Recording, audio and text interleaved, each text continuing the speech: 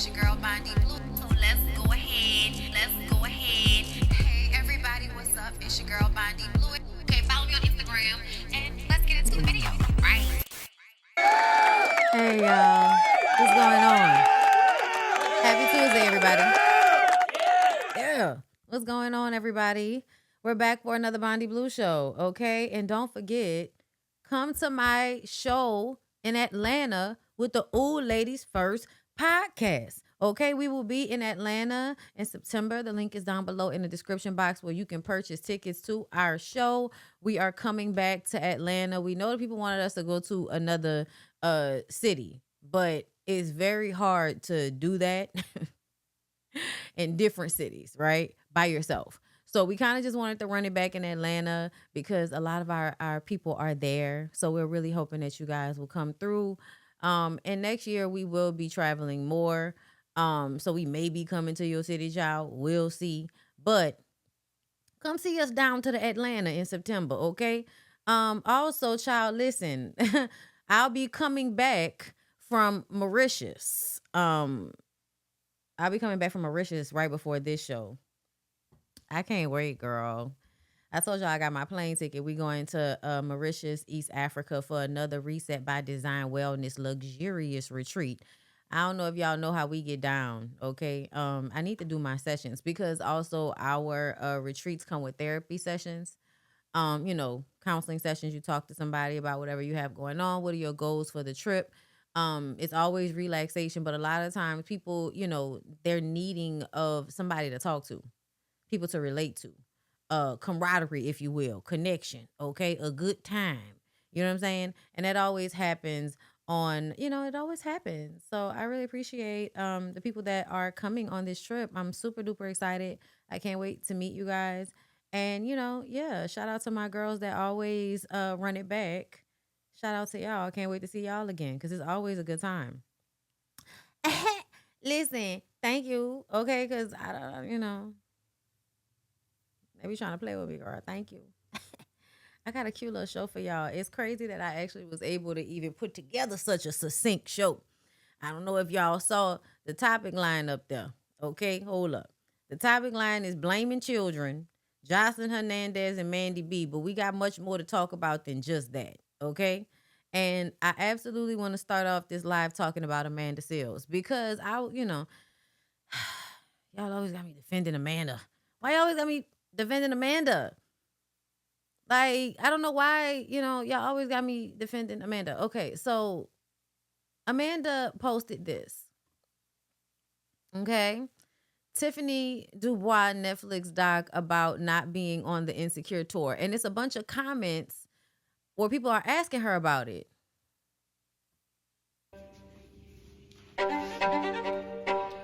It's fine. It's fine. It's fine. Darren? I thought this was hilarious. I thought it was funny. I didn't like take this seriously. Like, because then the topic becomes like, girl, of course you're not invited. It's like, well, it's not really a question of being invited. It's making fun of the fact that I'm not invited. It's not like me saying I don't know why. I thought it was hilarious. I'm sorry. It's fine. It's fine. It's fine. I thought it was funny. So that I didn't, but somebody was like, really, Bondy, you didn't think everybody was going to go to hell on Amanda about any and everything she does that goes viral? And yeah, these are some of the comments. And when I talk about like just this unnecessary hate that y'all have towards people, I get it. I get not liking people for things that they do and takes that they have. Trust me, I block a lot of motherfuckers because y'all say shit that I'm just like, yeah, I can't get jiggy with you at all. If you think like that, I don't know what's wrong with you. But I can't be around you. You know what I'm saying? I do that often. We gonna run through some of those people. Okay, because we gotta talk about some of you weird ass black women on the internet, For all of y'all that's always talking about how much I hate these niggas, and it's always a man's fault. Where are you now, ho? Though I was not invited to participate in the reunion tour, I am proud of my role in the iconic show. Had to improvise with the hair here, but the essence of Tiff is still there. And it was. And this was just funny. And it wasn't a big deal. The first comment. The least memorable character that I could have done without, nasty, bougie, light skin who is feeling it, and probably off camera too. I'm sorry, Amanda. I love your intelligence though. Girl, fuck you. I act like you're not trying to play the fuck out somebody by saying that their character was the least memorable character of all. Her character was not the least memorable character of all. Derek is the least memorable character of all. Okay? One of them other niggas that eats a fuck that I can't remember. Another person said, I get your point, but this post feels a little troll-like, especially if you want to be included and receive an apology. I may just have chilled. People have to come to terms with their wrong on their own time. Sis, you can't force it. But love, Tiffany. Do you see all of what people are putting on to this situation simply because she made a joke about it? Do you see? Like, and I would be sitting up there reading that shit and it would be pissing me off because y'all are wrong, but y'all think y'all got it. Like, y'all think y'all have figured it out. Oh my God, girl, all of this, girl, just do a review on TikTok, do a video. Why is you in somebody's comments with all of this? Y'all, look at this. Girl, not all of this. All of this. Listen, I appreciate engagement. I love y'all for real, but if you feel like you got to do a bullet pointed review of the fucking show, then I'm really gonna need for you to go ahead and make a video about it. I'm gonna need for you to respond with a video. Okay, make a video and tag people, but don't come in nobody comments writing no motherfucking no dissertation in the comments, bitch. Write no article in the comments. Like, seriously, I wouldn't hang with nobody at my job, but I'm at every potluck and promotion. This is business, and excluding her isn't professional. And for sake of fanfare, why wouldn't you give the full access and transparency? Just like I wouldn't have watched Fresh Prince reunion without Aunt Viv, or That's So Raven reunion without Orlando Brown. To leave out Amanda, I wasn't interested. It fell short without including her voice, her presence, and the experience of her character. Low key, I kind of like agree and then I disagree because, shout out to Dominique Morgan. She was saying like that's the plus about having your own shit is that you don't have to include people that you don't want to include. And I get that. Okay. And I'm one of them people that have totally, not totally, but child, I'm about 75% good with the fact that my authenticity and me not bending on my opinion for the validation of celebrities is probably a reason why I'm kind of kept on the outskirts the way I am, even though I'm one of them people that you can invite to a party and I ain't gonna say shit. But that's cool though, because sometimes I don't want to be invited to some of them parties. You know what I'm saying?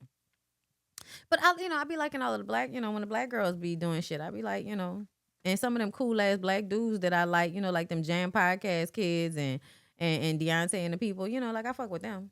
You know what I mean? I like them. But outside of that, like, no, I'm not super, wanting to be included like that in shit that makes me feel, I don't know, unsafe.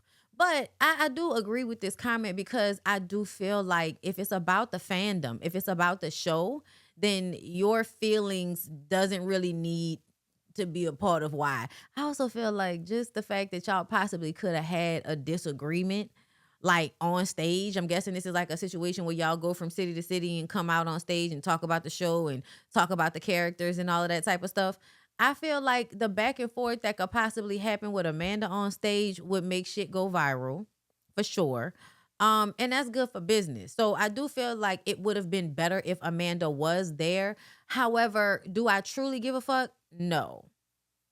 But I do miss the days where, we didn't know. Like back in the day, celebrities could be beefed the fuck out behind the scenes. Bitch, we didn't know. They standing next to each other, taking pictures, arm around each other.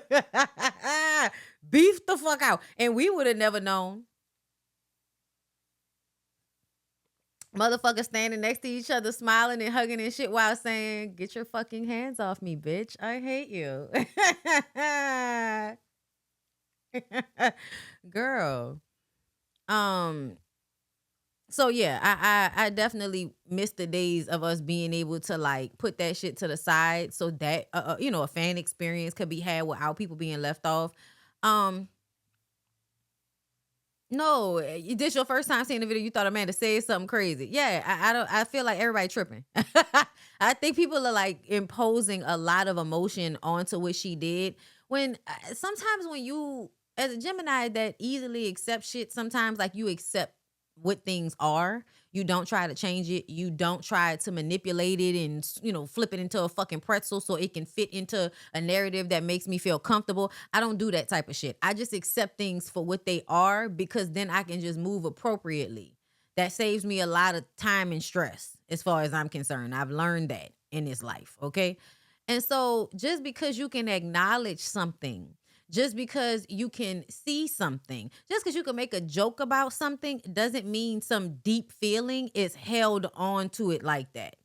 Like, I made the joke. It's fine though. Like, we don't get along. I'm not included. It sucks. I would have liked to be included, but I'm going to make a joke about it because people are already asking me about it. But once I make the joke and I get the laugh off of it, then it kind of diffuses the situation when you can laugh about something.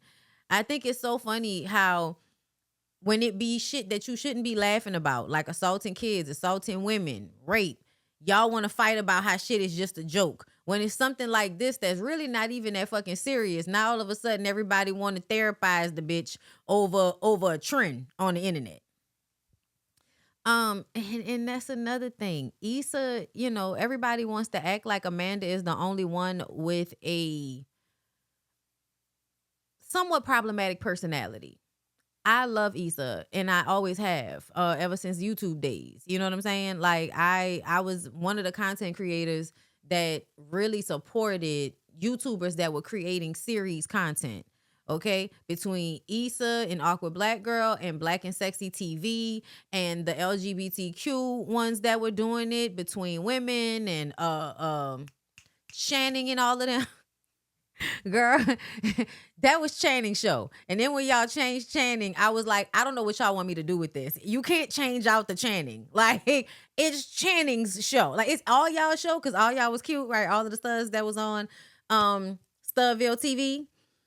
Girl, I miss me some Studville TV. The shows in that era of YouTube were just so great. I wish I had popped more back then. I was still working at the news station, but I wish I had blew up more back then. I've always had my consistent like audience over the years, like a consistent growth over the years. But I really wish I had popped a little harder during that time. But I still have like mutual relationships with a lot of the people that used to work on those shows. Shout out to Janine, Auntie Neen, who now is on TikTok and Instagram, and her social media platform is showcasing black fashion. All the black fashion that she has. You know what I'm saying? So I love that. Chef Julian is on Tubi now. Oh my God, Chef Julian's on Tubi. Studville TV, laughing my butt up. Girl, listen. And the Between Women theme song plays in my head forever. And I'm honestly kind of offended by the fact that I have never run into Look Alive. After all of these years, I have never ran into that girl, not nowhere, not before Katrina. And, after the show and all of that, I'm always surprised when it's like gay people that grew up in New Orleans and I have never met them. I don't know why. Like New Orleans is not that fucking small, but it is. Either way, y'all, I feel like everybody, there is a level of nostalgia that they all have for me. Because back then Amanda was on YouTube and Amanda had this really, really funny like sketch comedy show that she used to do. And honestly, I always say I love that. I think Jamie works with her sometimes, but I always say that I really loved when Amanda had that show, that sketch comedy show. I forgot what it was called, but it also had a really good theme song. You know what I mean? But yeah, I tend to be very forgiving to black women that may be problematic, right? But they haven't actually hurt anybody. I tend to be forgiving of them. Amanda is somebody that I think is probably a bitch to people, but I'm more forgiving of that. Because that, to me, that's not as serious as some of the shit y'all be trying to let slide out here. Okay, y'all try to let too much shit slide. But when it comes to, Amanda say something. It ain't even that fucking serious. Okay, one of the main things that she did that pissed everybody off was when the shit happened with Cheyenne Bryant. That's as of recent. she didn't really come out to admonish Cheyenne Bryant while also toting her intellectual prowess. Like, Amanda is always toting her intellectual prowess, girl. And so why somebody lying about having a fucking doctorate is not enough for you to have pause, right? I still feel that way. Does that mean I throw Amanda away every time we have one of these moments? No. Okay? I just don't. Speaking of Cheyenne, she decided to join the exact same trend that Amanda Seales did. When Netflix does a documentary on Dr. Cheyenne Bryant, episode 1 will ask, is she really a doctor? Episodes 2 through 10 will investigate why complete jealous, envious haters tried to prove she wasn't. Girl, you would never get no 10 episodes on no documentary on Netflix. YouTube, maybe. Netflix is not doing 3. You're a 1 episode person on a show that does a series on people that lied about being doctors. Girl.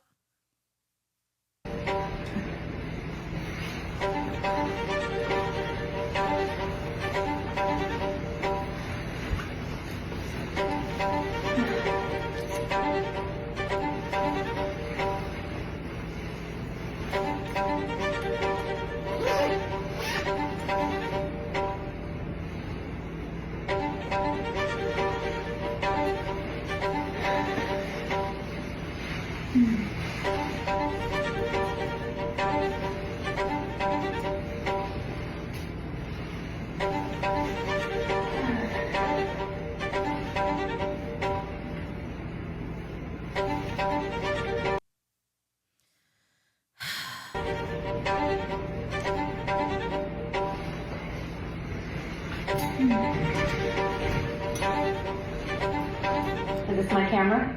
Oh, this is my camera? Oh, this is my camera? Okay. This is how you are really supposed to do that. Let's play the music. Okay, we're gonna play the music and then we're gonna try this. This is what she really should have did.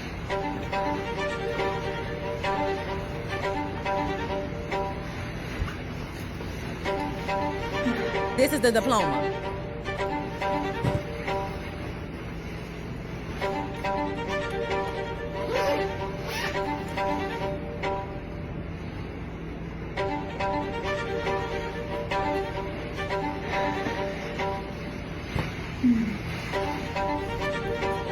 Like, bitch, don't get a piece of clothing. Go get the paperwork, okay? I was looking around to see if my diploma was down here, but I think up here, but my diploma, I think, is downstairs, okay? Child, I was about to go find my college diploma, bitch, to pull up and be like, no, bitch, what you was really supposed to do was sit down with the diploma and place it in front of the camera. That's a flex. You can go get these little uniforms that you got on from anywhere, bitch. The fuck?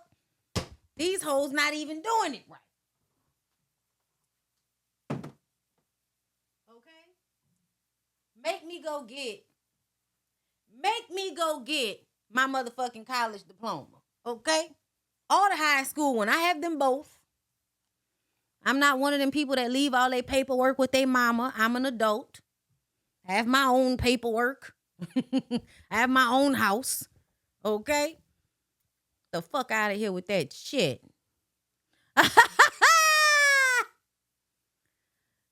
Oh my God, they pulled it up. Y'all. They pulled it up on Amazon. Because you have to get these for the graduation. So, of course, they're going to be somewhere that you could purchase them. That is hilarious. Oh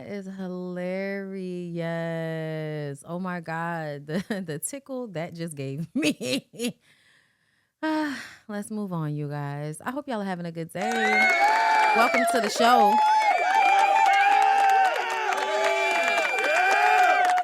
Welcome to the show, girl. Like the video. And before I get into the rest of the show, make sure you're following Bondy Blue Bites. I'm very excited. Thank you so much to everybody. I got my 10,000 over there. Okay, that's really great because that's at least, a little bit less than 10% of my right? That's 10%, right? Of my viewership over here. I think that's 10%. Y'all know I'm not good at math. Okay. So if I said it wrong, y'all know what I mean. You're supposed to have like a certain percentage from your overall subscriber count. It's never going to be the exact amount. Okay. I might have 130,000. Only really 20,000 of y'all are going to show up like consistently. And that's still great. Okay. So thank y'all so much. I love y'all. Okay. But tell your people about me. All right. Share me around. I also feel like I'm a niche content creator. That's what they said. I'm a niche content creator. We have really good engagement, but we don't have the largest of numbers. That's what they say. I kind of feel like at this point, I don't even really give a fuck. Y'all see me out here. You see me, bitch. Okay? I ain't got to be proving nothing to nobody. Everybody know who the fuck I am. You know who I am, bitch. And if you don't know who I am, how you doing? I'm Bondy. It might be nice to meet you. It might not. I'm trying to find this clip as I'm talking shit on this mic. Hold on. Looking for Tamika Mallory. Where is Tamika Mallory? There she go. Throughout. Little cute self. Nah, Tamika got one of them faces that she always looked super duper young. They already do. They already do. I am, a lot of your favorite content creators. I'm one of their favorite content creators. That's cool for me. I'm kind of getting into that when I think about it. Because a lot of the times, the people that have like the largest amount of fans, yeah, I like a niche crowd. Okay, ain't all them ignorant motherfuckers. Hello. All right. This is not for everybody.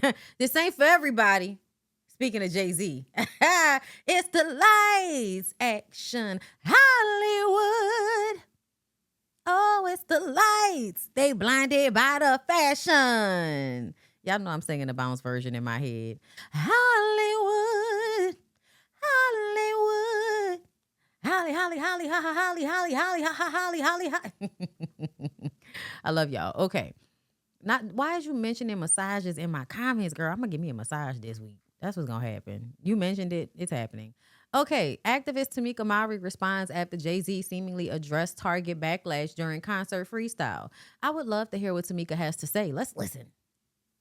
Out the 3 days of this concert on Friday, Jay makes a comment that, people pretty much like you're upset with me about my albums being sold in Target. This is not exactly what he said, but I assume that this is what he meant, that you're upset with me or challenging me because my albums are being sold in Target, and yet you're using Meta, you're using Amazon. Like, are you also boycotting those people? Because if not, it's hypocrisy to some extent. And I think, one of the things that I found to be the biggest sort of argument, if you will, or the spot where I go back and forth with people a lot is in this idea that when I talk about all the other people who have had partnerships with Target and people who've worked with them throughout this process, Black folk, throughout the 3 days of this concert that have continued working with them and or have new partnerships, they're like, oh, it's not the same level. It's not the same level. Those people are at this level. Tamika, let me stop you right there, babe. Every single time one of these niggas has done a partnership with Target, from Kai Cenat to Jay-Z, there have been a group of people that have been like, what the fuck is wrong with y'all?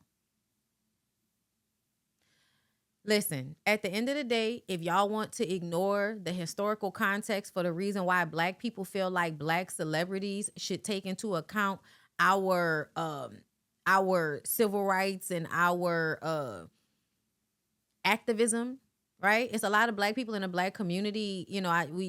I never pulled. Did I pull up Memphis Bleak saying that he don't give a fuck about activism? And that's the type of ignorant shit we're talking about. Memphis Bleak, in order to defend Jay-Z about this exact same topic, says, I don't give a fuck about that activism shit. Which is crazy. It's crazy. It's the same thing as when women want to get online and say that feminism is the reason why the world is gone into the shitter. You know what I'm saying? Like, it's just the thing that's trying to fix the problem that we're having. That's the thing that they feel like is the actual issue. And I just want to say, like, I think people think that there's a emotion behind the Jay-Z thing that's not really there. People are critiquing and acknowledging what Jay-Z is doing because it's a pattern of behavior. It's a pattern of behavior. He's done this before. So the people that have been involved in media and know about the shit that happened with Colin Kaepernick. They know about the shit that happened in New York with him trying to buy a property and remove black people from neighborhoods so that they could get whatever the fuck they was trying, that casino they was trying to get. Yeah. Like, this has just become a pattern of behavior for people being business people to matter more than everything else. But when it's time for them to get black people to buy into whatever they're selling, they invoke black pride and tap on the heartstrings of the black consumer in order to get them to buy into whatever it is that they're selling. And then you turn around and you go and have dealings with people that basically lobby against what the black community is trying. Well, you know, the activists of the black community are trying to get. And it is counterproductive. And it feels like, how can you ask this community to support you while simultaneously showing them how you don't care about the things that affect their daily lives? Like, and it's not even all this emotion to it, y'all. I've already told y'all, like, as far as like the boycotting thing, I think it's a good thing. I think that especially when it works, it's great. I think it's, you know, some of the only power we have is to take away our buying power from corporations. But the way they infiltrated and monopolized over the past 30 to 40 years, since the boomers became the people in charge, yeah, like I don't know what y'all expect from a lot of people that don't have many choices. You're asking for the everyday person to make better choices than a billionaire. And I think it's unrealistic. Now, when you try to compare it to like a Kai Cenat or another content creator that's done a deal with Target, those people were also given their lashings on the internet. Jay-Z is a bigger person, which is why his shit seems louder. And also Jay-Z is on the internet paying attention to what everybody says and makes that a part of his show. So now he's reflecting to his larger audience what's being said about him, when everybody don't care what's being said about him. You saw them people that was at that concert. People don't give a fuck. But he doesn't like the fact that the manipulation isn't working. And that's why people are talking about it, because it's watching somebody be mad that the manipulation they're trying to use on the public isn't working anymore. And I just kind of feel like you should be quiet about shit like that. But Jay-Z doesn't know how to be quiet about his insecurities. He makes them other people's problems. He's done that consistently. I will reference again, calling Eve and telling her album wasn't going to go #1. It went #1. Trying to ruin Maya's career because she didn't want to fuck him. Like, people that do shit like that a lot of times have very, very big egos and small emotional regulation. Meaning that once they decide that somebody has done something they don't like or slighted them, they get mad and they become very vengeful and hyperfixated on how to respond to that. Instead of recognizing the place that you're in and either ignoring it or changing the way you move. Those are your options. But when you come out and you respond to everybody, it's only going to keep the conversation going. So I'm going to let her finish. And Jay-Z is at the top of the food chain, so it makes it different. And I guess I'm trying to hear that, but I don't all the way accept it, because for us, the people who were holding the responsibility of the boycott every day, every time we saw anybody, including a lady with a pocket with a red bag walking down the street, it's like, God dang, you know, why? Like, we always felt that. We would always discuss it. Like, and she's right. We did feel that way about everyday people. Black people will go to Target and be looking at each other like, bitch, you in here?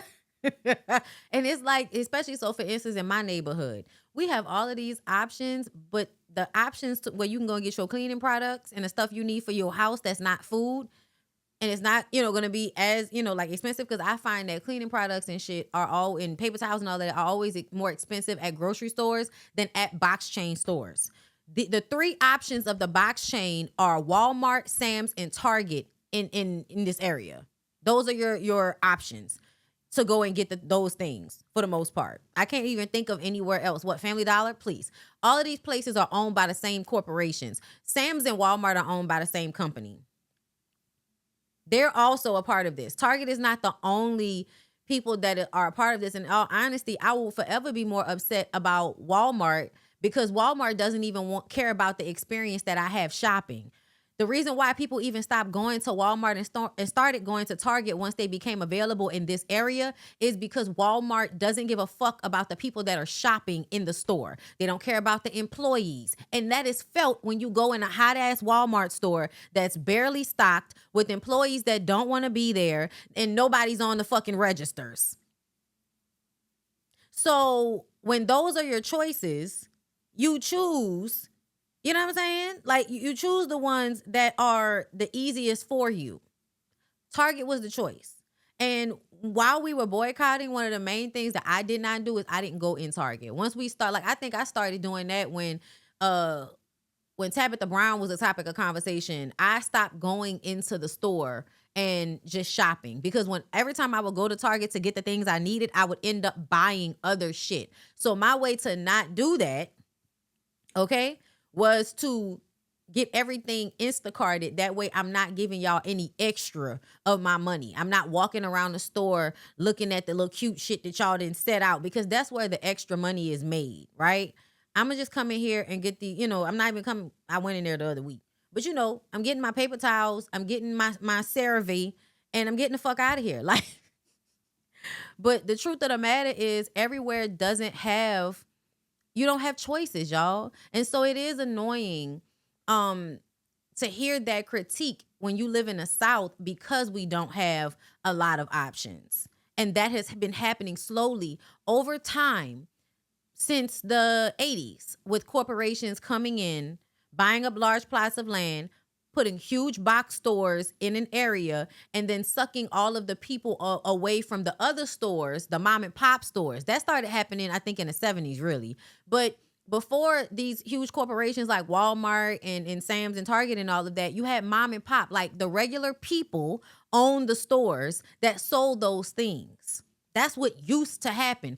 The government allowed corporations to come in, monopolize, and push those small business owners out. I think that happened primarily during the Reagan time because I remember watching Selena and they was talking about Reaganomics because the things that he implemented made it harder for small businesses to succeed in the way that they were.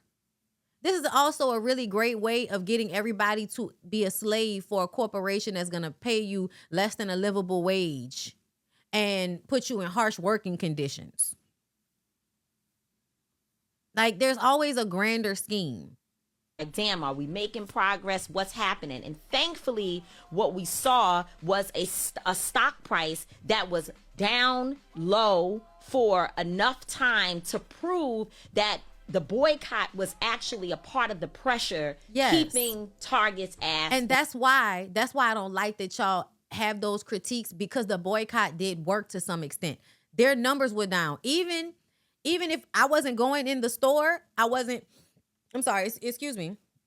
Even if I was still going to that store because that's the better option for what I needed to get, I still wasn't going in there spending as much money as I had been prior. And to me, that still makes a difference in your bottom line, how often I'm willing to walk around this store and just spend my money. No, I'm going to get exactly what I need and I'm going to get the fuck out of here. On their toes, right? Like, we know that. And so the reason that have continued working that is because when I hear Jay make that statement, why not Meta and why not this one and Amazon and all of that, it doesn't just stick with him for me, right? Like, I don't hear that and then say, oh, I can't believe Jay-Z said that. You know why? Because in the movement, and when I say in the movement, I'm talking about other social justice organizations, organizers, people that folks respect in the movement, people who are doing great work. So when I hear him say it, it's reminiscent of people in the comment section, of arguments that we had in the movement, things that have been off the table that nobody has known about.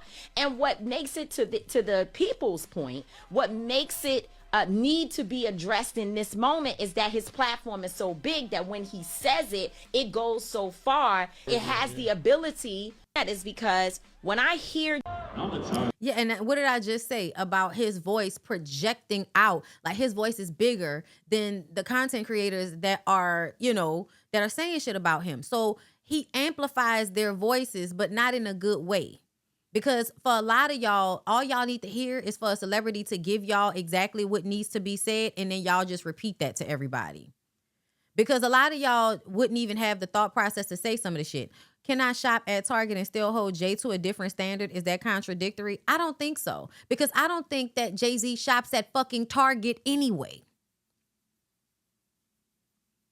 And I also feel like to be shopping at a place because you don't have an option because you're at the bottom of a system is not the same thing as somebody being at the top of a system and telling the people that are poor that they're wrong for holding the richer people that don't want to pay their equitable taxes, that they need to be better because how they are is directly affecting the lives of the people. I don't think it's contradictory because us as regular black people, we're not trying to go and buy up property in black neighborhoods and then disenfranchise those black people the way Jay-Z tried to do for that casino. Like, no. He's the true form of a capitalist. There is no real comparison to the average person that is at the behest of what the decisions that these people are making. You know what I'm saying? I hope that makes sense. And I also feel like public figures have to be critiqued because what they are for in our system is to project certain ideals to everybody else. Jay-Z projects a me, take capitalist, but then use the black community to buy the shit I'm selling. That's what he represents. That's why lesser rappers are screaming and howling to the top of their lungs to defend him. And so then that also trickles down to the lesser rappers, to the content creators that agree with that bullshit, and then to the regular people that don't have a mind of their own, but all they needed to hear was somebody that they like say something, and that's what they run with. So it absolutely matters. It matters what he stands for. And he knows that because when they were Black is King and the 444 album, teaching my children, you know, how black people how to have generational wealth. I'm trying to give you the game for less than $9.99 and all of that shit. You can't utilize the people and then lobby for their, you know, disenfranchisement. You lobby as a rich person to keep from having to pay an equitable amount of taxes. You lobby to put corporations in certain places and displace the people that live in those neighborhoods. Like that, yo. Yeah, no, we can't compare Jay-Z to the regular person that's like, from my 4 options of businesses owned by white supremacists, I'm going to go to the one that I have the best experience at. But I'm also going to keep in mind not to just be in here lollygagging and shit. You know what I'm saying? But I respect what everybody got going on. The people that can boycott, I respect that shit. I do. But I also don't pressure people to boycott. A lot of times y'all think just the acknowledgement of something means that you feel a way because you could recognize the game that Jay-Z is playing. It doesn't mean that I'm super duper upset he did the album thing with Target. It just goes to show that every time we're trying to stand for something as a people, here come Jay-Z with this big ass voice being in contradiction of us. That's the issue here. He's in contradiction of us. And that's crazy when you want to come and use us for your benefit. Let me find ignorant ass Memphis Bleak and what he was saying to defend Jay-Z, because now Jay-Z is putting money in his pocket and not ignoring him in his hat the way he was doing for the past 20 years. It's like about the Target deal. lawyer shut down. Don't talk to me about that. I don't give a fuck about that activism but look, shit, man. Right. I don't give a fuck about that activism shit, my nigga. Meanwhile, wasn't Jay-Z trying to act like he was involved in prison activism? But you don't care about that. That's another thing that Jay-Z got involved in. But do you hear how angry this man is and how much he wants to argue on behalf of this very fucked up mindset? Girl, the upside down world we live in is very dangerous. Because these niggas are still in there, right? man. Right. So But don't what worry about the Target us. deal? Look, the Target deal is important because I hit up both of these dudes when that episode came. I said, "Oh, y'all gotta look selective at." But look, rage. But look, no, It's not selective rage. It's not even really rage. Y'all are perceiving it as rage because y'all don't like being critiqued because y'all are too fucking sensitive.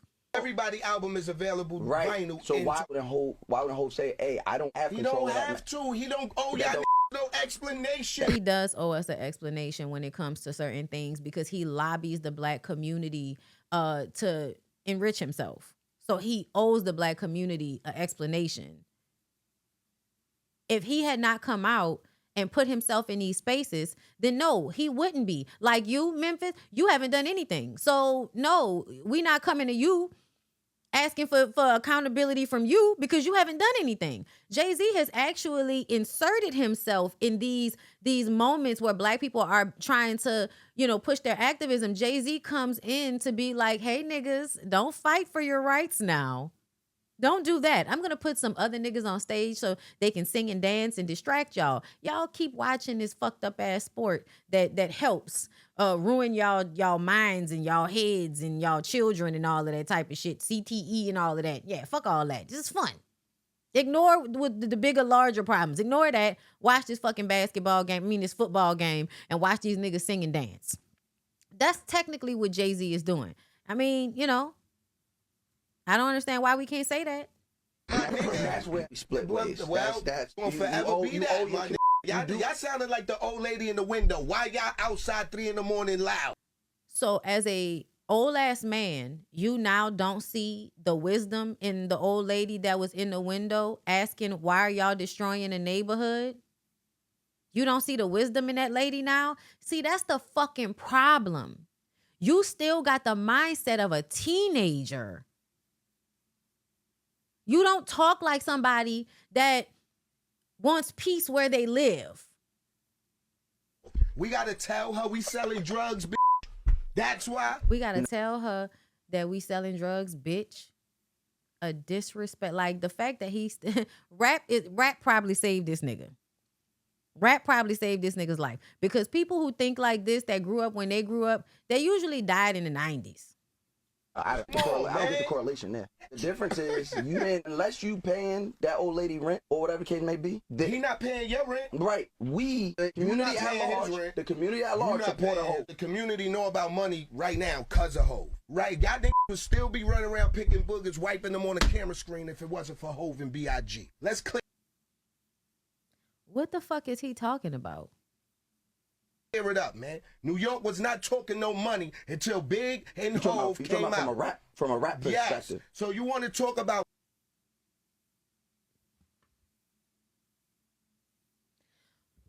I don't know if you know, nigga. Rap was never seeing no money like that. Rap, the artists don't ever see money like that. The music industry. Rap is an extension of the music industry. If you look at the amount of people that have been in the music industry, been successful, had a little bit of money, or never had any money at all, it's way more of those people than people that actually had money. It's an illusion. This nigga crazy. Yeah, he's talking about himself. You're not the only person that we have to consider in these situations. money. He taught you got them chains on. Platinum cause of Hov. That doesn't help What? the community. It Nigga said, doesn't. that doesn't help the community. This nigga with a red hat on got sense. No, what do we say? Hold on. How that doesn't help the No, he community? rubbing his eyes because nigga, you sound crazy. That doesn't help the How to community. get money. No, all right, now fit. And that's the thing. Y'all think just getting money is enough. And I don't understand why y'all don't get that it's not enough, because y'all have seen y'all communities ruined. Y'all have seen, like, from the 70s, a lot of black neighborhoods from the 70s to the 90s was such a huge difference. because of ignorant niggas like y'all that thought selling drugs to your own community was the thing to do. Because you gave niggas the image of having money. Niggas still ain't got no money. Niggas still ain't got no money. Artists still don't have money. Mary J. Blige is up there dancing for dear life in a slave contract right now. Wayne. Some of these niggas is gotta perform now because they need the money. Because it ain't that good no more. Everybody think that, oh, everything going, so it's not really going that good right now. I feel that we have completely different planes here. Oh, yes. Hov didn't teach a demographic in the community how to get money and boss up. Answer me that. How to get yes or no? fly? How to get money and boss up. No. If you're talking about teaching the community how to sell drugs, he did that. The shit that, like, this the thing. You can't teach people how to boss up and get money in this system, because this system is set in place for some people to remain poor. So there's no amount of hustle mentality that is going to change that for some people. It's a very ignorant, dumbass thing to say. That fucking hat is too tight on this nigga's head. Yes or no? I'm going to say no. I'm also going to say no, because it's nothing about, like, you act like Hov was teaching financial education classes or some shit like that in that music. That's not what the fuck was happening. Teaching somebody how to sell drugs, how to flip money, how to take advantage of situations. Like, no, that did not help the community. The community is not you individually having money as the entire community around you decays and rots. And the fact that you niggas still think that way is the part of the reason why something is wrong with y'all. Like, something's really wrong with y'all. Girl. No, they still don't understand capitalism, because they think them only caring about money means they're a capitalist. You're too broke to be a capitalist. I need for y'all to understand. You're another rat on the wheel. You're just on a different wheel. A lot of the niggas that went their way, that either went the drug way and then the rap way, is they felt like they were gaming the system. You're not gaming the system. The system is put in place for y'all to, if you don't want to do this, this, and this, you can do this, this, and this. And it'll still end up with you being a part of this system. Whether you niggas end up in jail or you end up being empty vessels that only spew ignorant, self-hating rhetoric through music that helps other men feel the same way. And they also become self-destructive if they don't have a friend like Jay-Z to come and pick them up and put them on a stage. Y'all are unreal. Y'all are unreal. Let's move on. I want to talk about Andrew Gullum, because we did talk about him getting arrested. And they said he had drugs and drug paraphernalia on him, but then it came out and said that it wasn't in his system. Andrew Gullum says he tested negative for drugs and he'll be getting a preliminary hearing in his crystal meth case, TMZ has learned. According to court docs obtained by TMZ, the ex-Florida governor nominee says he signed up a drug testing program, took the test, and the results came back clean today. That was 4 days ago. So the first comment is, see, the people just live to vilify. It's as if they didn't read that. They seem to think that this test meant that he didn't have, like, he wasn't on drugs when he was arrested. What this says is, according to court docs, he signed up for a drug testing program, took the test, and the results came back negative today. That was 4 days ago. I don't think y'all know how long certain drugs stay in people's systems, but certain drugs don't stay in your system any longer than about 48 to 72 hours, depending on the drug. Weed might be the only thing that will stay in your system for a month, 30 days to 60 days, depending on how much of it you do. But like cocaine and some of those harder drugs, those things don't stay in your system for very long. That doesn't mean that a person doesn't have a drug habit. Another thing about drug habits is when you have a strong drug habit, you'll be on the drugs and then you'll get off of them for a while to rebuild your tolerance back up for when you get back on them. So I don't know why y'all think that. I also don't understand why, it's vilifying somebody to acknowledge that they have a drug problem. We know this man has a drug problem. A lot of people have a drug problem. How does that vilify one? I don't know. I think y'all feel ways about things. Like to me, the nigga looked like he's not taking care of himself. Now I want y'all to be just as loud about this story. I mean, I feel like y'all didn't really read it. Or y'all don't know about drugs. Let me go to TMZ and see if I can find the story, because I'm like, y'all do know that just because he took a test days and days and days, how long was it between the testing? How long before the testing and the actual arrest? The reason why I say that is because if you given a certain amount of time and you didn't drink enough water or took some of them detoxes, like most drug addicts know how to go and get, yeah, it would not be in your system. I'm so confused. Okay, yeah, no. So he got arrested July 7th. Y'all coming to us, what, 4 days ago? 4 days ago. What's today? Today is the 21st. Where's the whole bitch? Okay, hold up. Let me move my calendar so I can see it. So 4 days ago, 1, 2, 3, 4. Let's add an extra one because that was Saturday and Sunday, right? So let's go back. So last Tuesday. So if he got arrested on the 7th and did not take the drug test until the 14th or the 15th, the drugs he took could not be in his system anymore. Depending on the drug, that's enough days to clean your system. I don't know why everybody thinks this means he's been absolved from having a drug problem. I'm so confused at the mindset here. Let's go and read the shit from TMZ and see what they say. Andrew Gillum may just catch a break in his crystal meth case. We're told Alabama prosecutors are considering sending the ex-Florida politician to a pretrial intervention program. You think you do that with people when they don't really have a problem? Okay.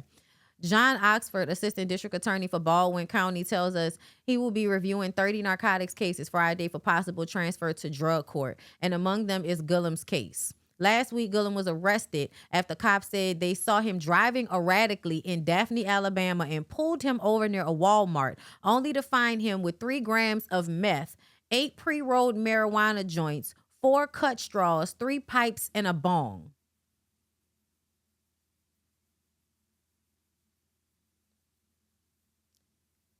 I don't understand. It's like y'all think that he tested negative like the day that they arrested him. That's not what this says.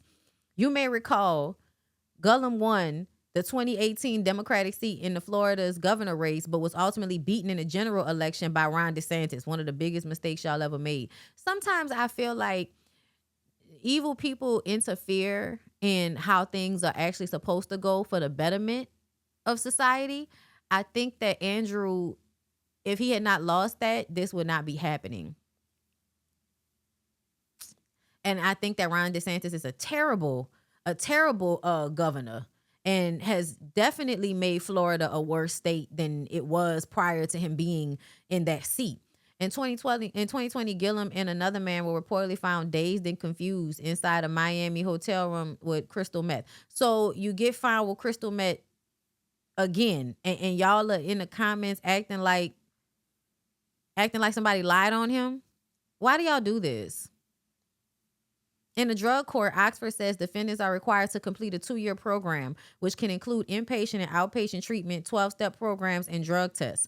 Oxford says defendants must complete the treatment program in the first year and then continue attending 12-step meetings with no relapses in the second year. If you keep your nose clean and finish the entire program, we're told you're eligible to have the judge dismiss your case and drop the charges.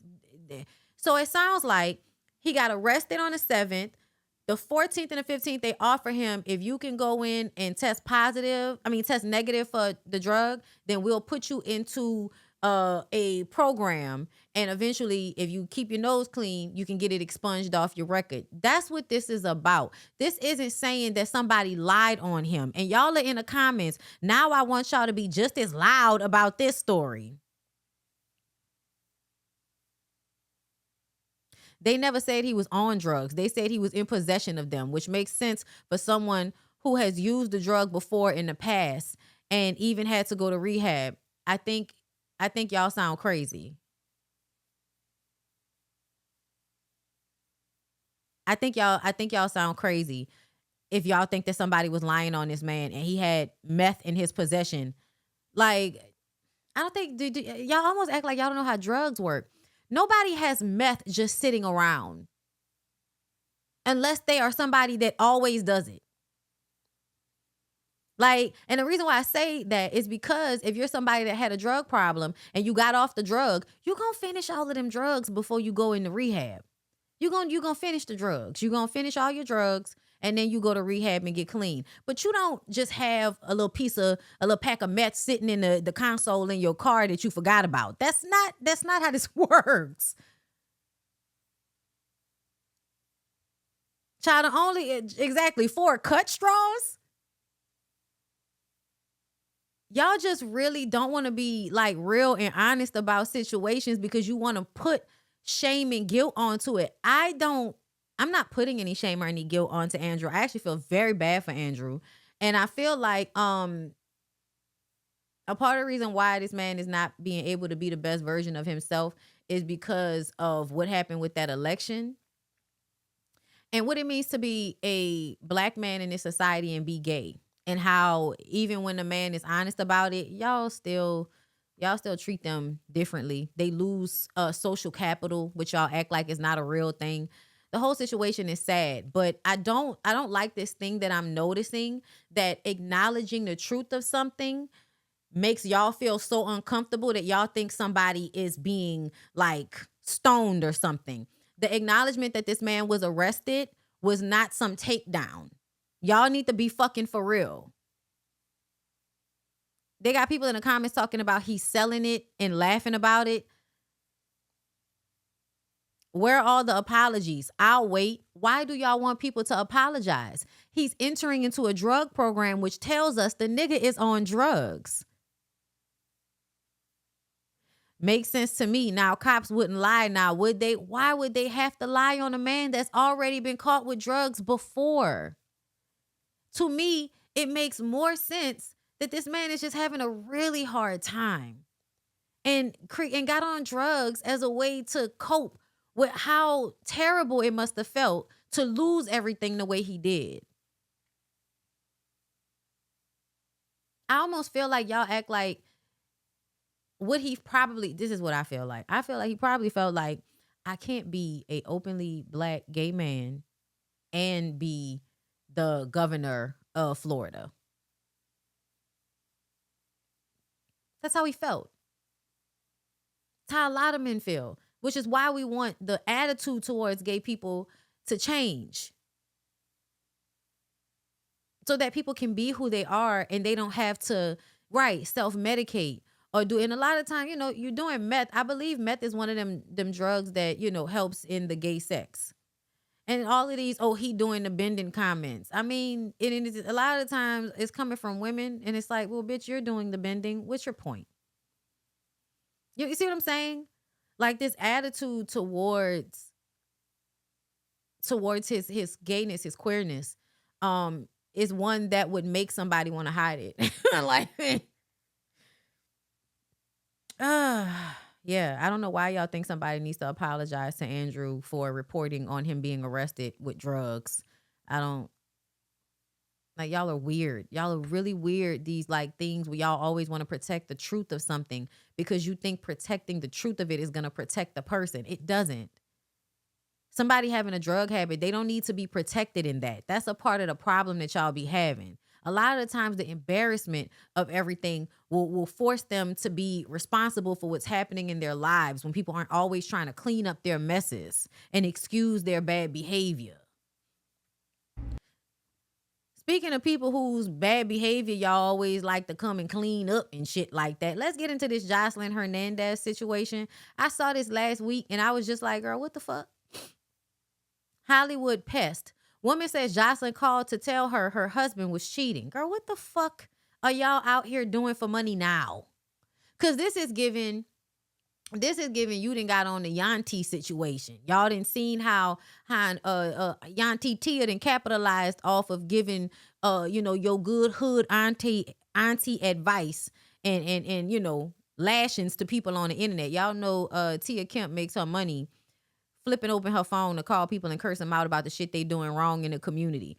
And it's funny, and y'all know that Tia is problematic, but I think the thing about Tia is one of them women that if only they would just read a few books and like actually educate themselves, they would have a better outlook on these things, because they have a lot of ignorant old school mindsets that they hold true to with an indignant attitude that, you know, really doesn't serve them. But I also feel like a part of not wanting to evolve beyond a certain point is you're making money in that space.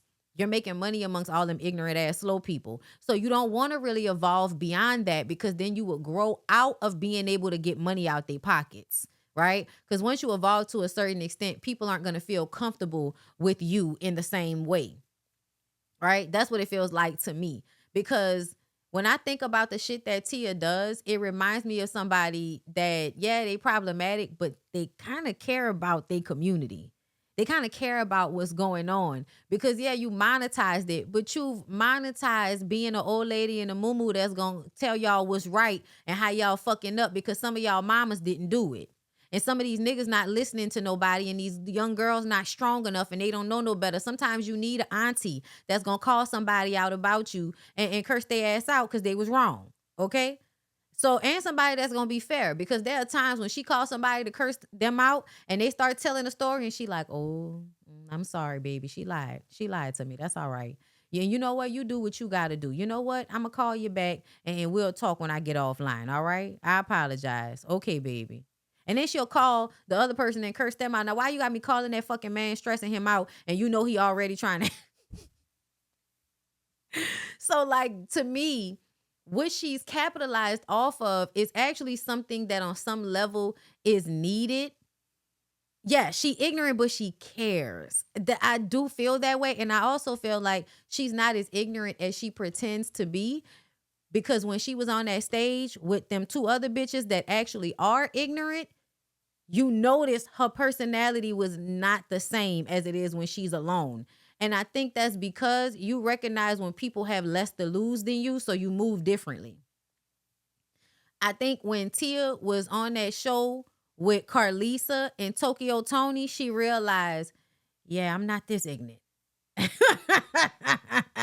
I'm not ignorant enough to be living in a fucking motel looking like a crackhead like Tokyo.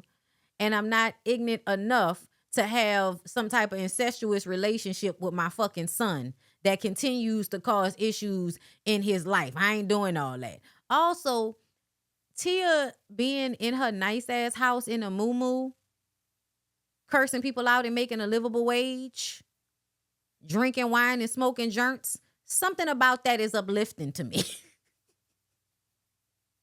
You know what I'm saying? She definitely was cut different from them. Yes, you could tell. You could absolutely tell. I also feel like when she read the fuck out Peach, somebody was talking about how Tia read the fuck out Peach, and Peach ain't been online using them children for content in a minute. I was dying laughing. And there are certain things that Auntie Tia will not do. It's not. The Auntie podcast really show how ignorant them two were compared to a semi-ignorant Tia. Yes. And that's why I say there are levels to this shit. There are levels to this shit. Okay? When she tugged on Peach hair follicles, lives rent-free in my head, oh my God. Yeah, no, I do love that. When I tell y'all, when I slide past her, sometimes I can't stay too long, y'all, because all of that, you know, having your blood pressure high, I don't be doing all that. I'm very chill, okay, in real life. So some of that shit, I can stay for a little while, but I can't listen too long. I start scrolling again. I can't do it. But she always laying in the bed, and I love watching her flip that phone closed. Bitch. Girl, I'm from New Orleans. We love somebody that know how to curse somebody out. Peach is someone else who is ignorant ass fool. Girl, we gonna get into some of them ignorant ass fools here. Joseline is one of them people to me though. I think people give Joseline way too much credit. Okay, and yes, she gave me one of my favorite songs of a summer. Do it like it's my birthday. Do it like it's my birthday. I ain't listened to that shit in a minute. I gotta go pull that shit up again. Okay, do it like it's my birthday. That was my shit. I feel like, you know, I was one of the first people to make a video about that shit because that came out when I first got my Jeep. I need to go get my shit souped up. Anyway, let's get into this. So I get a call yesterday from Joseline Hernandez from Love and Hip Hop. So I guess her and the girl, I'm a post her name. Why would you say that, Laurel? Why would you say that, Laurel? I guess Joseline Hernandez and the girl was friends. I don't know how the fuck that went, but Joseline wound up calling me, FaceTime me, and wound up telling me her friend supposed to be pregnant from my husband. Now, first of all, I want to tell y'all, this lady look like she makes some money doing some hair or something. That shirt got bleach stains on it, like you somebody that stand there and do hair all day. So you got to put shit you don't care about on because you're going to get perm or color on your shirt. That's what she look like. Jocelyn said it wasn't a friend, but I guess they got into it, so I guess that's why Jocelyn called me. So while Jocelyn was telling me that the girl supposed to be pregnant from my motherfucking husband, my husband pulls up. And me and my husband I asked my husband. So I put my husband ignorant, on the phone with y'all. Jocelyn. And Jocelyn started telling my husband, but I'm finna post that right now. You guys spent, and that you gave her $2,500. And this is what I be talking about when niggas be online. Like, y'all could tell that I hate that. Get my thought together. I hate that white men's manosphere red pill content has seeped into black men's consciousness because black men and white men are not having the same experience. Black men have been able to be uneducated, slow, and have no money, but for some reason will still be with some woman that is considerably attractive, too attractive to be with him, have a good job, and a consistent phone number. Because y'all know one thing niggas could not do back in the day was keep a consistent phone number. Okay, nigga got a new phone every 3 months.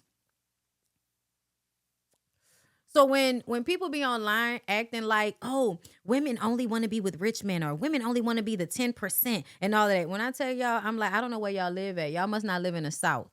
The South is full of mediocre, unattractive men being with beautiful women that really, should think better of themselves, but they don't because the bullshit has worked on their psyche. I be so aggravated listening to people. Y'all only like men that look, girl. There ain't enough fine niggas out here for us to only be liking these niggas if they fine. And that she's pregnant with your baby. Man, I don't want to hear that shit. Damn, you fucked her? Man, I don't want to hear that shit. Yeah, you fucked her. You fucked her? Do you see how old this nigga is? This is what I be talking about, y'all. There is nothing more disgusting than watching old ass people still have the mindset of a teenager, because seeing y'all look old and then talk to me like you younger than me is really off-putting. And I also want y'all to recognize that because I know I talk in a certain manner that makes y'all feel like I'm judging when I'm really not. And I understand that that's a disconnect that a lot of people have with me. When I call motherfuckers old, y'all, I need for y'all to not see that the way y'all be seeing it sometimes. Because sometimes y'all think if I call somebody out for being old, I'm talking to every old person out there. I'm not talking to everybody.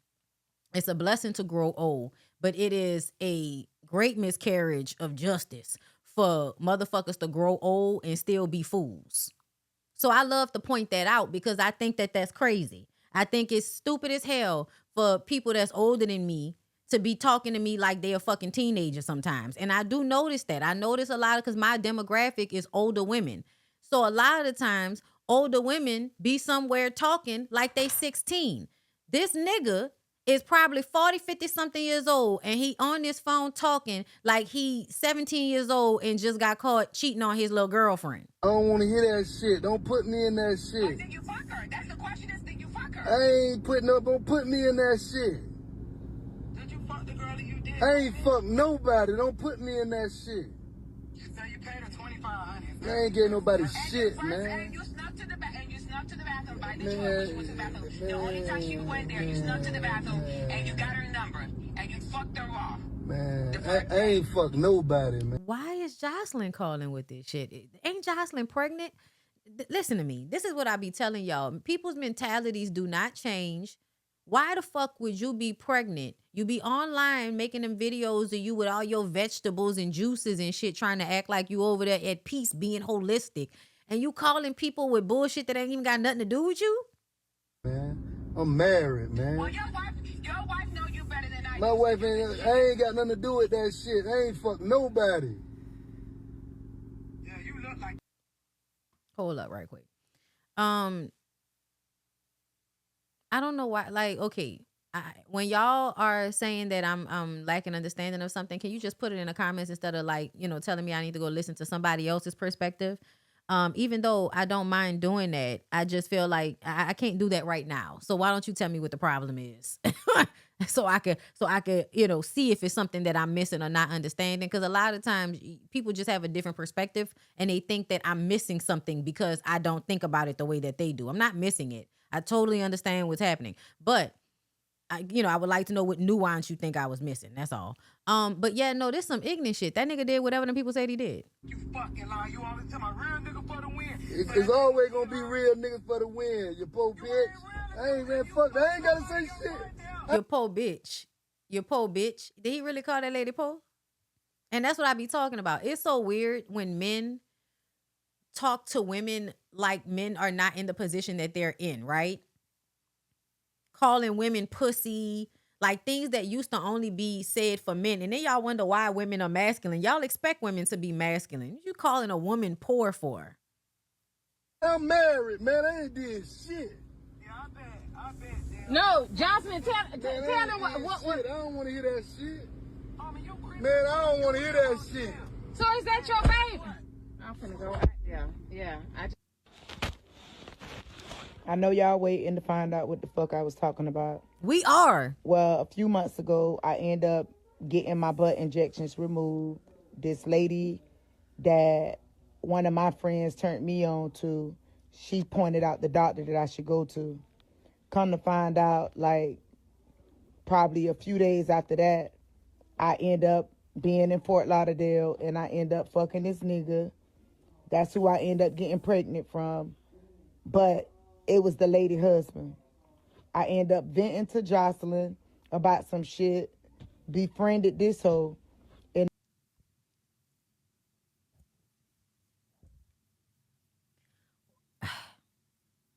Listen, this is the reason why when I notice people move a certain way and they make me feel a certain way. Like there's a feeling that's attached to people like Joseline that repels me, right? So for somebody to say they became friends with Joseline, I'm just kind of like, you ain't have no sirens going off in your body about that? Because to me, when I'm around people like that, like there's my body be reacting and I be feeling like a level of anxiety around them. Like, you need to get the fuck away from this person, girl. You wanted to be friends with girl. And the hoe gonna try to spray my business to the lady. Like, weird as fuck. Yeah, she a weird bitch. And to me, I know, right? Butt injections and sex is crazy. When I tell you they don't care nothing about their body, and that's what I be saying when I say NPCs. Because I feel like some people are really NPCs. Y'all don't really think about anything. Y'all just do shit. Let me see if I can find like the rest of this shit on TikTok somewhere. Okay, hold up. Joseline. Girl, the call is coming from inside the house. Ho, you was gonna whoop who when you had that baby? Bitch, I dare you. I triple dare you. Puss ass hoe, you. So you mean to tell me? Did y'all see that nigga? Did y'all see that nigga? This is why I feel like that line that Regina Hall did in Scary Movie was so accurate. She don't love herself. You could not possibly genuinely love yourself if you with fighting over a man that looks and sounds like that.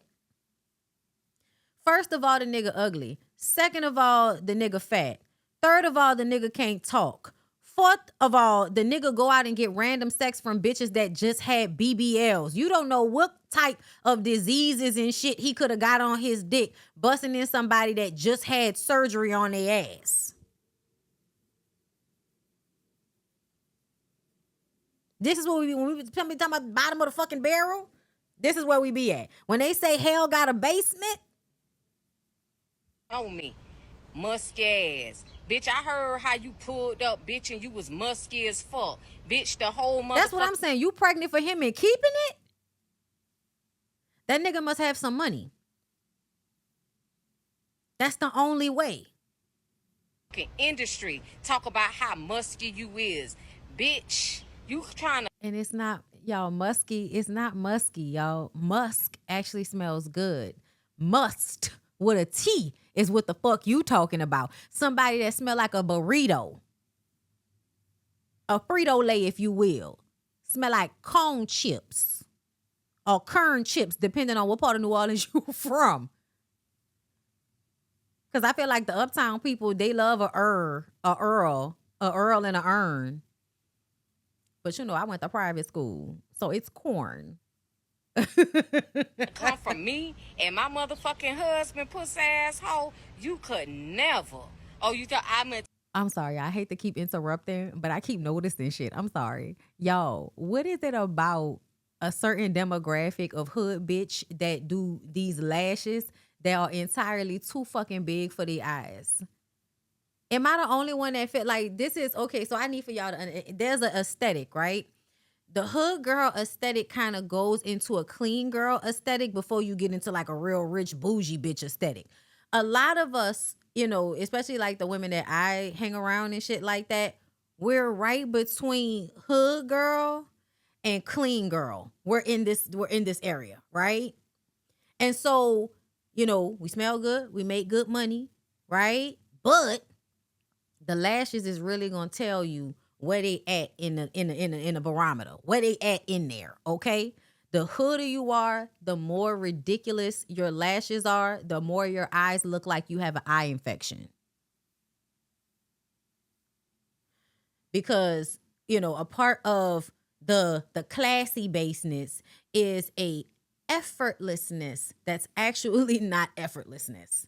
But it's a part of it, girl. It's a part of it. You know what I'm saying? She in there. She right, like there's a level of hood right before you get to clean girl. What like the aesthetics are kind of overlapping. Like she's in there, right?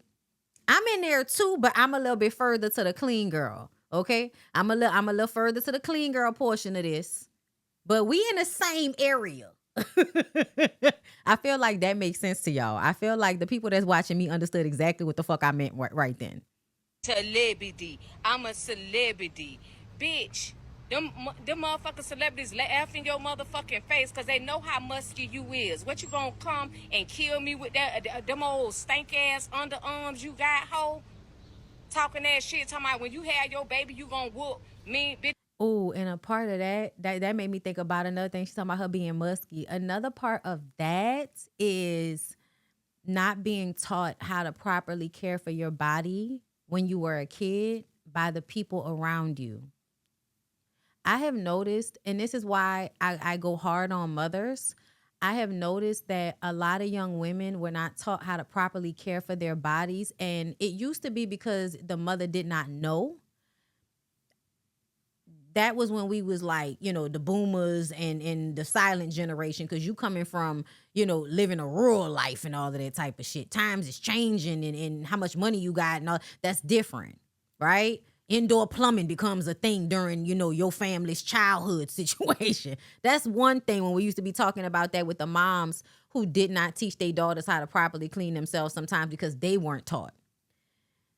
This sometimes comes off like y'all hate y'all kids, and so y'all don't actually teach them anything. You just talk down on them when they don't do it right.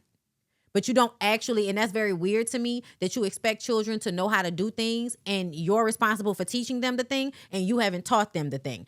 But I noticed that some of y'all do that. Some of y'all ignorant mamas that I feel like nobody should have ever gave you bitches children. Y'all will withhold information from y'all daughters so that your daughters will get bullied or made fun of because you don't want your daughter to exceed you in any way. And you know it's not going to take much to exceed you because you have not done enough. Right? A lot of times women that feel like one of the only things they really have is how a nigga see them, money, and how a nigga see them. But what they know about is youth is so fucking valuable that in the realm of fucking men, that are fucked up in the head, but you want to act like they not fucked up in the head because you're still attracted to some of the qualities of a nigga that got shit that's fucked up in their head. Yeah, those niggas be wanting to like be around y'all and y'all children and all kind of weird shit, and y'all don't even really be paying attention to it because you are in some type of weird competition with your daughter. So y'all go get boyfriends, bring them into the house, and have your daughter around it. And there's a video, we gonna get to that. But that's low-key what that type of shit remind me of, and it's something that happens in, you know, the community. And it's not, you would say the black community, but there's a sect of poor white women that do the same thing to their daughters too. Please don't get it twisted. Them people don't even like to clean themselves as a whole. It don't matter what socioeconomic they come from. White people, for some reason, feel like it's too much energy to wash their legs and their feet in the shower every time they wash themselves. They're always trying to find a way like to not have to wash their whole body. And I don't understand, because I can wash my whole body 2 times in a 10-minute span. So I don't really understand why it's so difficult. Maybe it's because I'm small. I don't know. But it's probably because I'm small. But still, is it really that tiring to wash a leg? I'm sorry. But my point is that this is a thing that we need to deal with and we need to be talking about. And there is this fear of critiquing women as mothers. But a lot of the times, y'all are not good moms. And somebody should say, hey, bitch, why are you not teaching that little girl how to clean herself and how to take care of her body? Because you notice a lot of times you'll see a bitch out here, hair done, nails done, close to the guys, their children look raggedy. Bitch, your priorities is fucked up. And I really do fear that a lot of women are having children that they're in some type of competition with. So they kind of sabotage. They sabotage their daughters by not giving them information. I do not like that shit. One of the main things my mom taught me was how to like take care of myself, right? And it don't mean shit don't happen, you know what I mean? Like, it don't mean one day you didn't put on enough deodorant, girl. That's not what it means. Because everybody have those moments, and it is okay. We're humans. We have bodies, okay? It's all right. But for some of y'all, y'all just have bad hygiene. And that comes from somebody not making that a part of your life growing up to take care of yourself and wipe from front to back.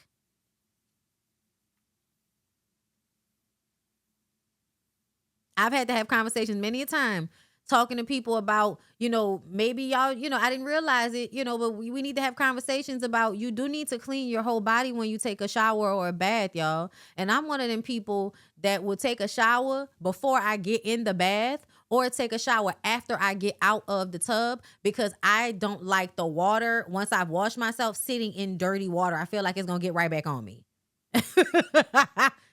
Yes. You have to wash. Not only should you be washing in between your ass cheeks, you should also be exfoliating. Those African net scrub things are excellent for that, right? You use those maybe like 2-3 times a week, maybe. You know what I'm saying? I'm also somebody, I don't understand those of y'all that don't do wash rags. I need a wash rag. It's not good enough if you just washed it with, there are some things on your body that you can just wash with your hands. Your face. Your face is one of those things. Some people will even say your vulva. You don't need to use no rag on your vulva. Some of y'all say that. I like to get in there. You know what I'm saying? I'm a get in your crevices type of person. Okay. And I am also, we live in the South. It's hot out here. We also do like that. Did I sweat? I have to shower if I sweat. It doesn't. If I took a shower earlier today and I went somewhere and I sweated for 5 minutes, when I come home, I'm going to have to take another shower before I get in my bed. Okay. It's a lot of things. Clean your feet. Clean between your toes. Exfoliate under your arms. Anywhere you shave a lot, exfoliate. Yeah, I'll tell you, girl, it's okay. You have to get into your nooks and crannies, and sometimes you have to wash yourself more than once, okay?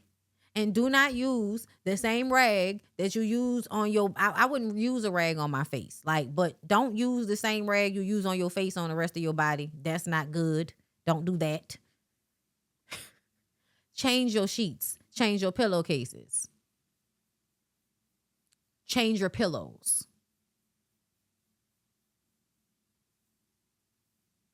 These are just some things. Apparently everybody didn't learn this.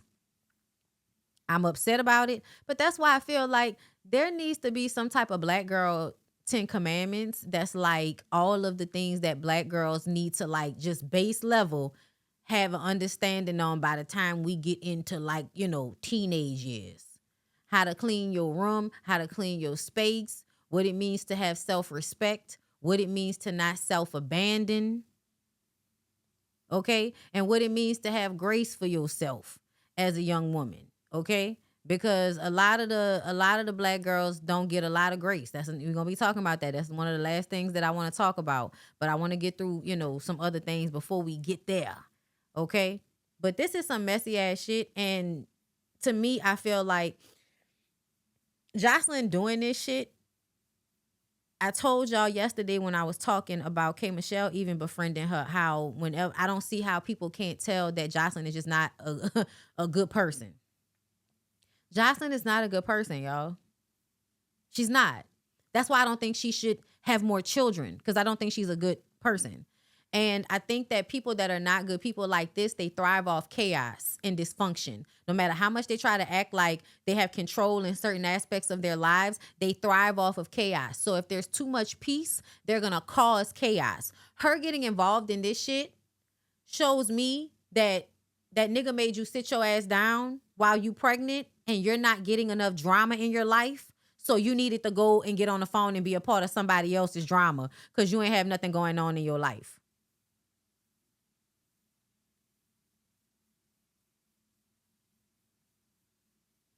Yeah, there are a lot of black women on social media doing it, but I also feel like some of that is coming from whole shit, and I don't really like that.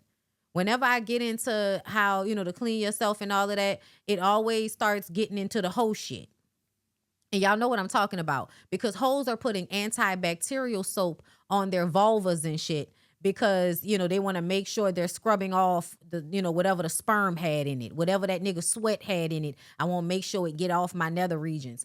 I did not grow up hearing that you put antibacterial soap on your vagina because your vagina has bacteria, healthy bacteria in it, and you don't want to fuck up the ecosystem by adding an antibacterial soap. There are people that are online telling the girls to wash themselves with shit that I feel like should be fucking up a pH balance. Okay? And I feel like, you know, because sometimes I feel like it's not just that y'all trying to scrub, you know, a STD off your coochie by damn near putting bitches is out here. Yeah, Woo Lady was talking about using alcohol rub on her vagina.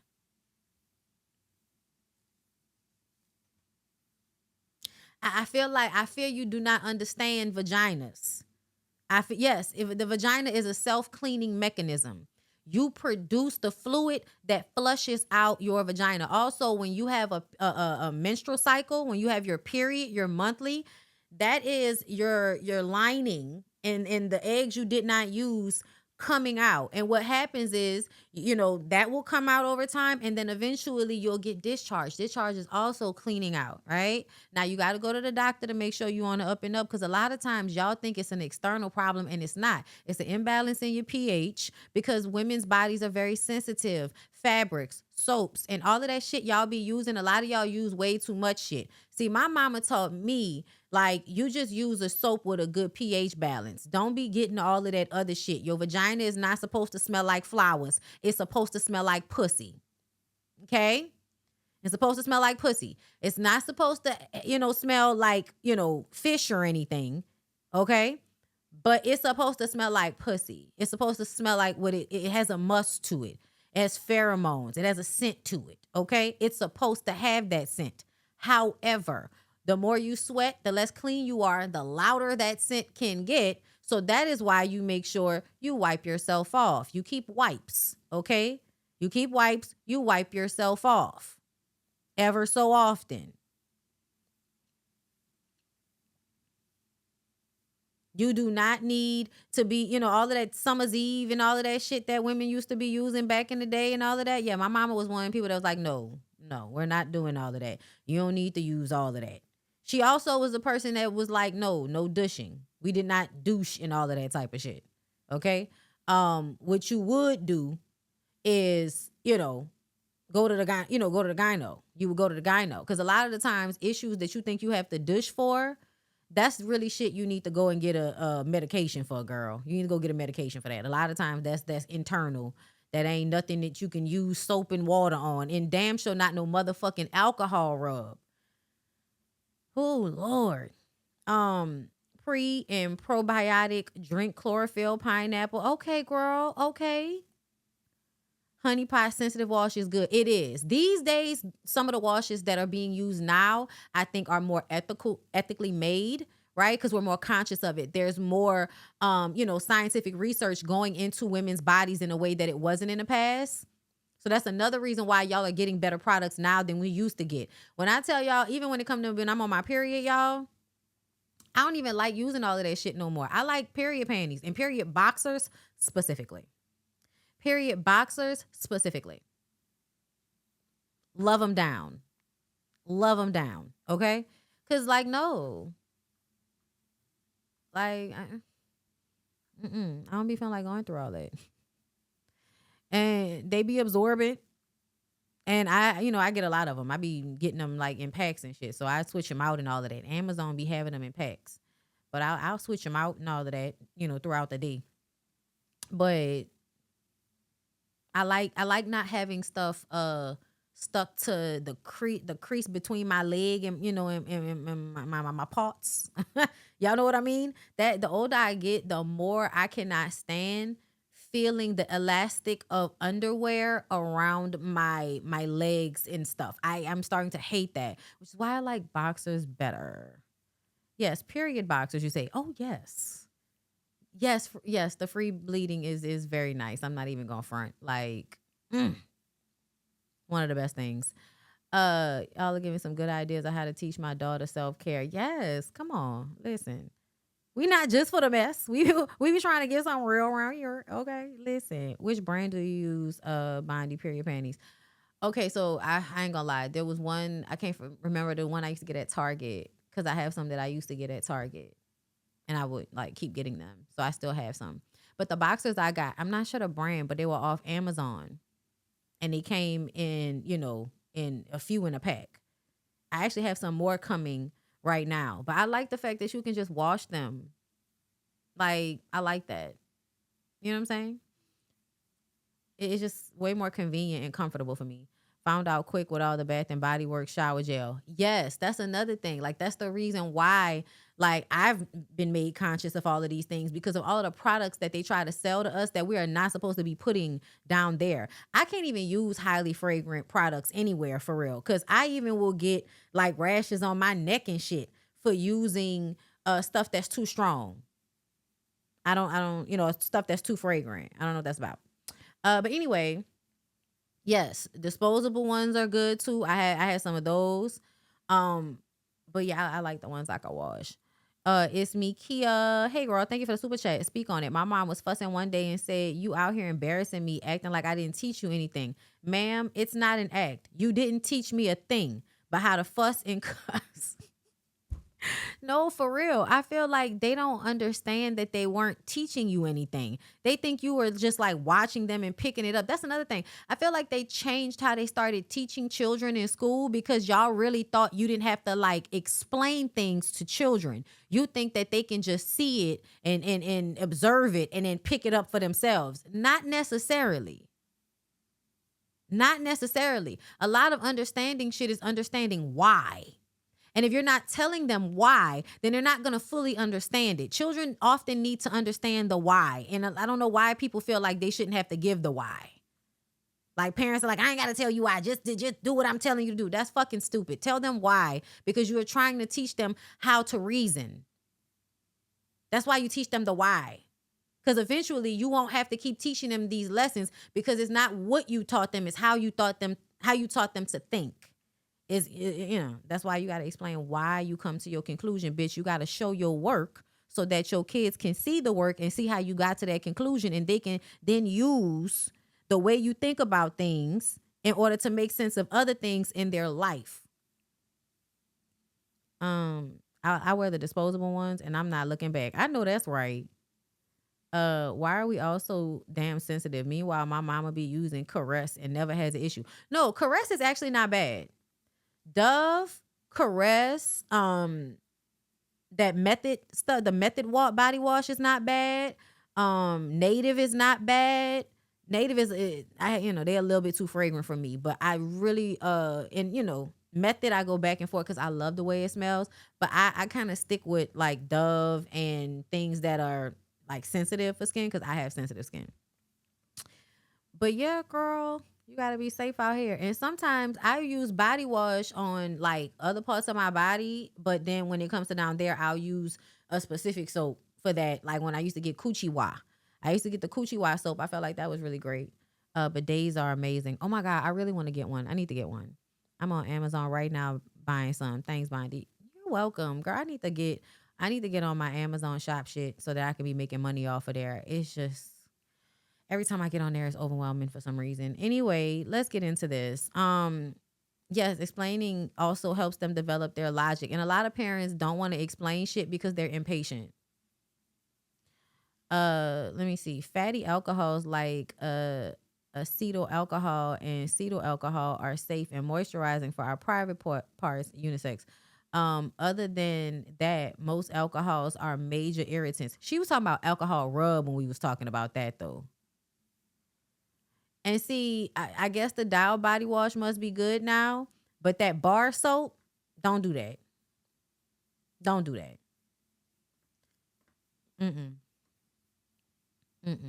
The soaps are better now than they used to be back in the day, though. I don't think they would like the best. I think they were a lot of like highly fragrant soaps, and I'm not about that. I don't like shit that be having too much of a scent. Vanna Cream and La Roche-Posay are good too. What they good on, girl? Let me know what they do. I love her fantasy products, and thank you for the super chat, J Ray. Yeah, I used the Coochie Wire back in the day. There's another one that I get from Amazon that I really like. Yeah, and do y'all husbands use your vagina soap? Yeah. Every time I buy vagina soap, I have to buy more than one because for some reason, men like to use your soaps, whatever you have. I do remember Level 2000. It never made it into my household, Chelsea. Naturium. Yes. I think I've used Naturium because I was looking for one on Amazon. I was looking for one when I was trying to transition from getting Coochie Wire all the time. That's what I was saying. Dial, no ma'am. That's why I was like, I don't know why people are always trying to tell the people to use Dial. Maybe Dial is different now, but girl, no, don't do that to yourself. It only took one time when I was a teenager. I'm gonna tell y'all why. Cheap soaps are astringent like soaps, and they make them for men, not for women. That's another reason. Making shit with no research on what it does to women's body parts, only what it does to men. And, another reason for the misogyny and the patriarchy conversation is them not doing any research and only making things for men's bodies and assuming that women would just be able to use whatever men use, when the truth of the matter is no. When it comes to body shit, you need to be doing it based on what works for a woman, and a man can use whatever a woman uses. Because them niggas be taking my goddamn soap anyway. So they use everything. They do, bro. If I know, like, if I buy something for myself, I have to buy more than one because that nigga gonna use it. All right, y'all, let's get into this. Rapper designer. This is sad. It's behind bars in South Carolina after authorities arrested him on domestic violence and property damage. Jail records showed the Panda rapper was booked Tuesday afternoon and remained in custody as of Thursday. He is charged with 1 count of second-degree domestic violence and 3 counts of malicious injury to animals or personal property. The alleged property damage is valued between $2,000 and $10,000. No bond has been set for the domestic violence charge or 2 of the property damage counts. A judge set $1,500 bond for the remaining pending property damage charge. Officials have not released details explaining what allegedly occurred or who was involved. The latest arrest comes months after designer was charged with third-degree domestic violence following alleged altercation with the mother of his child. She accused him of grabbing her, ripping her sweatpants, and throwing her to the ground during an argument. He was later released on a $1,500 bond. Designer previously faced an incident exposure charge in 2023 after an incident aboard an international flight returning to the United States. His representatives have not publicly responded to the arrest. So I think this is what happens when people that needed more help as children did not get it. Designer seemed like somebody that might have been a little, had issues with his development. That's what Designer seemed like to me. And I think that as they get older, the stressors of life become way more difficult for them to manage. And usually the way that they handle that is by beating up on the women and children around them, because those are the weaker people around them. And the system, helps them get away with it. They can, do whatever they want to do to these women, get their aggression out. They might get arrested. They'll get let out. They may get a slap on the wrist. It'll be no big deal. And they'll go on to do it another day because nobody's getting any help. Because that nigga looks sick in the head when I look at him. Like when I look in his eyes, yeah, he looks unwell. That ain't Timmy Turner. That's Ike Turner. Got them and I'll do it again eyes. He's smoking that panda. Panda. Damn, things were really working out for him. All you can do is just pray. No, that's not all you can do. You should actually do way more than just pray. My God, on today. And I mean not the people in the comments, but him. Like, another piece of shit. I mean,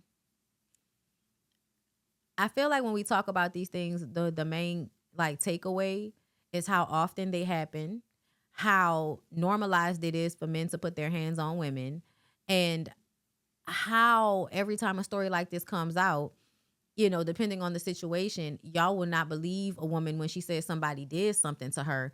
But this happens so often, and it is a part of the culture. It blows my mind that y'all don't recognize the normalization of putting your hands on women whenever you feel like it. And as long as you can make that woman out to be a baby mama or a bad guy, then her abuse doesn't matter.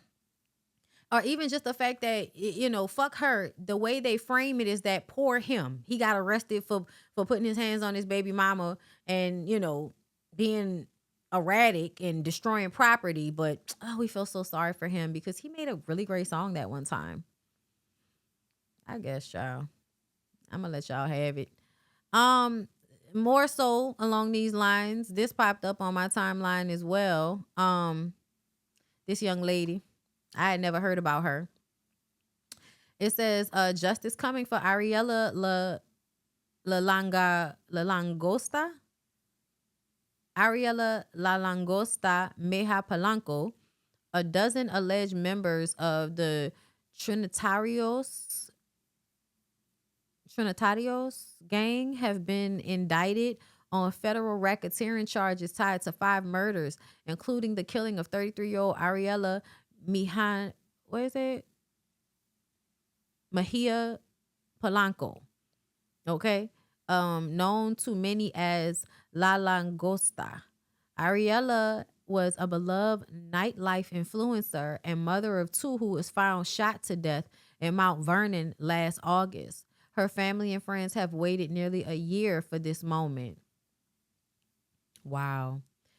One of the comments says, I truly don't believe she was setting people up, being that she was so known and a popular bartender. The truth is, we will never know what happened because we are not immediate family. Keep sleeping easy, Ariela.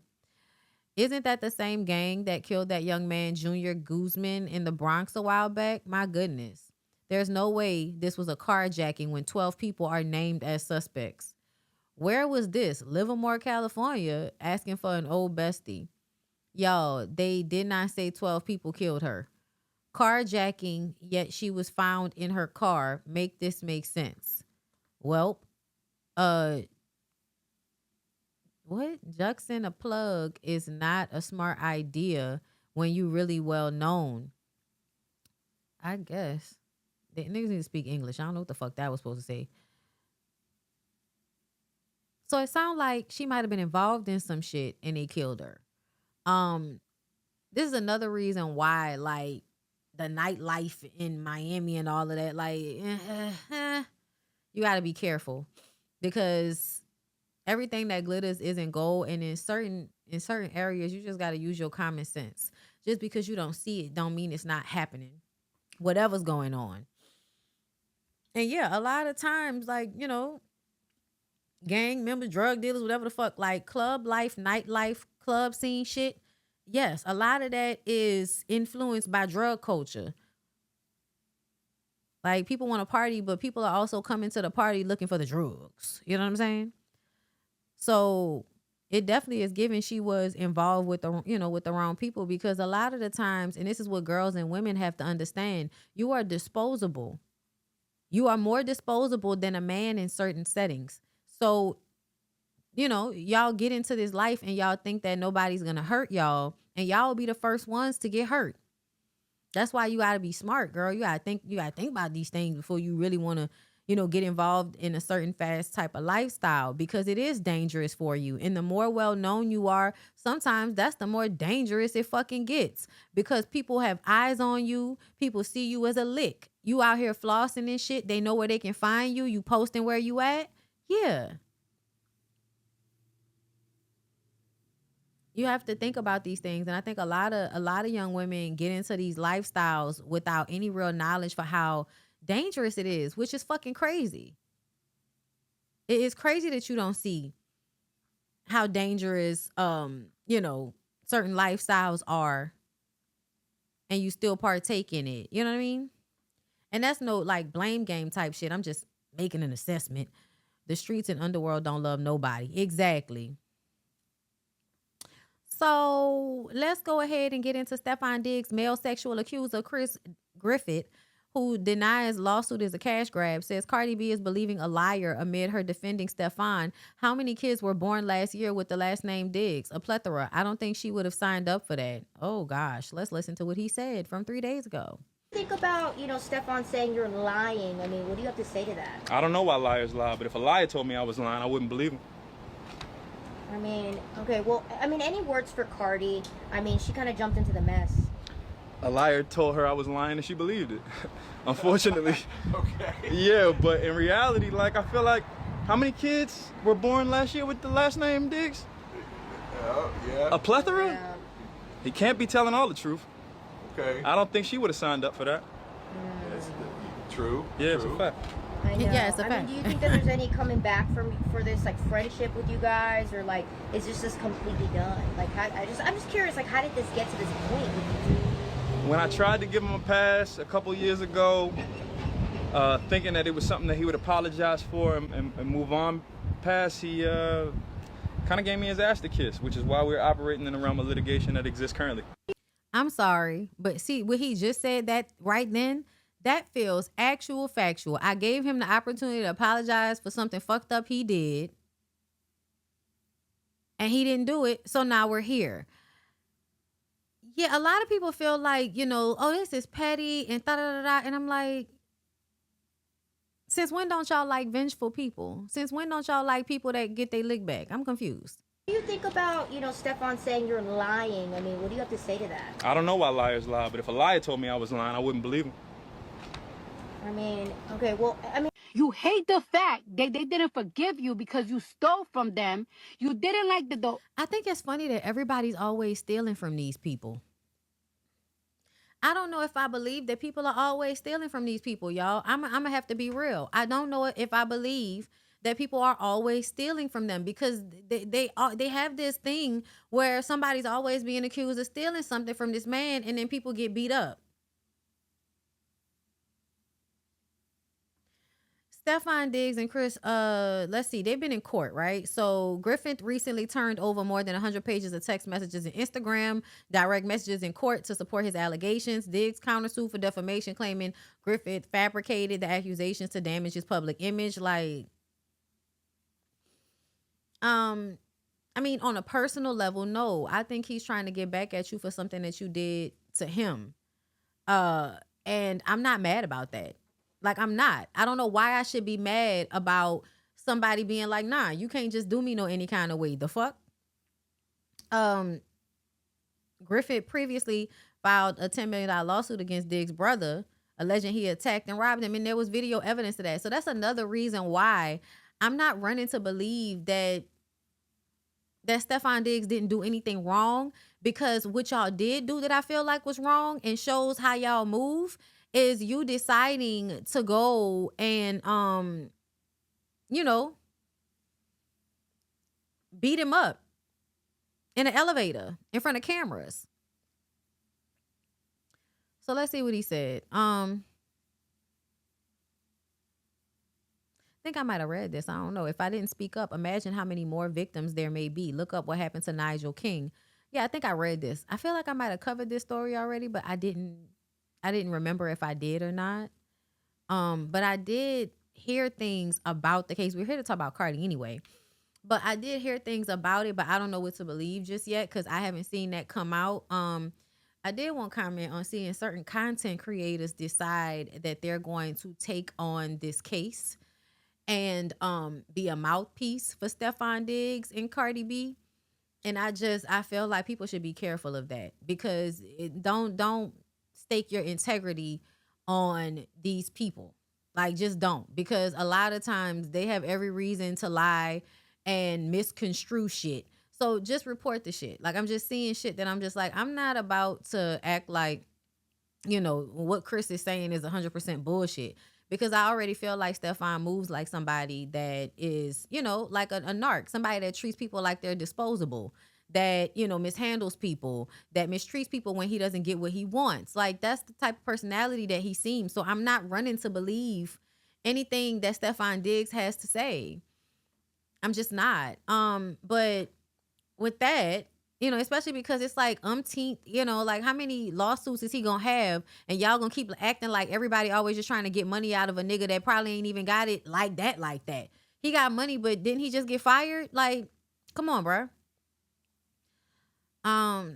So with that, Cardi B was outside with that Nigerian soccer player Maduka Okoye, who they were recently spotted grabbing lunch together, and now his baby mama, Jaleisha Westhoff, is calling him out. And this happens all the time, which is why there's a certain part of me that wishes y'all would leave people alone. Like, this type of surveillance of them, I wish y'all would have just let them people have their moment in private, like regular people. And the reason why is because it's always some woman out there that has to come out and let everybody know I'm fucking with him, and, nobody cares. Like, we don't care that you're fucking with him. We don't. So this was them. They look like they're with a group of people. She looked cold. Like, the way she was sitting, she looked cold. I'm like, ain't nobody gonna offer the lady a jacket or a shirt or nothing. Ugh. Anyway, Jaleisha said, imagine I shut my fucking mouth, lied about what you did to me so you could continue your career, and all you do is fucking embarrass us. You make me look like I'm a bitter baby mama when I helped you and no one. Damn, it's moving? Damn, I didn't know it was gonna move. How fast y'all want me to read? Shit. Girl. Now I gotta wait for it to go back to the beginning. Because what the fuck? Girl, you don't call your son, you don't see your son because you're too busy punishing his mother and being a baddie on social media. Your son that you wanted so badly when you was still broke and I had to give you money. That's why you don't do shit like this for men. Because they'll get on and leave you for a Dominican girl.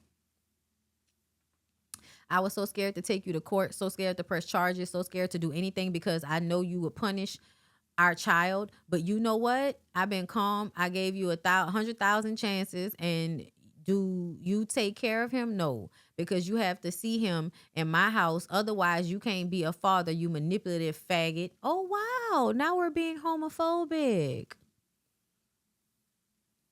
Now, listen, y'all. there's a part of this that is like an envious thing, right? Because you see him with Cardi B. But I also feel like she's entitled to feel that way. This sounds like this man was abusive and a user, and you got gamed by him. Him popping out with this very famous celebrity is pissing you off. And he seems like, girl, I'm gonna take everything you say at face value because it don't sound like a lie. Like this sound like how these men be treating women and using them and throwing them to the side when they can get the girl that they really want. Or just not even the girl that they really want, because that implies that there's some girl out there that's gonna make them a different person. No. What it really means is they will always go and look for the better option, because it's all about trying to find somebody you could use. Cardi B is somebody he can use to raise his profile. The more famous you are, the more power you have in negotiations in sports. And everybody might know him in other places, but being known in entertainment in the American market is still worth a lot. And so being with Cardi B for clout, so that regular people would know who he is, because Cardi B is a household name.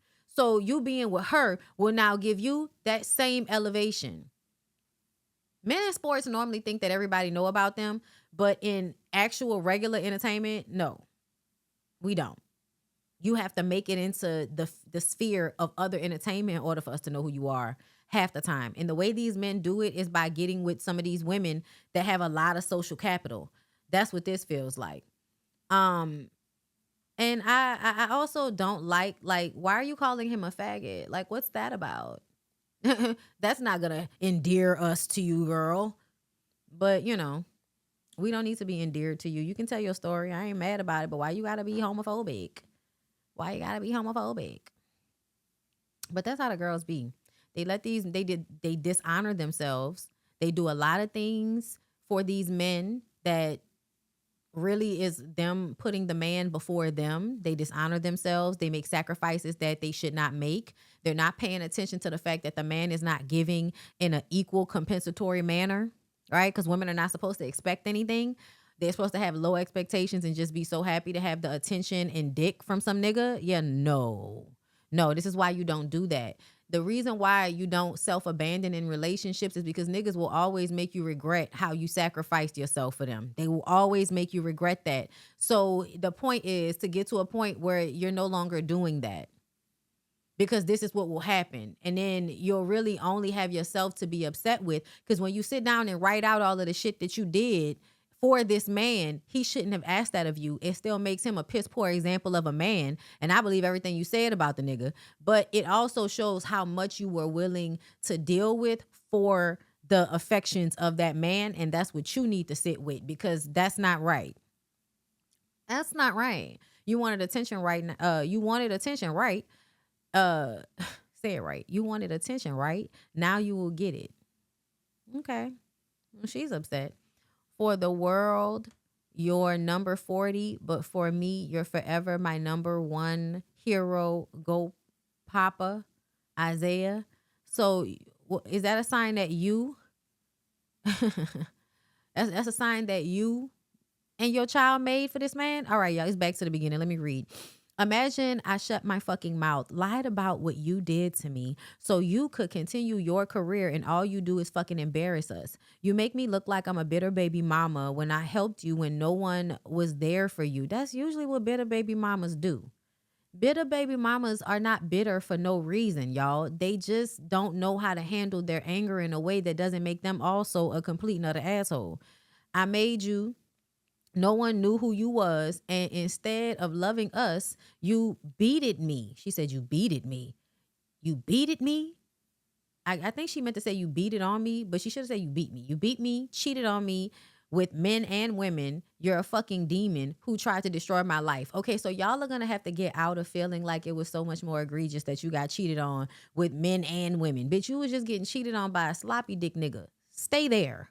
The homophobia doesn't have to, seep into the crevices. You were just being disrespected overall, bitch. You were being cheated on overall. And it doesn't matter that you were cheated on with men and women. You were just cheated on. The reason why I say it doesn't matter is because the very STD that you can get from a man, you can get from a woman that he fucked, okay? Okay? You can get it. Listen, she's Danish. English is in her first language. It isn't. I'm asking you. You meant to say it isn't? I don't know. But yeah, she fucking this up a little bit. And I was guessing that she may not be English speaking. Yeah, I figured that. All right. Hey Diva. You don't take care of your son, your one and only son, because I don't want to be with you and I will never forgive you. Girl, yeah, that's what they all do. They all do this. Being nice and peaceful brings you nowhere. You're a rat. And I wish I was just like you.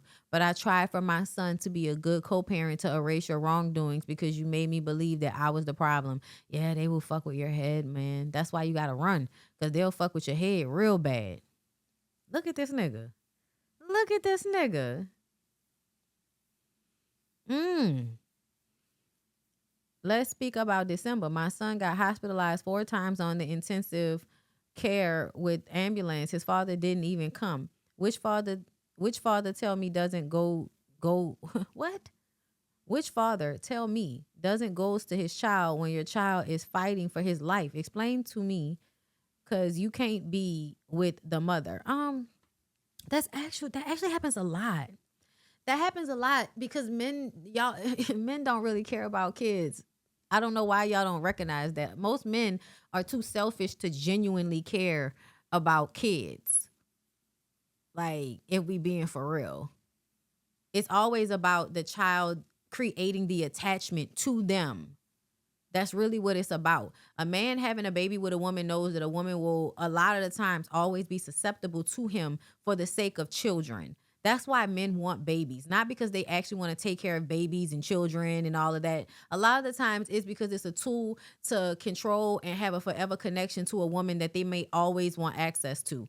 And because of the way we have created family dynamics that are toxic, we're always going to feel like we should be trying to make relationships work with people that share our DNA simply for that fact. I crashed my car when I buyed with my money.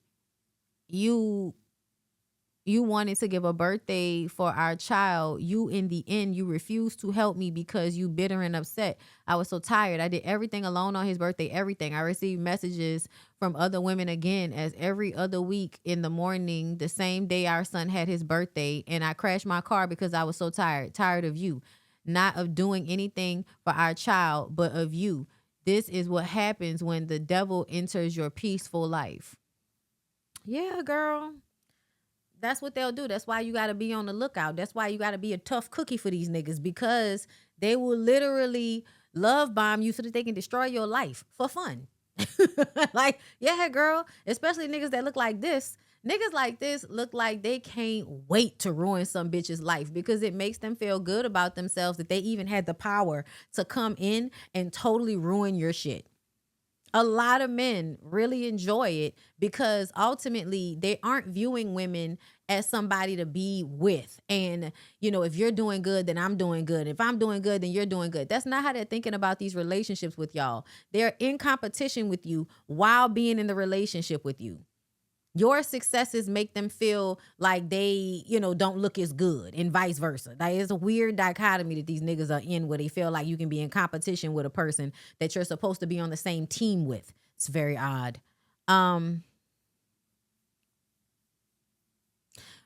she sounds like Erica Mena. Y'all know how ever so often Erica Mena will come on the internet screaming and hollering about how Safari isn't there for the kid. And it's just like, girl, you know why? Because at some point you want women to just accept what it is and stop complaining about it. I'm always watchful of that because I feel like that's unfair because people's lives are overwhelming, right? If I'm actually being a real person and empathetic in this situation, I recognize that that's easier said than done, right? A man that you really allowed in your life like that hurts you, and then you have to see him on the internet and everybody talking about how fine he is. That would piss a normal person off. A normal person would be at home looking at their phone like they think this nigga the shit. Fuck this nigga. And I'm about to tell everybody, you want to get all of this shine? I want them to be clear. You ain't the nigga that they think you are. I'm not really mad at that.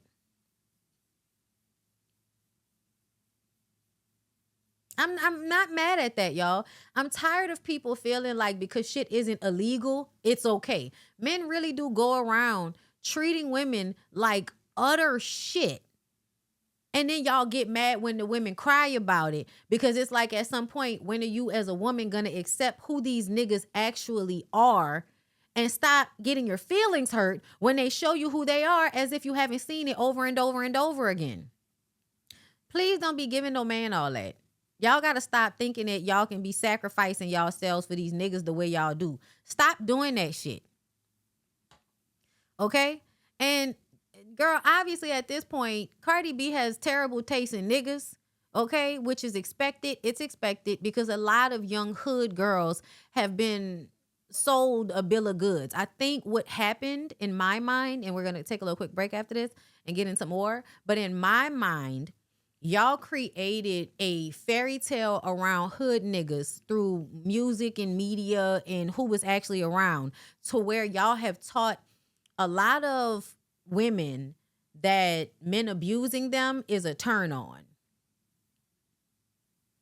That's what I really think. I think that women have been groomed to think that the abuses are a sign that someone likes you. It's the same thing as when we was growing up and a boy would hit us and then somebody would be like, oh, he just likes you. That is literally the mindset of a lot of women, to be in love with and enamored and like and want to fuck on men that are really not genuine or not really good for them. Men who are not going to give the same amount of effort. Men who are not even going to respect you in the same manner. Men that don't have their own life together. They don't even really like themselves. They pretend to, but if they did, they would take better care of themselves. But they will want to be in a relationship with you. And you will see them as something great just because you want, like, you know, admiration and you want connection. So you think that, you know, any old thing will do a lot of times. That's how I feel. I really do feel like the masses and society have convinced women that abusive men are more attractive. And so now you don't even realize that you're, you know, always running into these relationships because this is how everybody's being groomed. The girls are groomed to think that the abuse is not abuse, it's passion. And the men are groomed to think that they don't have to respect women. And the more they disrespect women, the more they're seen as strong and the more they're seen as brave, the more they are getting over on and disrespecting a woman. Okay? Now, we're going to take a quick little break. But when I come back, we're going to get into Lex P, Mandi B, Erica, and Warren Campbell, and how there's no grace for Black girls. Thank y'all so much for being here. Quick little break. Hey y'all, this is a get ready with me. Okay, just a little something before I get ready for one of my daily lives. So I just started growing my locks about 2 years ago now, and I color treated, and I do like a style here or there, and I really have noticed that my hair does the best when I keep it moisturized. And my regimen of spraying my hair with water and then following it up with Fab Hair International's Moisture Mist leave-in conditioning spray, girl. Listen, it's giving me everything that I need as far as the moisture on a daily basis is concerned. I've tried a lot of sprays and I really enjoy not only the way the spray bottle works, but also the way the hair feels moisturized after I've given it a spritz. There are so many great Fab Hair International products to try. And the Stimulate and Soothe Deep Cleansing Shampoo is one of my favorites. It actually gives your scalp a tingling sensation that makes it feel really clean. And then the Moisture Mask Deep Conditioning Mask is really amazing as well. Make my hair feel really moisturized after I had color treated it. The products are great and were created by a Black woman stylist who came from behind her chair to give her people the products she felt they really deserved. Fab Hair International is for all curls and coils, whatever your hair type. You can find something at Fab Hair International that will suit your specific needs. Right now, you can use my code Bondy15 to get 15% off of your purchase. Go to fabhairinternational.com, take their hair quiz, and find out which products will be perfect for your hair. Be a bougie traveler and shop fabhairinternational.com. And we're back.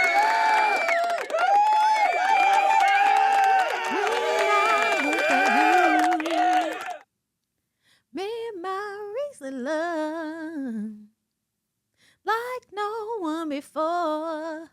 You stay on my mind. Okay, I'm ready. Y'all, let's get back into it. So, Houston entrepreneur Toya K alleges her ex-rapper Propane had secret 6-year affair with Lex P. See what I'm talking about? The fact that you thought he would be faithful is the thing for me.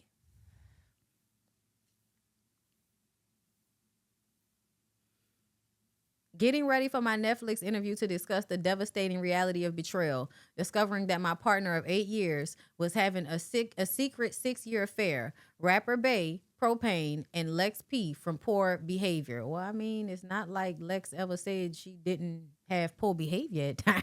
I mean, that's what the podcast is about, bitch. We make mistakes. We fall down, but we get up. Okay?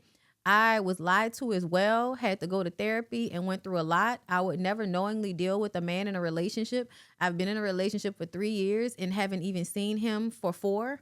Praying for your healing. Toya K says, we were together 4 years ago and publicly together for 8. You knew, which is why when I saw you at Dreams, you were stunned and couldn't speak back. It's okay though, Lex. I didn't expect accountability. May God bless your new relationship and you never endure what I had to. God bless you.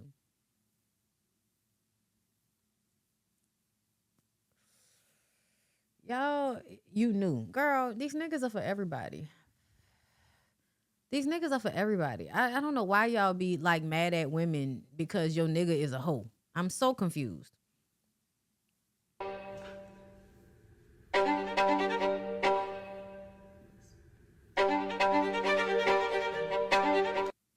I was triggered at the common sense that Lex had to say like a man needs to be slapped, but it was the lack of accountability that she had for herself and being an active participant in that. What accountability besides leaving that man do you want her to have?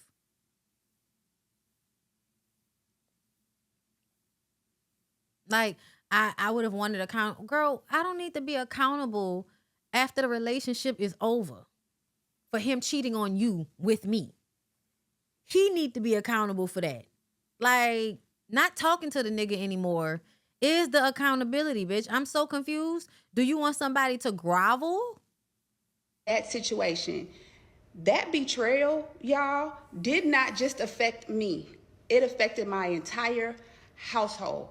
It affected my kids. It affected my mindset. I literally had to operate off of a broken heart. Do you understand me? A broken heart. Yes, girl. Yes. We all understand. How old are we? We've all been through. We've all been through. And for years, I allowed not to minimize. Cheating is terrible, y'all. But my point is, for me, when I look at some of these men, I can tell that you can't trust that nigga. Like that man we just looked at with the Joseline situation, I could look at that man and tell you that any opportunity a woman would give that man to have sex with him, he will take it because he knows how he looks. And him having access to women because he got money and because they're dumb, that makes him feel like he's more attractive than he actually is. So I can look at a man, see how dumb he seems, right? Or sometimes how smart the nigga seems. Like, because there's some, girl, can I say this? Okay. There is a subsection of black women that are with niggas that can barely speak English, and then you expect them to be like loyal and smart and all of this type of shit. Just because a nigga can hustle and run game enough on you for you to want to fuck them does not mean that they're actually smart.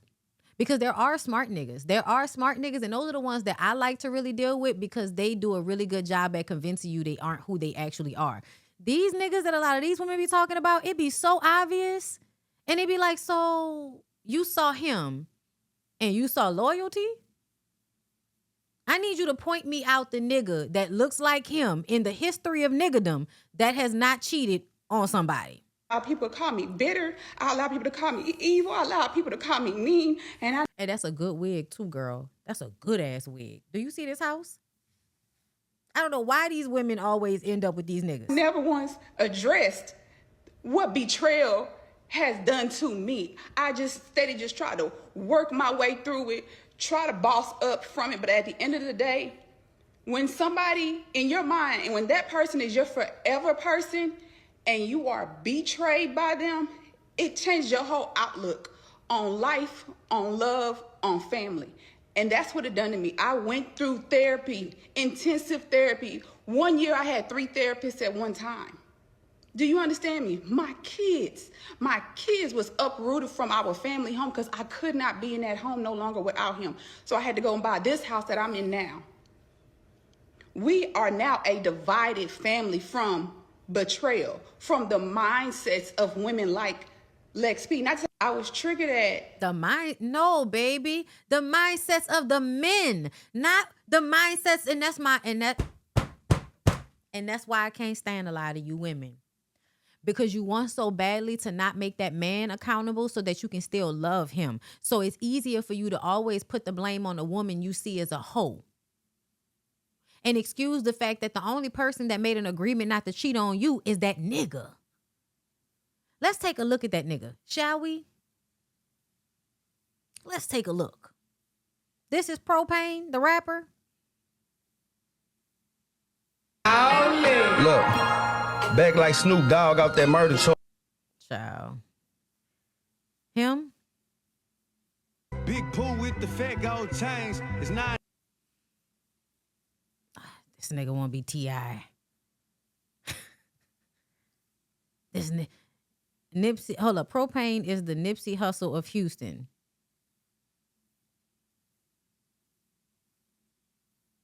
See what y'all be doing? Back history. Now, for those who remember Propane's episode, right? I had Propane on early in the year. I love Pro. Shout out to Pro.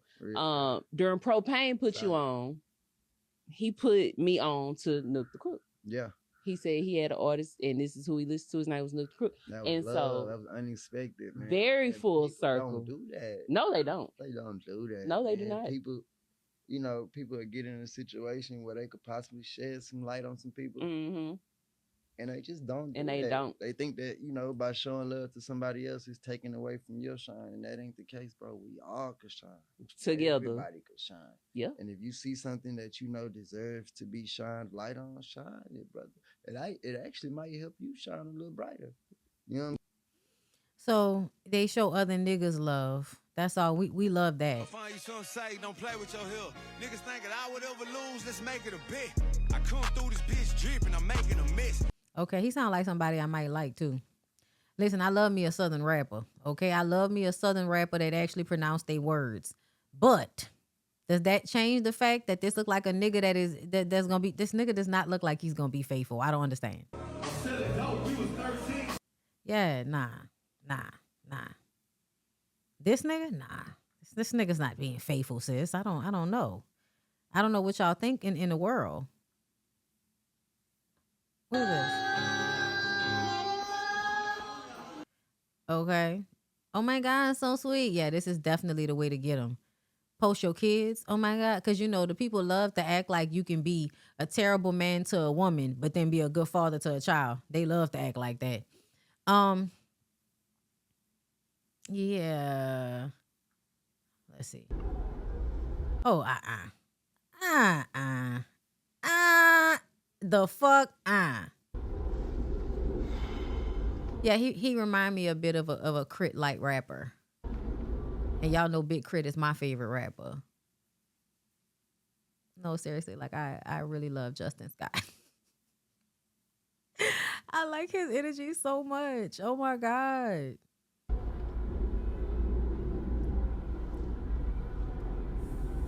I don't know what he just said. I guess he's trying to show us that he betted on something. Oh, so you got a gambling problem. Because, that's the new thing for these niggas. To be online gambling and have a gambling problem. Also, y'all know I don't trust niggas that squint. Also, you know, I have a problem trusting niggas that have a pursed top lip. I've heard that you can't trust niggas with a pursed top lip. That's what I've heard. Okay. Damn, that nigga made Bun B look little. Okay. He was down to the Mount Leo wedding. Okay.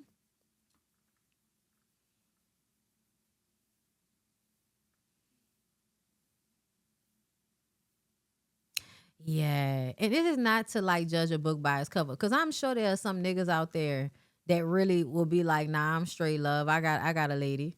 I mean, obviously, like there are niggas out there that'll be like that. But if he's a rapper, that's not happening.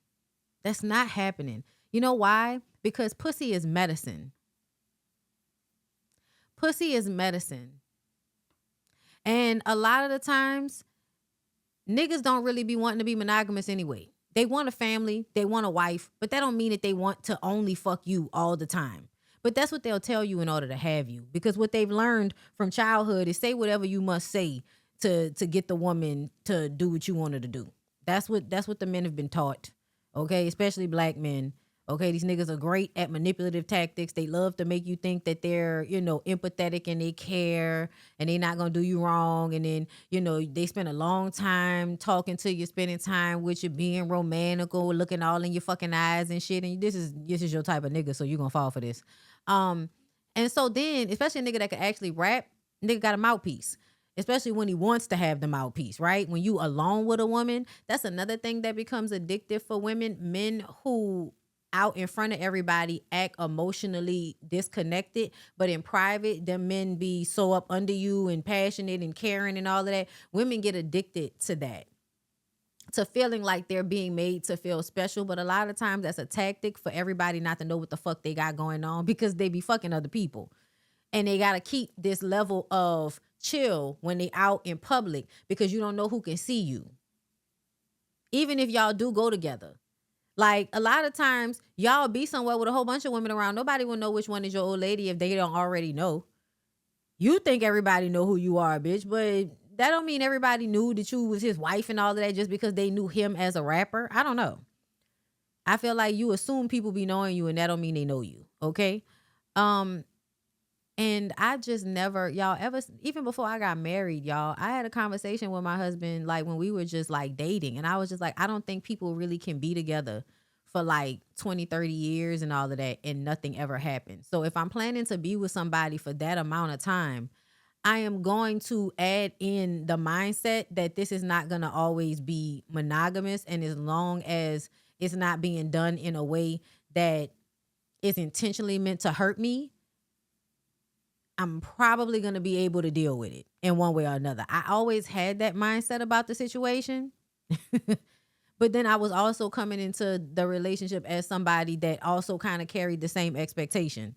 Like what I'm expecting, like what I'm allowing, I'm also expecting to be allowed. These were conversations that we had. You know what I'm saying? Because I'm going to be upfront with you. If ain't nothing, I'm going to be upfront so you can know what's going on. You ain't going to be fucking confused. Okay? So Inkling was she must have messed with my baby daddy, or they must be messing around right now. Hopefully it ain't nothing serious.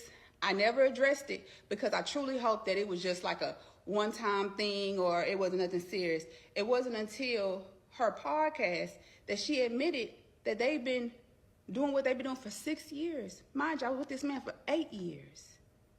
So I'm just truly triggered, you know, on the podcast where you can say the consequences for a man doing what he does and leaving the woman with the baggage and he gets to go on and live his life. And then you have no consequences for the woman that played an active role.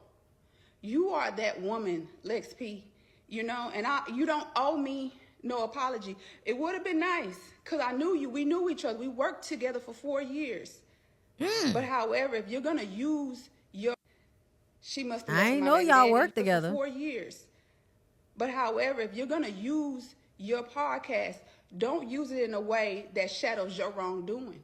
because you was wrong. Kaylin, you right, girl. You was wrong. Triangulate, deny. Still Keep it like healing life. from that, because my outlook on love has altered. My mindset has truly changed. Which that needed to happen. And this is what I need for women to understand, y'all. It's not that it can't happen. It can. But that cannot be the center of your fucking world. You have got to find a way to enjoy other things about life besides being in relationships with niggas. I get it. It's tough. Okay. There's a point in my life where this was like a very tough concept for me as well. And I mean, like, because it doesn't matter if I'm in a relationship or not. The way I'm relating to the relationship has changed. The codependency that used to happen doesn't happen now. But I had to like go through therapy and shit to realize why I was feeling the way I was feeling. There's like a fear of abandonment. The security when somebody actually doesn't abandon you that happens, it puts you in a safer space. And so when you're in a safer space, you can make decisions from a place of honesty and not from the desperation to keep the person in a relationship.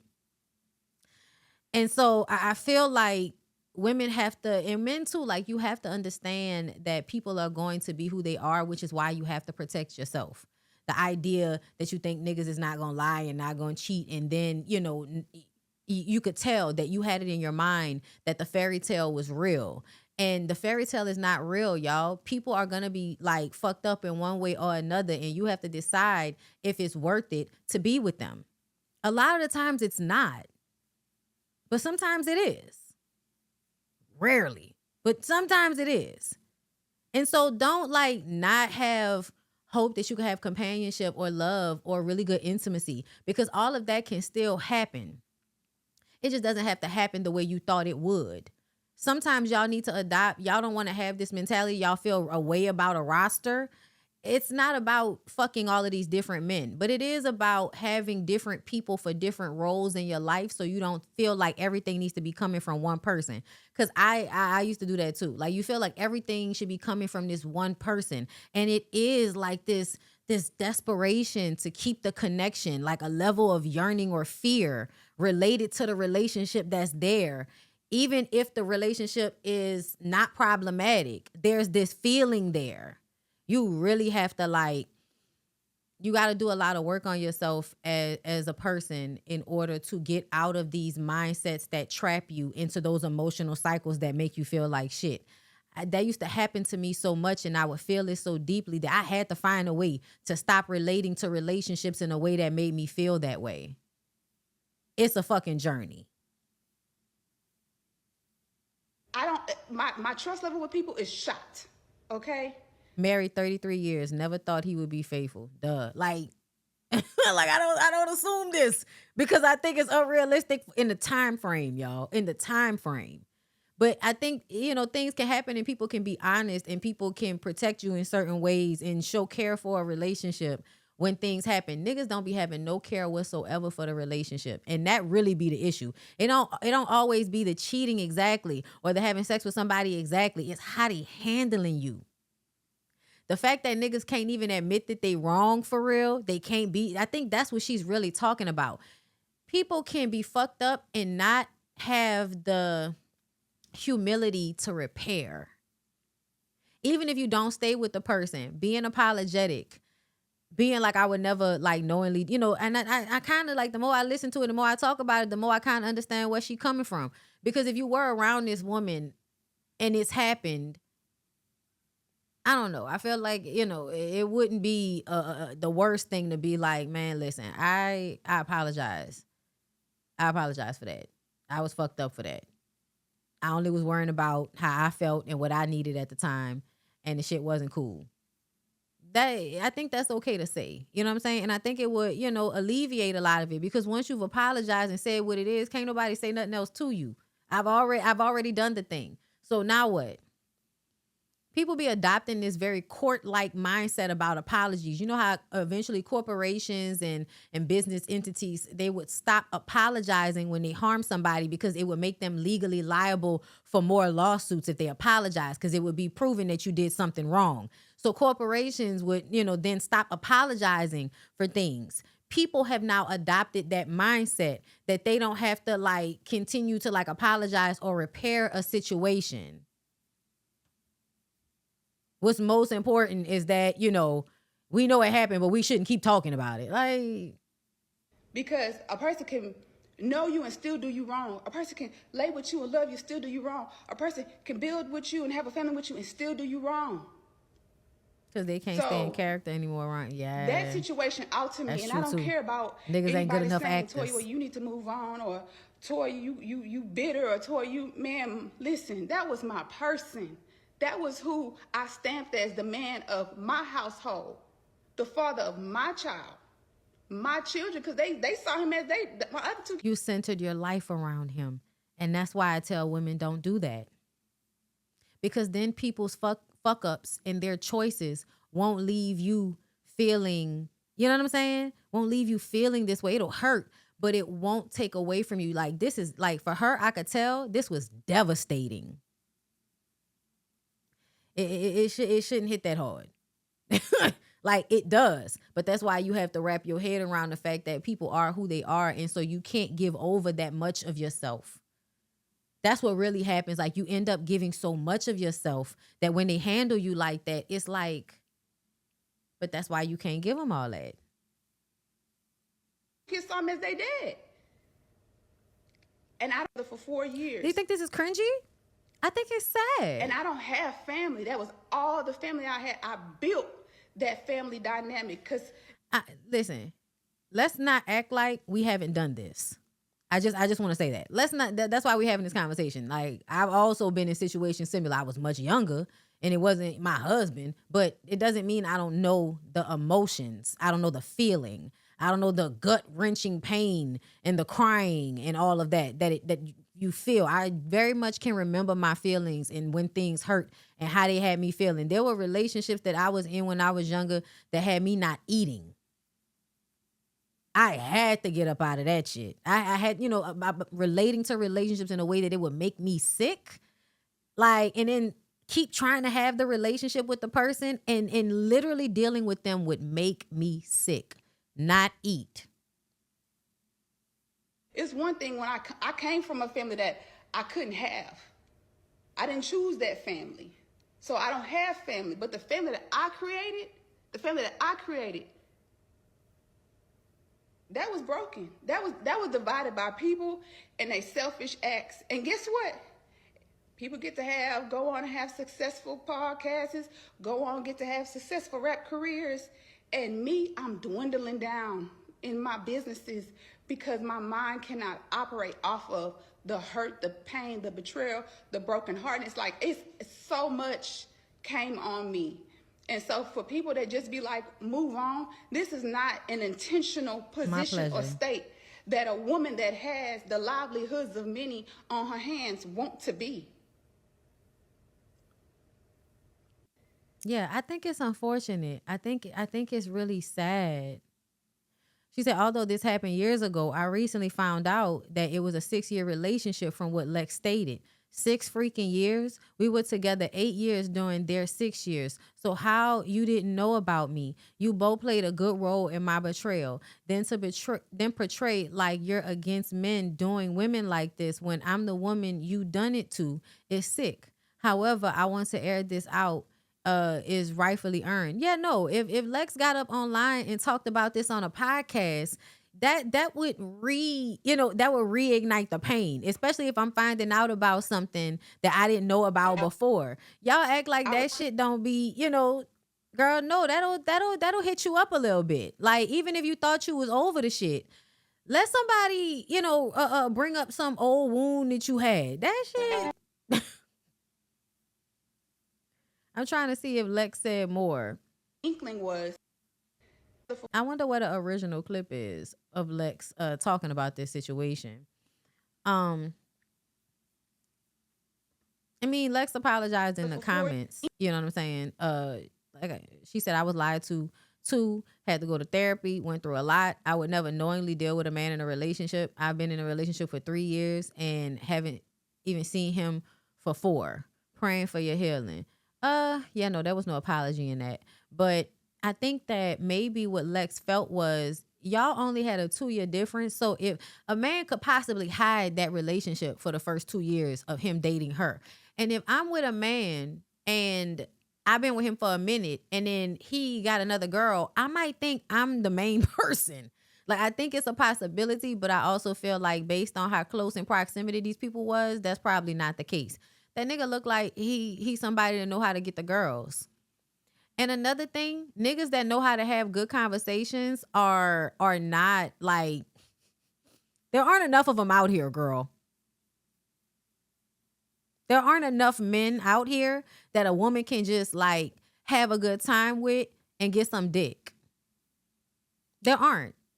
Lex ain't sorry. She probably not. And I don't even know if I want for her to be sorry, because in all honesty, you know, such is fucking life. The thing about it is people don't realize sometimes y'all gonna have to share these niggas that know how to have good conversations and know how to fuck good and got money and some charisma of some sort. A nigga squinting into the phone, I don't like that. I don't know if that would have worked on me. Okay, you only supposed to squint in pictures when you smiling and stuff, like, you know, when you posing and all of that. But being in a videos, just squinting at the camera and shit, doing that head roll shit, yeah, nah, that shit not gonna work on me. That worked on me back when I was in middle school, in high school. That Q type nigga, you know, y'all know who I'm talking about. Q from Moesha, you know what I'm saying, shorty and all of that. Yeah, that shit low key would work because the dudes was like, you know, they was smart. They was a little smart. You know what I'm saying? They was giving, you can't really trust them and they gonna fuck up, but at least they know how to talk to you. They fuck up. They know how to come in there. Listen, shorty, I fucked up. I'm sorry. You know what I'm saying? Niggas these days don't even want to acknowledge that they fucked over you. It really do feel like when these niggas be halfway decent, y'all gonna have to share them, and they know that. That's what it's giving. That's what it feel like. I don't know. Y'all let me know. But either way, I still feel where homegirl coming from. Like, that shit, you know, if I didn't heal from something, but I find something out because you started talking about it on your fucking podcast, bitch, I might be upset. I ain't gonna lie, girl, I might be upset and then get online and use it for engagement. Why not? Pay me for my pain, bitch. Listen, man, such is life. I'm not really sitting in judgment here. I'm only in judgment of the fact that people refuse to just, you know, take things as they are and stop trying to live in a fantasy. And to me, the fantasy is you thinking, okay? The fantasy is you thinking that these men are going to be faithful to the point that when you find out that they was cheating, you are completely flabbergasted. And I just kind of feel like, bitch, don't be flabbergasted. He's a man. Don't be flabbergasted. He's a man. And in a somewhat decent looking one with some, like I said, some charisma, some money, and a mouthpiece amongst a bunch of dirty mush mouth niggas that smell funny. Yeah. The girls are fighting for the scraps they can get. Y'all, Mandi B. I met Mandi B during Essence weekend. She was super nice. Mandi B says that marriage is for broke women, claiming that she only feels like she needs marriage when she's broke. Oh, well, that's kind of disrespectful. I don't think marriage is for broke women at all.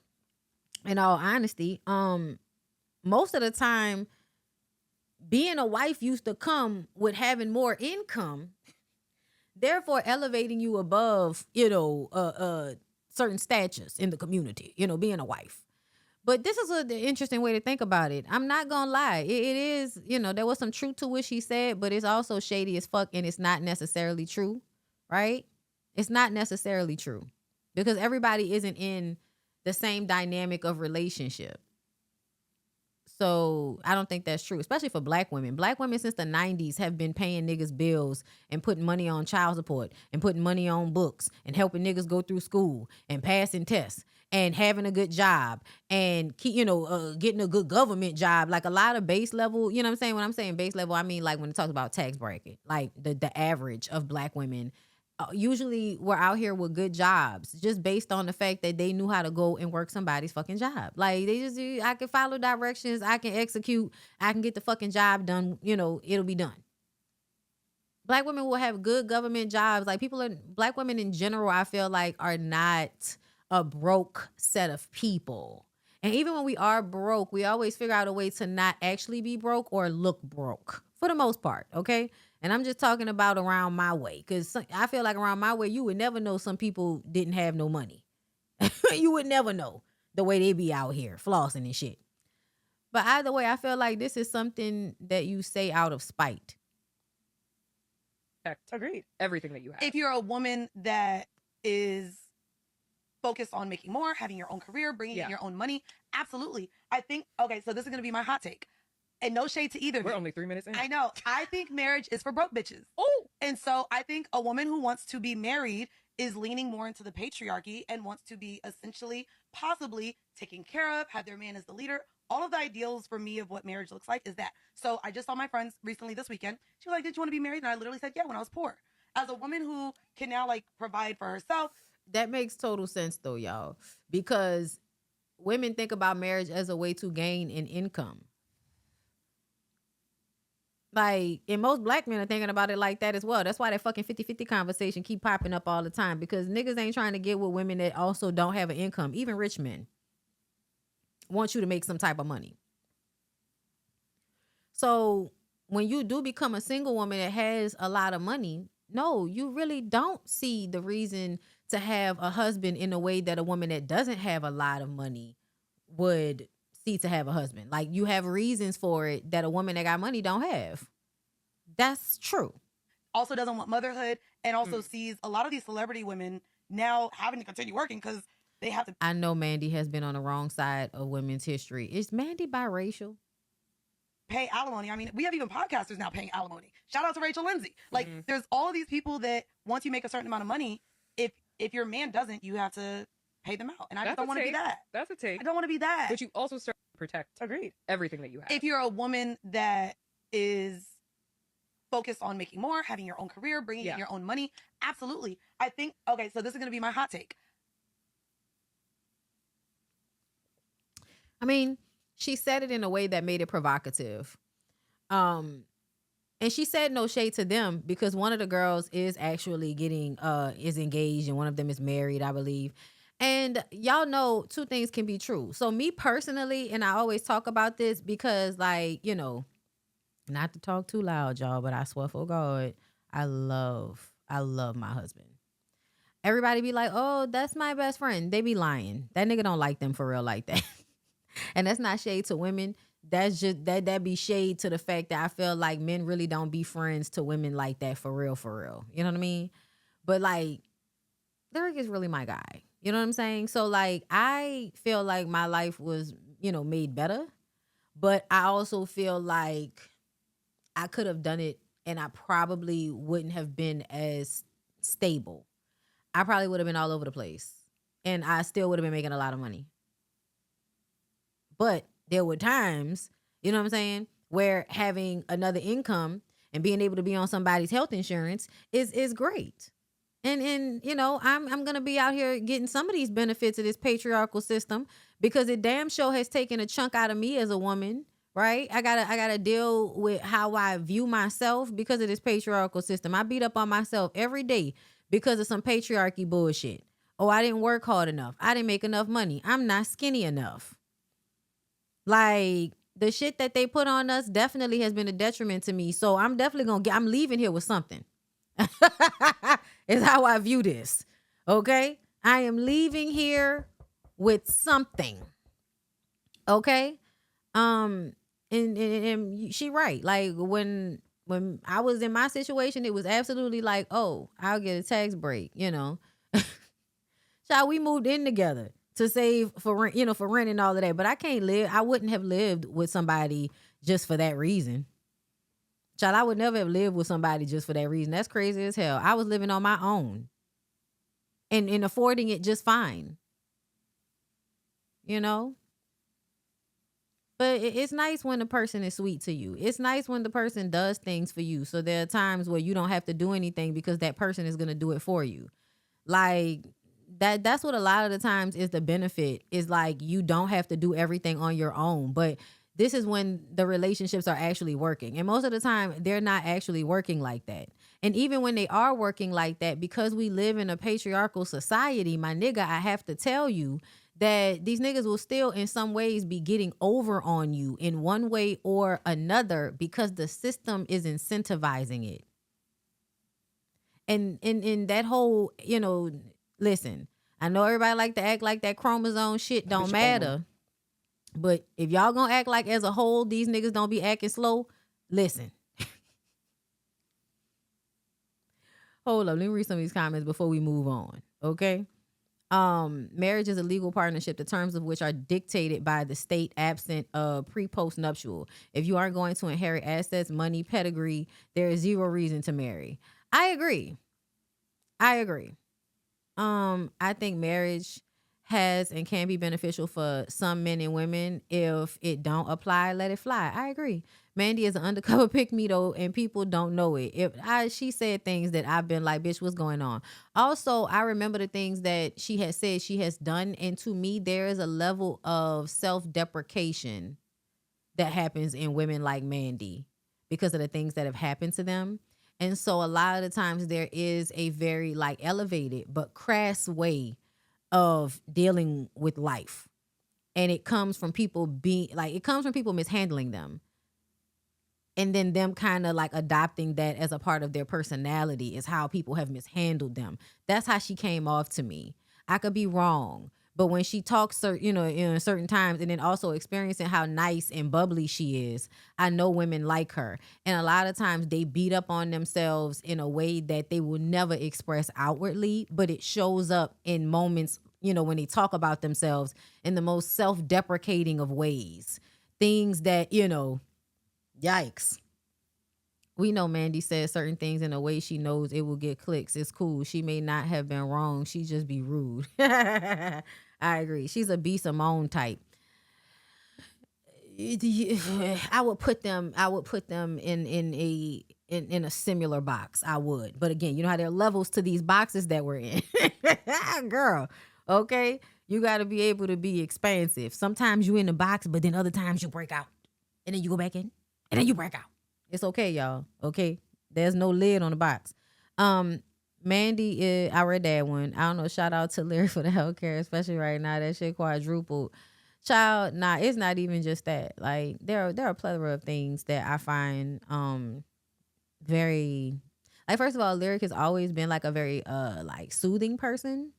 Like, to everybody. Anybody that knows Lyric knows, like, Lyric is a very personable, charismatic, like, respectful. Like, he just, he has good personality qualities just within itself, okay? He's also very attractive, okay? So let's be superficial, right? College educated, hardworking, yeah, and kind. Those were, like, my main things. College educated, hardworking, actually kind. I don't have to worry about trying to fight me. Yeah. There are a lot of things that I feel like at a base level, a lot of women don't get or expect from relationships. And in all honesty, like, it's been very interesting how our relationship has continued to, grow in all of this. But I hate talking about us all the time because people are always trying to superimpose shit onto us because I talk about us sometimes. But I don't want nobody in my business like that. That's a part of the health of my relationship, is that y'all really don't be in my business like that because it ain't none of your fucking business. And I already have to deal with people's the things they think about me and things they think about us without even knowing what the fuck is going on, let alone when I'm actually sharing. That's why you can't be getting up here being all emotional and shit. Because people are looking for an opportunity to use your life against you. They love doing that. That's why they always bring up my husband. Because when I do talk about him, I talk about him in a positive manner. Makes hoes be mad. And I don't know why you mad. I went through a lot. I deserved to be with somebody that made me feel safe. The fuck? After everything I went through, I absolutely earned and deserved to be with somebody that I don't have to worry about going upside my head and all of that shit. Like, the fuck? Because that's how people be talking. Like, I don't deserve it or something. And it's like, no, bitch, I absolutely deserve it. That's why we're still together. Okay? The hell? No, genuinely, that what you see is exactly what it is. Like that, and I've consistently had my eye on him, waiting on the switch up. Trust me, it's been years. Okay, but that's why, like, you know, I feel like I'm allowed to sit from this place of having that privilege. Right, it is a privilege to get up here and say these things, but I mean them. Like, I'm not bullshitting you. Like, we're great, but if we were to break up, I would still be me, and I would be okay. It would not be how I was when we first got together or when I was younger. It would not be like that again, and it's not supposed to. This is what the maturation is supposed to do. Okay? Baby did the work. I commit. Thank you. No, for real. Like, people be talking like, the fuck, just because y'all don't know my business don't mean, like, you know, what the fuck? What I be saying? We fall down, but we get up. Walked us through the situation, made us sit down and talk with me, him, and the girl. And that was a real interesting meeting. So I'm already irritated. Her Thank body you, language Mrs. is- Brooks. Oh, Lord Jesus. I asked, I said, why were you attracted to him? Did you know what he did? I didn't know what he did.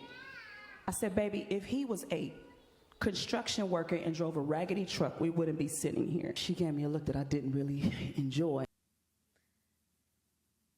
Did she, oh my God, she really think that if he wasn't a producer, he wouldn't be cheating on her and there wouldn't be a woman wanting to fight over him? And I'm like, oh my God, you really think that?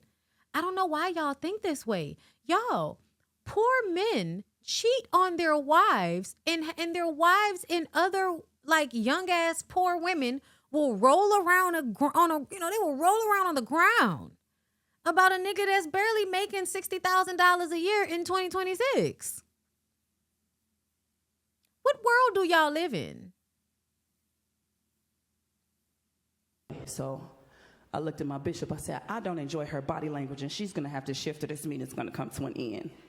I told her, I said, when you want to be right for real, you'll start right, and you won't have an attitude with somebody else. Bishop, The fact that we even have, why am I sitting down and talking to the woman my husband cheated on me with? now I had told him I'm gonna forgive him, and I said I was fine, and in my heart I thought I forgave her, but I didn't. And I don't know how my eyes would find her. It would be if the church was bigger than this. Please, can you send her back where she came from? Can she move away? Give her a really great job somewhere else. Did you know I can see you look?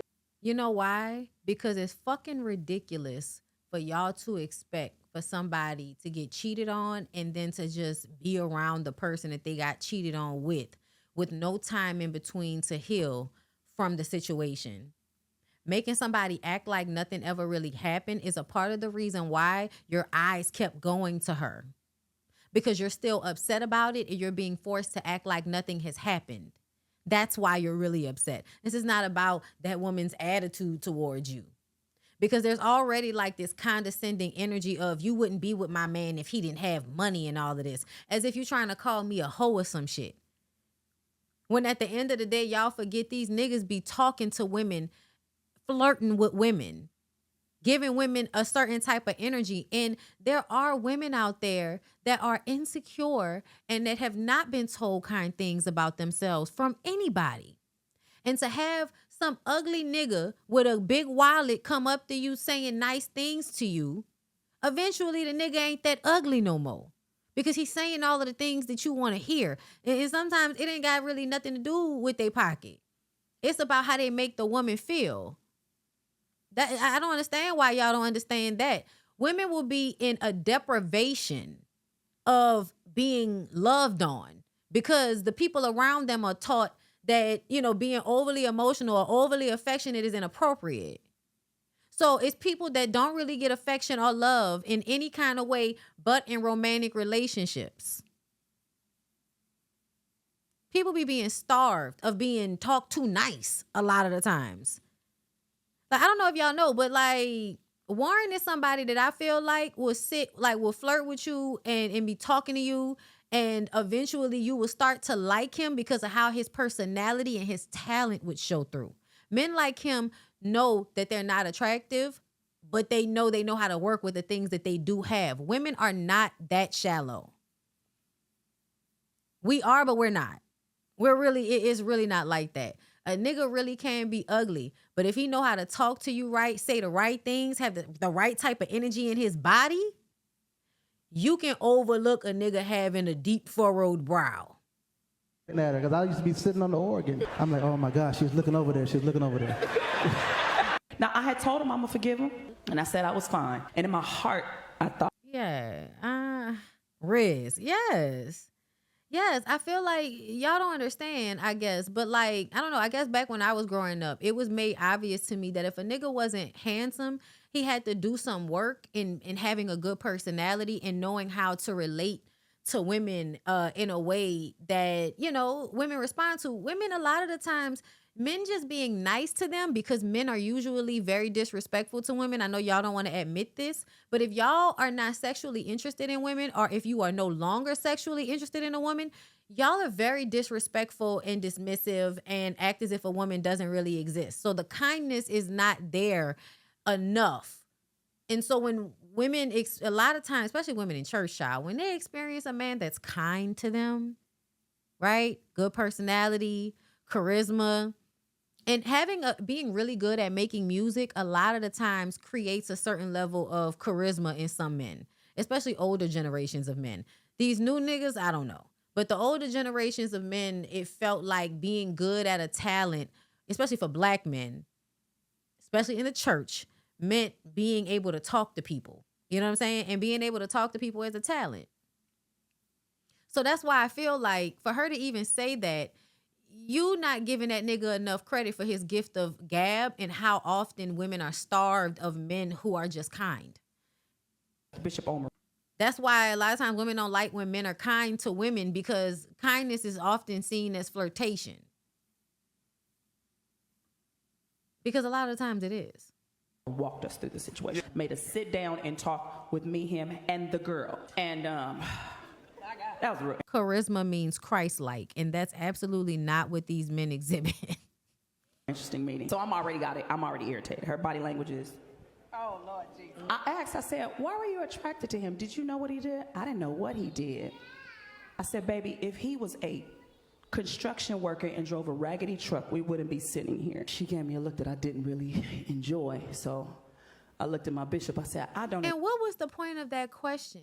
Like, what is the point? You know why? Because you're trying to prove to him that this woman doesn't really care about you.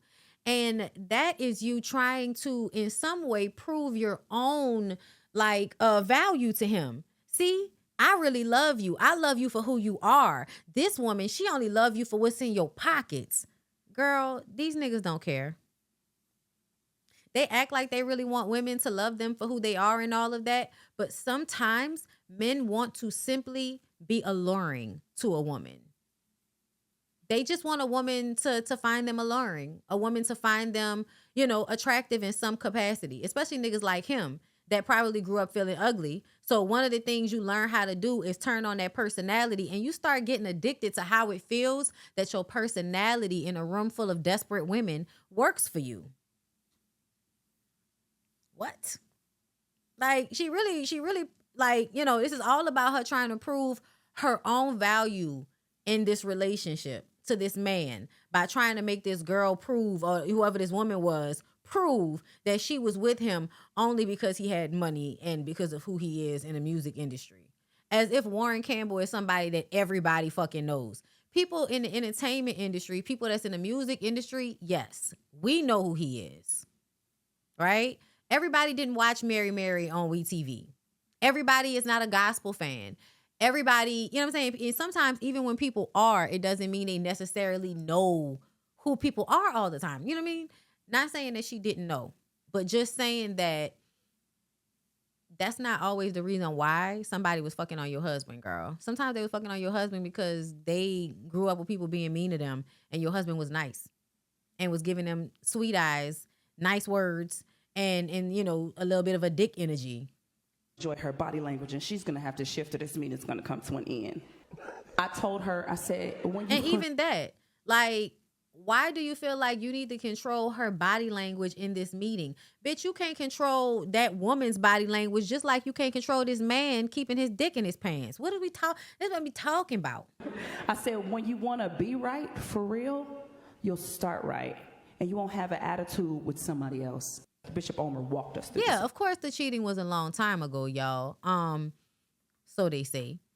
But a lot of church people that are in the Christian community, whether it's music, however, they love to use their marriages as a story that their God works by showcasing how a man completely disrespected the fuck out of the sanctity of his marriage, but God made his wife forgive him, and now everybody's happy. They're always doing that.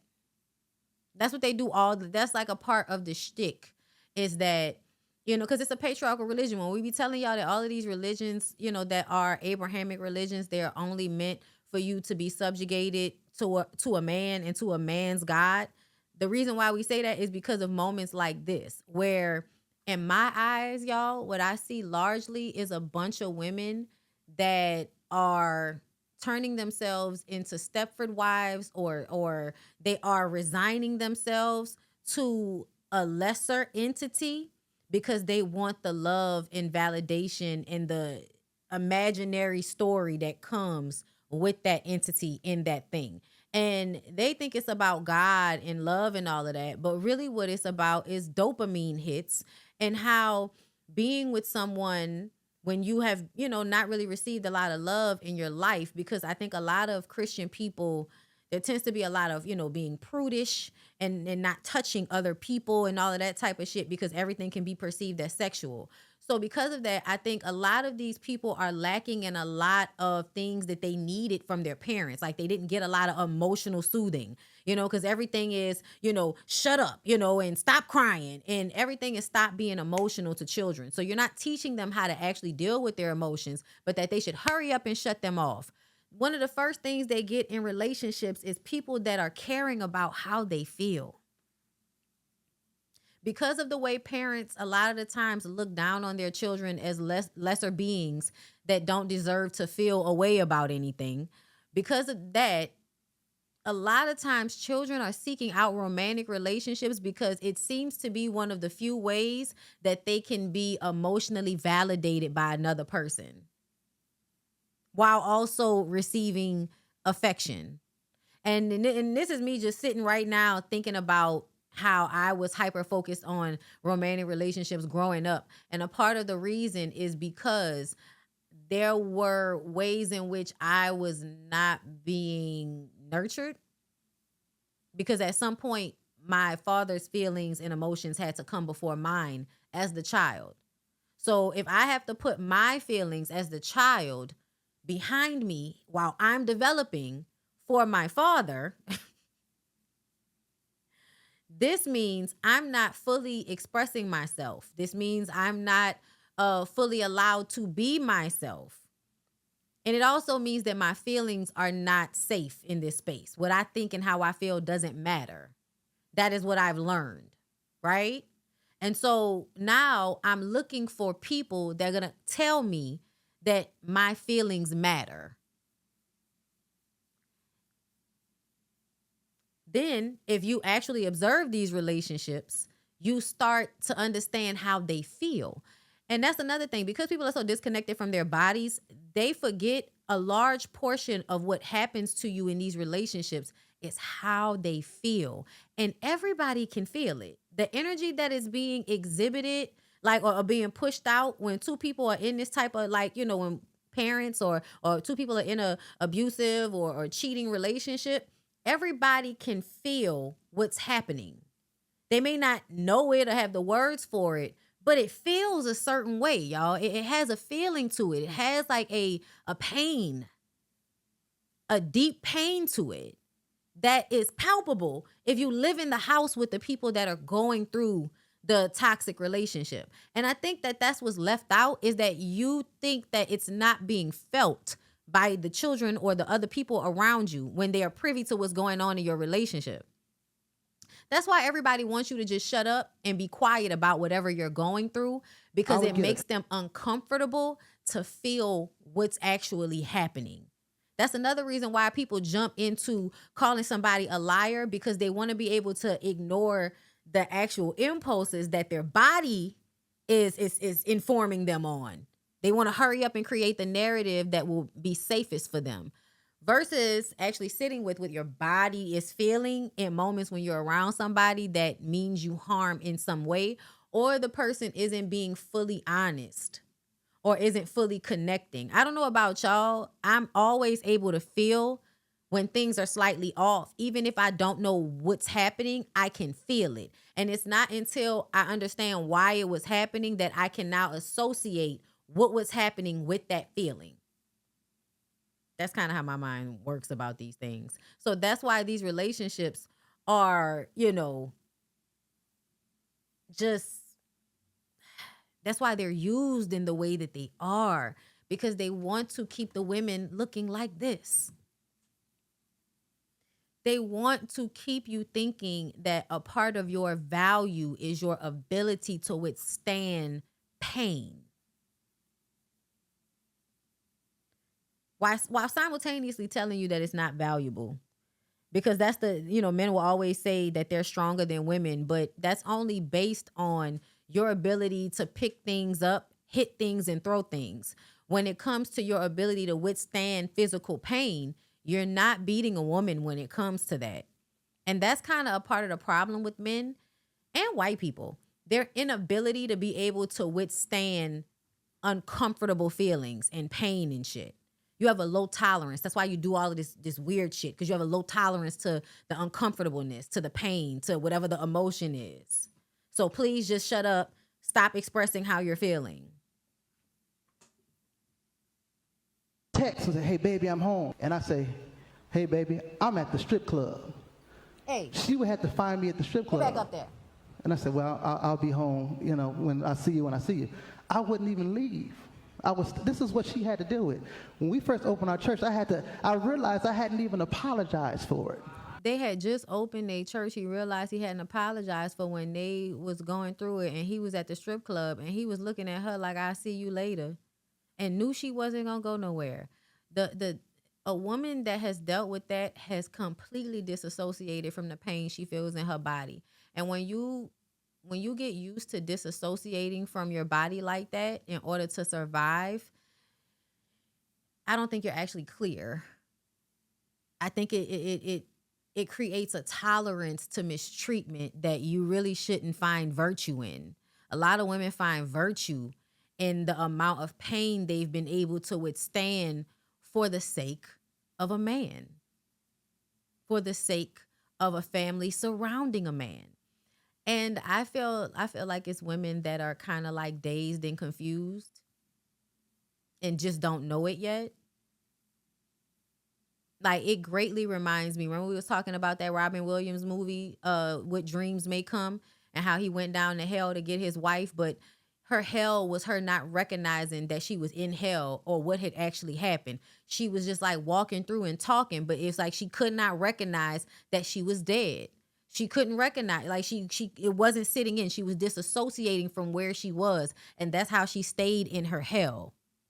And it took for her to actually look around and see what was happening and respond, take in what was in front of her in order for her to be able to escape her hell. I think that is a great allegory for what women do, which is, in order to deal with the pain by way of virtue, disassociate, separate from the pain in your body, which creates this pattern of not feeling your feelings and not feeling what's actually going on. And then you project that out onto other people and expect them to also not say ouch.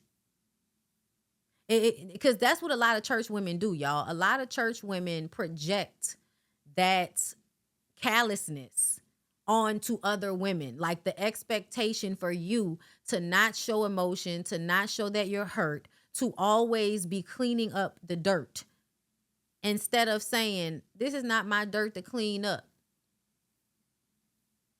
Beyonce on that elevator, child, you ain't never fucking lied. That was definitely a moment of disassociating. Just like, there are times, y'all. So in front of the church, I said, baby, I'm sorry for every night that I came home smelling like the stripper. I would get a text and say, hey, baby, I'm home. And that nigga said, I'm sorry for every night that I came home smelling like a stripper. Somebody said he's bragging. He is. He is bragging because he knows that he's ugly. And the fact that women would want to be all over him, or even that he had access to all of these women, right? Having access to all of those women proves that, yeah, I'm ugly, but I can still get women. That makes me feel better about myself. So that's one of the reasons why I cheat, because I need to feel better about how the world has told me I look. Allowing my insecurity to take over. Allowing my insecurity to harm this woman that has been groomed to withstand my hurricane. Girl, just looking at the look. Y'all, every time I look at this look on her face, I hate this look. Because this is the look of a woman that will look into the face of her own child and invalidate her pain. That's why I hate it. Because women that get so comfortable with their own mistreatment and view it as a virtue, they will have no empathy for their daughters. They will have no empathy. They will consistently be looking at other women's pain like something they need to just hurry up and get over. Let me see. I don't know how old this is because this is from a TikTok page that seems to love to gather patterns of behavior from some of these relationships. It's called Pattern Watch. The Pattern Watch. So they got some other stuff up here. I just want to see right quick. What is this? This clip of Beyonce. Why'd you decide to form a band as opposed to going solo? I don't think any of us could be solo. We grew up together. We love each other. I couldn't imagine going solo. I don't think anybody could. We couldn't go solo. Right. We all believe that we're destined to be together. That's how come the name is Destiny's Child. We believe that a group that prays together, stays together. Why'd you decide to... You see all the lies? This must be one of them pages that likes to point out the hypocrisy in like the churchy thing, right? Because a lot of people do the churchy thing and they be full of shit. Child, the way Beyonce eyes and her, doing this, like, yeah, you lying, bitch. You lying. You was already thinking about going solo. Y'all, we couldn't stand her at this time. I'm not gonna say we, but I do remember when I was at John Casablanca's, like the girls talking about how much they could not stand Beyonce back then. Oh, not an old clip. He does not clean up. He does not do anything. I do expect him to take out the trash, but sometimes he doesn't want to do that. That's for Ace to do. I feel like a man needs to always make sure there's gas in the car. I feel like a man should never want his woman. I remember that. So we was dating. I was like, damn, why she always need gas? If I had to come see you, then you need to make sure it's gas. Y'all live in Atlanta. What do you mean, why does she always need gas? This is another thing. The way y'all raise boys versus the way y'all raise girls is that there's a whole bunch of blind spots to the responsibility of life that men automatically put on other people, and y'all allow it.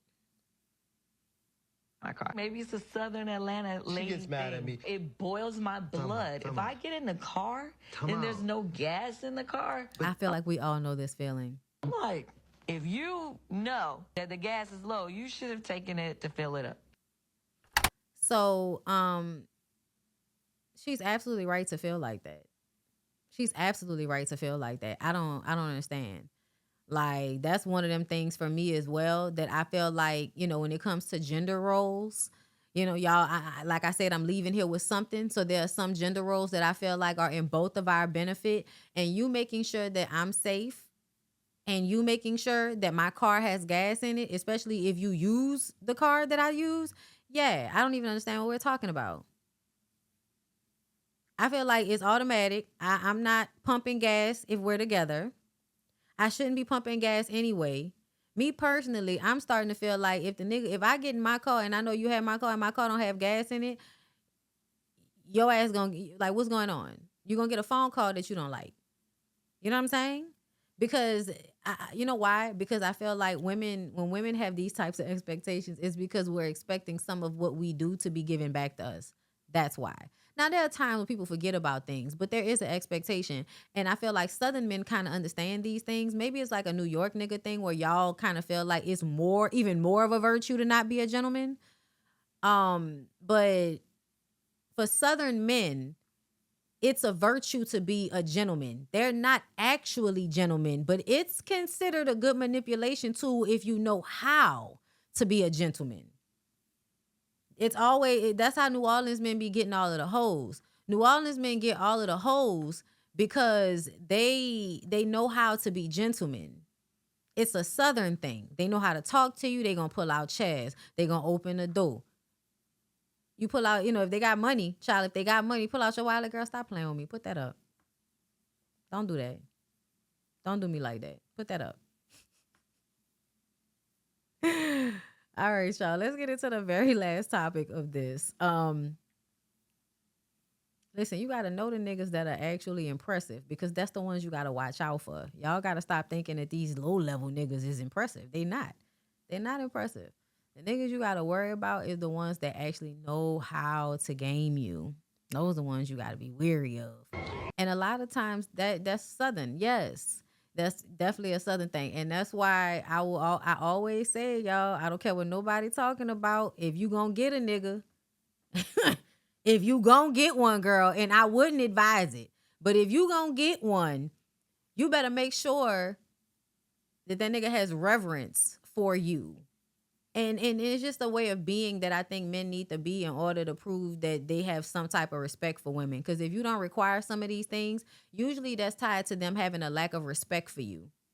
And to me, at some point, it's not even really about the gender role. It's about being thoughtful of a person. That's really what it's about. You know what I mean?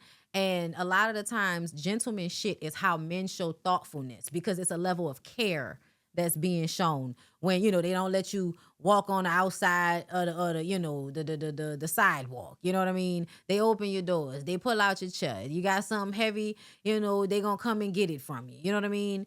Like, just, that's little, y'all. That's little. That's little shit.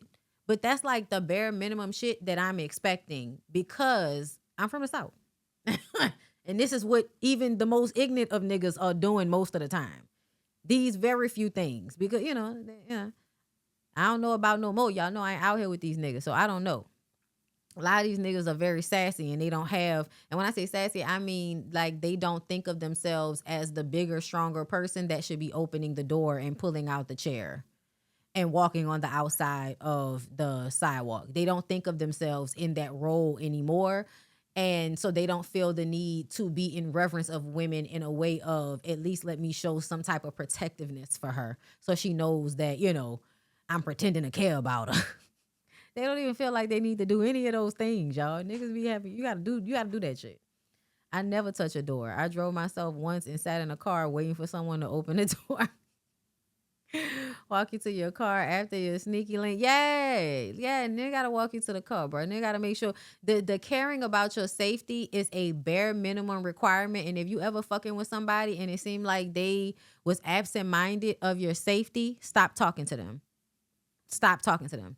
Because eventually they're going to be harmful to you in some way because it's it's a telltale sign that they are not thinking about you in that way. Or they don't have the ability to be. Okay?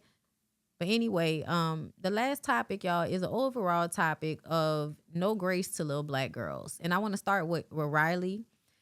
Candy Burris' daughter Riley addresses backlash over accusing Next Generation NYC co-star Georgia McCain of ketamine use and threatening to slap her with pizza. Now, while we know that Riley needs to get this together because the way she handled this situation was not the best way to handle this situation, okay? You need to get your alcohol under control. You need to get your anger under control because you don't want to do things that can harm yourself because you're mad at somebody else. It's not smart, okay? So, but I told y'all I didn't like the way that y'all were calling her spoiled. You know what I'm saying? I told y'all I did not like that because I feel like it's very dismissive. It's dismissive, and I'm honestly, I'm gonna be honest with y'all. I'm projecting onto this situation because as a really good kid, being called spoiled always felt like a slap in the face to me, as if there's no effort being put in to be a good kid. When you're being called spoiled, it's like grown adults are upset with you because you're well taken care of or because you get the things that you want as a child. And a lot of times I find this, people not wanting children to be treated well. You don't want, y'all think that children being spoiled, whenever y'all talk about children being spoiled, that usually is y'all feeling like children shouldn't be getting things because you don't want them to think that they should always be getting things. And it's like, to some extent, yeah, you do. You want them to have high expectations for themselves. If that's the life that you set forth for them, you want them to not go below the level that you set for them. So, but yeah, no, I just want to say that when it comes to Black girls, I feel like there's a level of harshness in people's assessments and the way they talk about, like, even making this about her hair. I saw people, making this about her wig and her hair and all of that. Child, I'm worrying about this wig she got. And it's just like, here y'all go with that shit. I don't know what the heck I did wrong. I did exactly as the direction said. I made 2 rights and 1 left. And somehow, this is not my therapist's office. I don't know what the heck. I obviously know what I did wrong, but hey, nieces mess up too. Gibraltar baddie.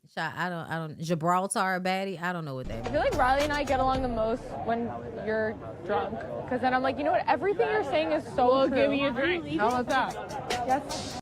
I mean, I low-key feel like that might have been some shade, right? I think that white women especially, but a lot of women that play like, a certain type of personality, they love to play in your face.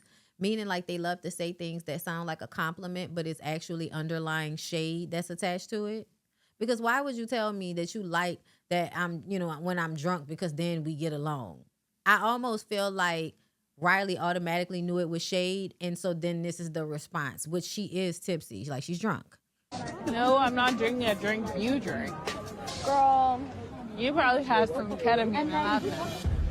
It felt like a judgment of her. That's why. She's drunk, and she knows she's drunk. So when she said that to her, it was almost like a judgment. Oh, I like when you're drunk, because it's like the only time we get along. Like, I feel like Riley and I get along the most when you're drunk. Because then I'm like, you know what? Everything you're saying is so true. Give me a drink. How about that? Yes. No, I'm not drinking a drink you drink. It's still my birthday. I know you're not a part of this cheers because you can't afford a Birkin, so. Okay, so you can't afford a Birkin. It's not even placed right. But when everybody's making you feel shaded, the one thing that you have is your pocketbook. That's what this felt like to me. Y'all are making me feel less than. And the one thing I know I have over a lot of y'all is the fact that I got money, ho. I can't afford a Birkin, to be quite honest. Me neither, but let's just be nice. Which is never, like, using your money against somebody. I'm going to say that's never a good shade to throw. Because the truth of the situation is that people's wealth and lack thereof is a systemic issue a lot of the times. Now, she's in a group full of rich people, so I really don't care about her calling a group of rich people broke. Because we all have money, but some of y'all don't have as much money as my mama got money. Like, I'm not upset about that. I don't think there are any poor people in this group. But this is a television show. So even saying that, for a lot of people who don't have it like that, and she's very young, they'll feel like, well, you're spoiled, when really this is the one thing I feel like I have over these people. What's your It's still my birthday. I know you're not a part of this. Cheering up ketamine usage. You brought it up. You brought it up, baby. Relax before I slap this piece of pizza on your face. There we go. Stop. I'll show you. Look straight, though. Look straight. Come on, girl. Georgia, Riley, stop. it's time. Stop. Bring up ketamine usage. Come on, girl. Georgia, Riley, stop. it's time. Stop. Oh, Jesus. No, Riley. No. Come on, girl. Let's go. It's fine. Don't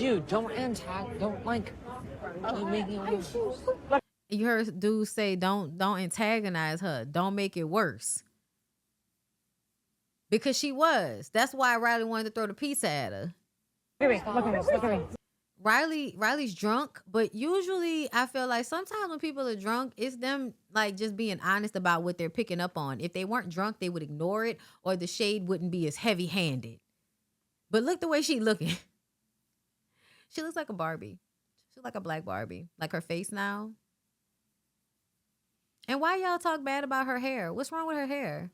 Y'all really just be anti-black. Like a lot of people, a lot of y'all just be anti-black. Cause I'm like, what's wrong with her hair? Come on, girl. It's the afro. It's the afro. Like, what's wrong with her hair? Like, it's an afro wig. Like, I don't understand. I think y'all be like being anti-black. Y'all don't want us to call it anti-blackness, but it is. Anyway, let me see. What are some of these comments saying? The diva is in the comments. She said, come on, girl, let's go. We've all been there. That's Joyce's grandbaby. Just like her grandmama. You tell her, baby. She was just a little this is the Jasmine brand, so I feel like the comment section might be a little bit better. Okay, she was a little too drunk. That girl she was into it with, and most of the kids on that show are not her friends. So these people are on her side. That's good. Don't be sorry. They always trying to make you seem aggressive. They did that last season. They were so aggressive to her last season. I like where she's going with this. Last season, see, look, a lot of people know what the fuck going on. So these comments are reflecting that. So that's good. But I did see a lot of she's a spoiled brat comments. I did see a lot of those.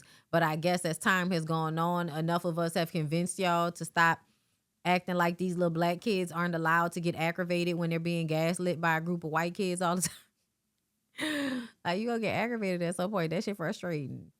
Anyway, so that was one of the situations, right? And then the other situation was this one. I did what I had to do. Memphis mother charged with murder after shooting man found under 13-year-old daughter's bed. Kendra Scott, 36, has been charged with first-degree murder and employing a firearm during the commission of a dangerous felony after police say she fatally shot 20-year-old Rodrus Morton early Thursday morning in the Walker Homes neighborhood of Southwest Memphis. Police responded to a shooting call in the 3000 block of Travis Road around 1:45 a.m. and found Morton with a gunshot wound to the back of the head near the front porch. He was pronounced dead at the scene. According to the affidavit, Scott's daughter had led Morton into the home. Let Morton into the home, and Scott found him hiding under her daughter's bed. Scott told police, I saw a dude under my kid's bed and I did what I had to do. As Morton was leaving the house, he and Scott got into a verbal argument with Scott yelling, get out of my house, bitch. Once outside, Scott shot him in the back of the head. A neighbor told investigators he heard banging, came outside and saw Scott standing in the front yard holding a gun and repeating, I shot him, I shot him. Scott's daughter told police she was scared of her mother in the moment because Scott was visibly angry and holding a gun, and said Scott had previously warned her, if I see a boy in the house, then I will put a hole in his ass. Scott was detained at the scene and later formally arrested. So that's why they're trying to say it was premeditated? That's ridiculous. Y'all need to free her.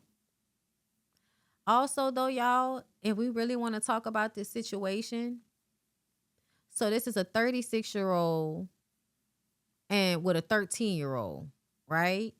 Okay. So I feel like 23 is still very young to have a kid. Seems like you're a single mother. Seems like you live alone with your 13-year-old daughter. And you were coming inside the house at 1 o'clock in the morning.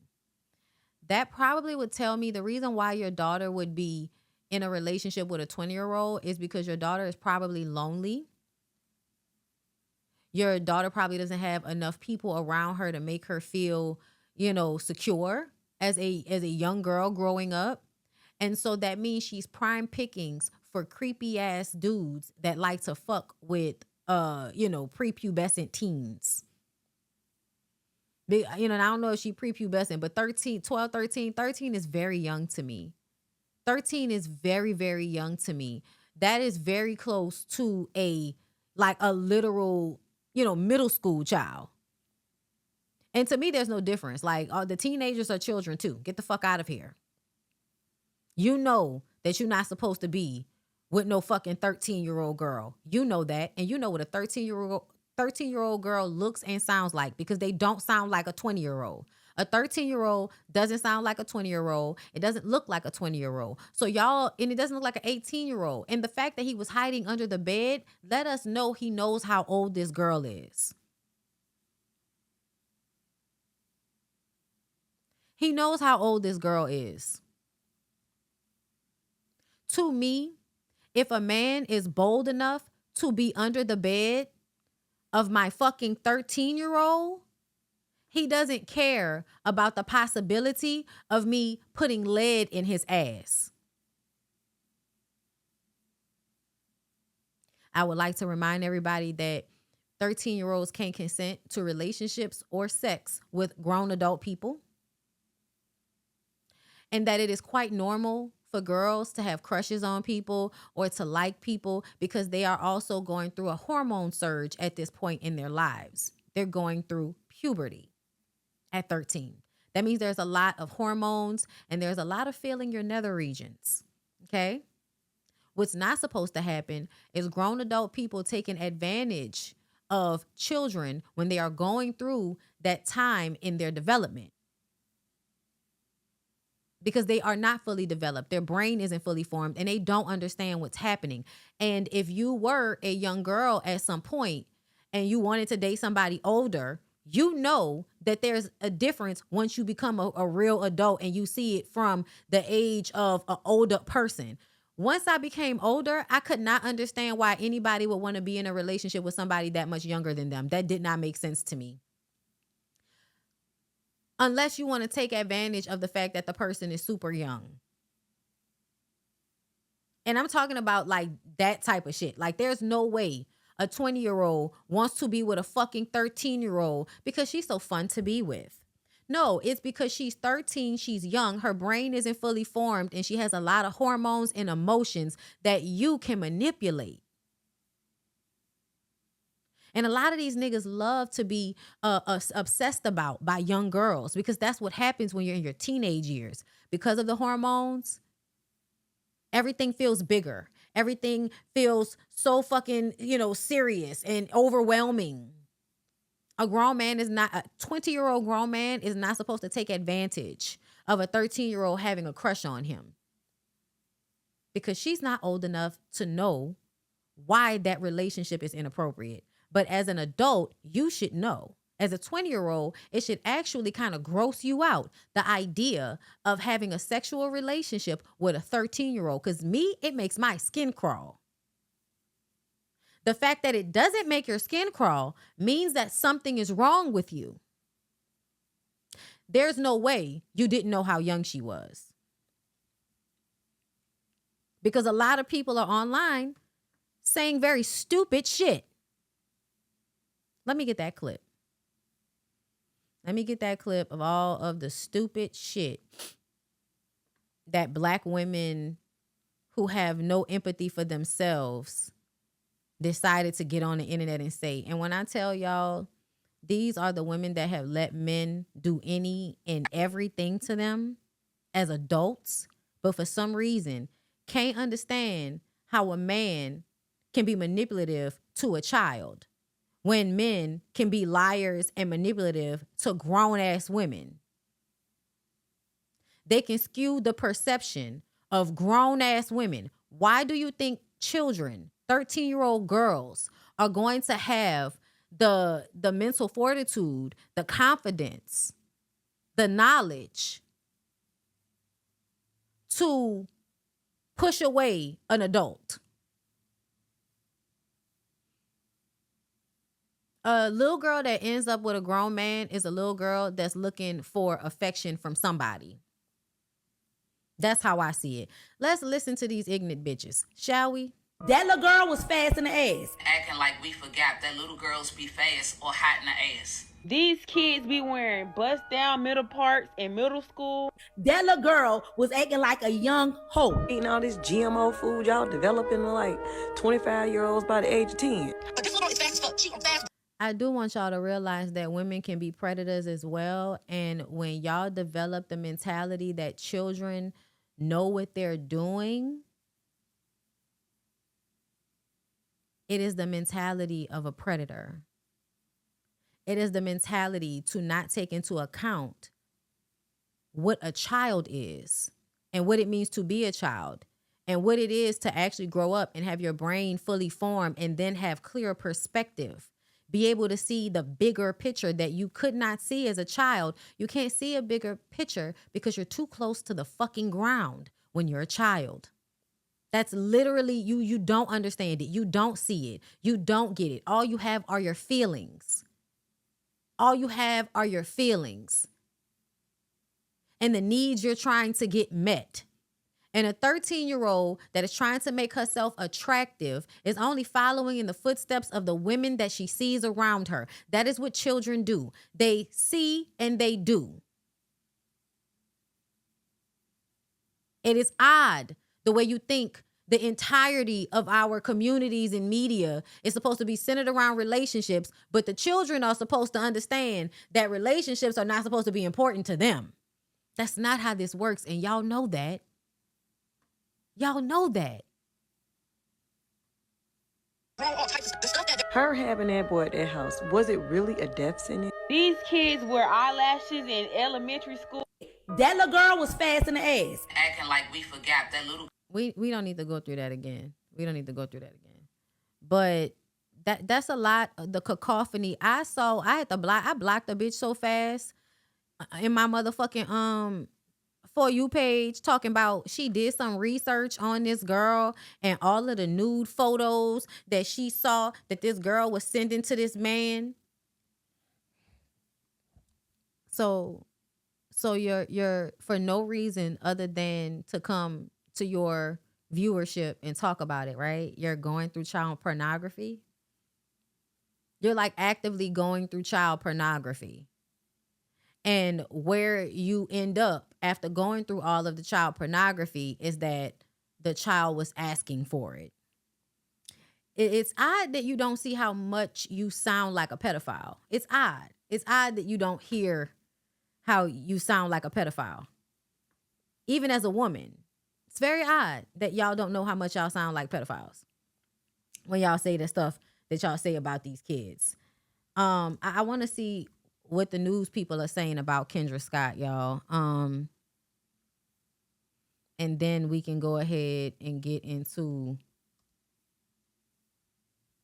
the last topic. And it's a long one today. Y'all should be happy, right?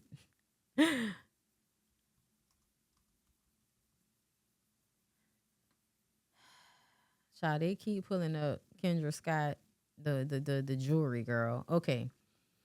All right. So a mother in Tennessee has been charged with first-degree murder and the possession of a firearm after allegedly shooting and killing a man who was hiding under her daughter's bed. Officers responded to a report of a shooting in the 3000 block of Travis Road in Memphis on July 16th at approximately 1:40 a.m. local time per an arrest affidavit obtained by people that was submitted by the Memphis Police Department to the state of Tennessee. Upon arriving at the scene, police found an unresponsive man lying in the front yard, suffering from a gunshot wound to the back of the head, per the affidavit. The man, who was tentatively identified as Roderick Morton, was pronounced dead at the scene. His age has not been released. I bet you that nigga was walking off and probably said that he would be back. Police then spoke to resident Kendra Scott, who told officers that she came home and saw a dude under her kid's bed. Scott, 36, then told police, "I did what I had to do," according to the affidavit. Officers also spoke to a neighbor who said he came outside after hearing a gunshot. He said he saw a male who had been shot near the front porch of Scott's home, and Scott standing in the front yard saying, "I shot him," while holding a gun. Police spoke to a juvenile who was allegedly in the home at the time of the incident. The juvenile, whose name has not been released, told police that they had invited Morton into the home at about 1:20, 1:30, per the affidavit. So a man going into a home where a child is alone at 1 o'clock in the fucking morning. Why would he even be trying to go into this child's house at 1 o'clock in the fucking morning?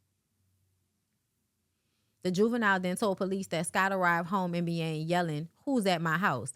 The juvenile told police that they were afraid of Scott, who had a gun in her hand and had previously said that if she sees a boy in my house, I will put a hole in his ass, per the affidavit. The juvenile said Scott then discovered Morton hiding under the juvenile's bed. The juvenile went on to say Morton gathered his things and left the home, at which point they heard a gunshot. Scott has since been charged with first-degree murder and employing a firearm during the commission of a dangerous felony. And a statement to people, Scott's attorney, Blake Ballin, said the incident started with the worst nightmare of any parent and claimed that the juvenile involved was a 13-year-old girl. One of the key questions in this case will be whether anyone could act rationally in the circumstances. Scott is currently being held without bond, her first arraignment hearing, and I think that's ridiculous that she's being held without bond. Her shooting him while he was walking away is the issue. She should have, if she was trying to get away with it, child, OJ would say that you should have did it when a nigga was under the bed.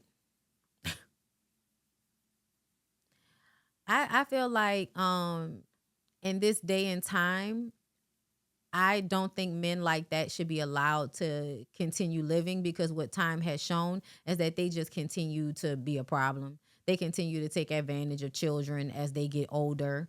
And they also become even more abusive as time goes on. So me personally, yeah,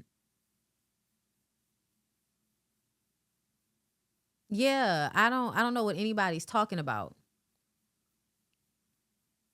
I don't know what anybody's talking about. I mean, this is what I understood what happened. Does it mean that people wasn't trying to sneak in my house? No. I definitely snuck a boy in one time. I did. He was a boy. And he did want, and we wasn't, but I was not. No, because I understood who my pa was. And so I was like, nigga, you have to go. Okay? But he listen. He wanted it bad. He did. We were the same age though, so that's different. But then child, talk about being, and that's what I think a lot of women remember when they talk about these situations, is how physically turned on they used to be. Whenever they would like somebody and then you get attention from that person, your body would be on fucking fire, right? And as you get older, the intensity on that will tone down as you get older, right? To me, I think even boys your age will manipulate you and are being taught to manipulate that point in your life where you're feeling that way, right? Because it really is your body doing this hormonal thing. But because I used to get, like, my face used to get hot. Like, my whole face would get hot. Like, it used to be a whole thing, child, when I was that age. When I was, like, between 13 and, like, 16. And, you know, that little range of doing a lot of making out and heavy petting, okay? But I also feel like because I was able to, like, explore that, I also, because the boys that I, you know, had the luxury of being around weren't like forcing me into it during those times. When I was very young, I wasn't getting forced into anything by any of the guys that I was around. And I think it's because there had been a lot of education on, you know, to boys not forcing girls to have sex. So they were employing other tactics like guilt and shit like that. Okay? And just being, you know, overall alluring and all of that. But yeah, no, I definitely feel like I was allowed to make out and have, you know, that feeling and not go as far as sex. And I feel like girls and like young people should be allowed to explore that without going as far as having sex. And I think a lot of girls would prefer that. I think a lot of girls would prefer to be like making out and stuff like that and not going into sex. Like, that's not always what the girls want out of the situation. But because of the way boys are groomed to expect sex and all of that, you know? Oh yeah, child. I had a little boyfriend in my neighborhood, so we were making out.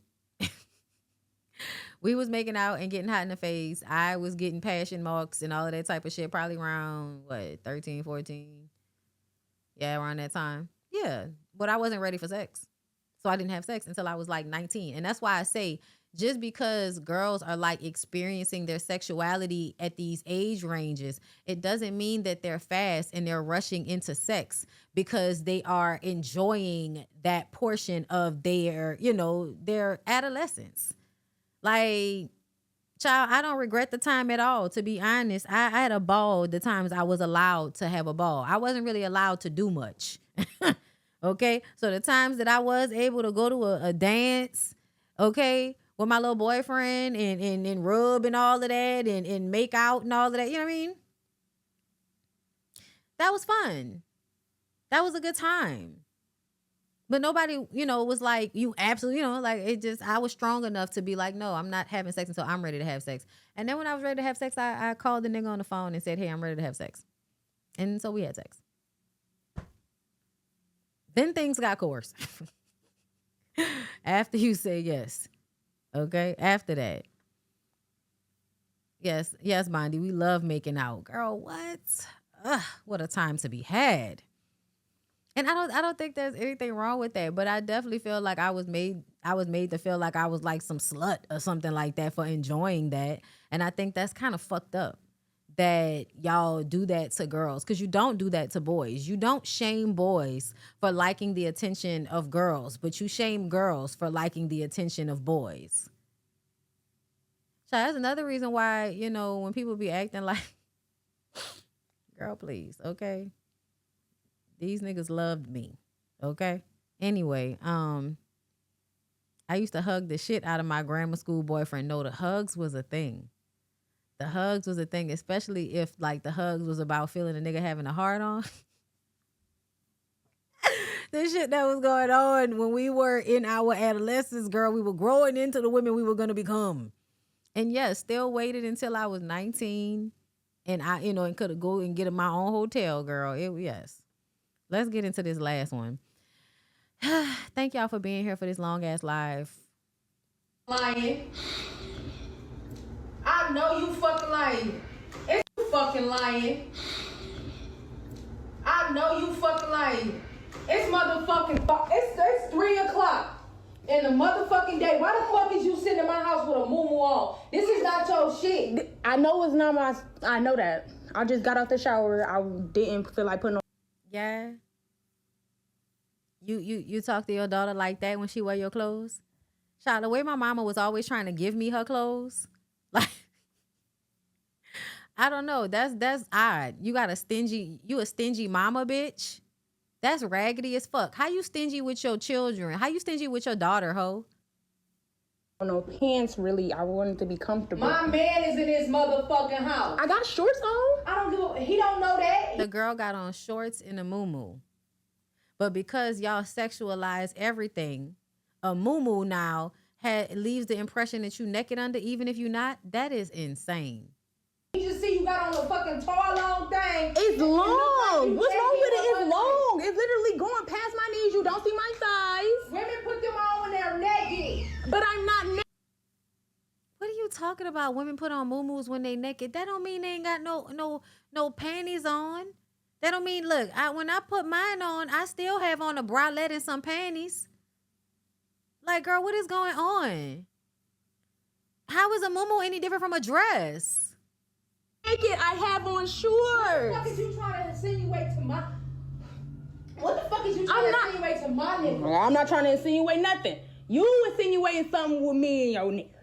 I promise. I'm trying to insinuate nothing. Put on something else. Go put on a big t-shirt, some big jogging. What's the difference between a big t-shirt and a muumuu? Because it's gonna be a dress. Exactly. I'm sitting in the house. I'm about to watch TV. Like I'm loud. Do you see? Like, this is also not even allowing a black girl to be comfortable in her own house. Because we have to be worried about how the man is going to feel when he's here. Because like a true fucking crackhead, the woman only cares about what her drug is going to think or feel. This is insane. What's wrong with me wearing a muumuu and lounging? You lounging in my shit.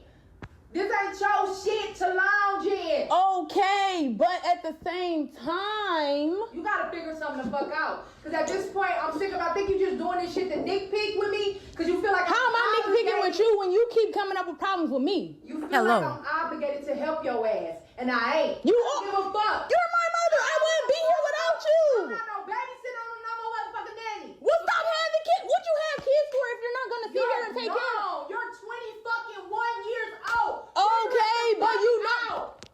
You talk about figuring it out. I literally just just got back from school and everything. Figure out what? Did nobody tell you to come here? Oh my, where am I supposed to go, Ma? You got a car that you won't let nobody motherfucking drive. Gas that motherfucker up and sleep in it. Are you serious? You're so, oh my God, that's so, you're sick. You're sick. That is so sick. I'm literally your daughter. You have 3 rooms inside here. 3! Okay, and them is your brothers and your little sister. Okay, I can sleep with my sister.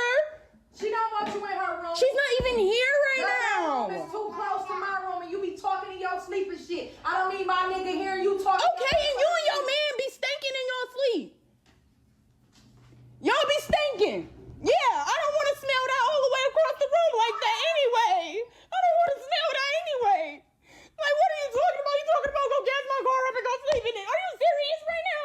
I'm just trying to figure something out. I just got back. Are you serious? No motherfucking tears ain't gonna make me feel no. What did I tell y'all about how these women are and how when you cry, it would make them feel bad if they actually had empathy and they don't want to ever try to feel bad for you. Do you hear her getting mad because she crying? She don't care nothing about your tears. What I told y'all. We just were talking about this shit yesterday. About the women that get very angry when they see somebody cry and automatically assume the tears are manipulative as if you're not saying hurtful things. You can get your shit to go now, because that's what I don't have. Like, I just got back. Are you serious? No motherfucking tears ain't gonna make me feel no. You can get your shit to go now, because that's what I don't have. Like, a grown motherfucker in my Oh my gosh, I didn't even. Get your shit to go head on. For real. Because you think you slick. You trying to motherfucker walk around this bitch and show a little. I swear you only doing this because I didn't let you use my car. Motherfucking socks is my nigga in here. That's just how I feel. I don't give a fuck. If your man got a weird little feet fetish, that's not my problem. That's not my problem. You telling me to put on socks, put on large jogging pants, put on a large sweatshirt. It's 85 degrees inside of the house. You fucking lying. Okay. Yeah, this is the reason why I say y'all don't need to be having children, because this the type of, like, there are a lot of moms out there like this. This is the reason why I say y'all don't need to be having no fucking children, because this is the type of shit that be goings on. Okay? And people actually think that the way this mother thinks is, like, reasonable. They think the way she thinks is reasonable. They think you should actually be in fear of your man finding your child attractive. She's 21. But if your man were to find your daughter attractive, that would be a reason to throw the man away. And I say this all the time to women, but they refuse to adopt this mindset because they really are like crackheads when it comes to these men. They throw all reason and common sense out of the fucking window so that they can hold on to the admiration of a nigga that's scraping the bottom of a fucking barrel. Girl just got home from college and she's more worried about, hold on, I missed it. She's more worried about holding on to a raggedy, weird ass man. Just mean for no reason. She sees her daughter as competition.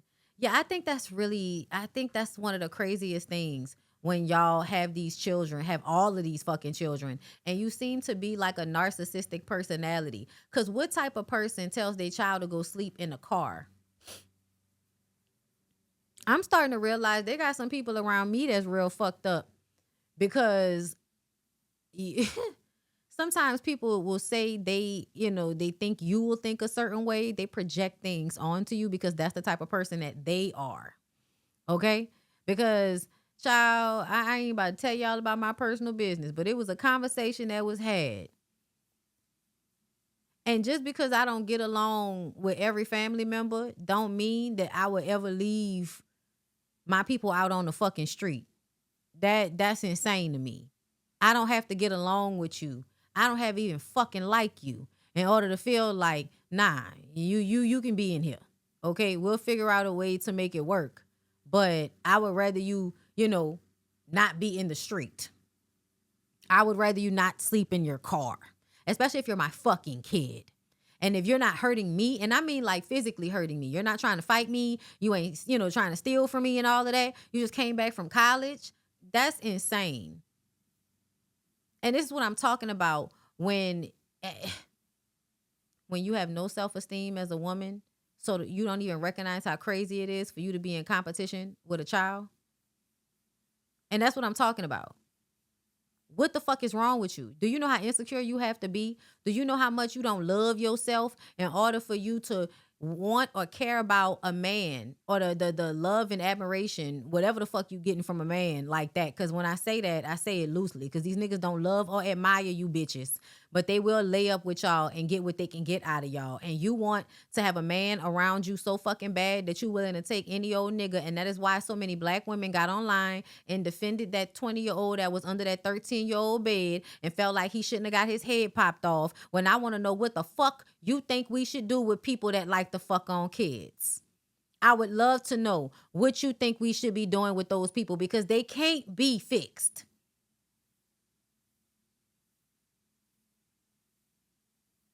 I'm just, I look at women sometimes and I'm like, you're a predator too, bitch. A lot of these women, and I've noticed this, the reason why people don't recognize how women are predators because sometimes them being predators comes out in the way they are with their children. I feel like there are women who do not actually feel love or real care for the children that they have, but they have the children because it is either going to hold on to some man, it is going to offer them some type of empathy because of the way people treat pregnant women, right?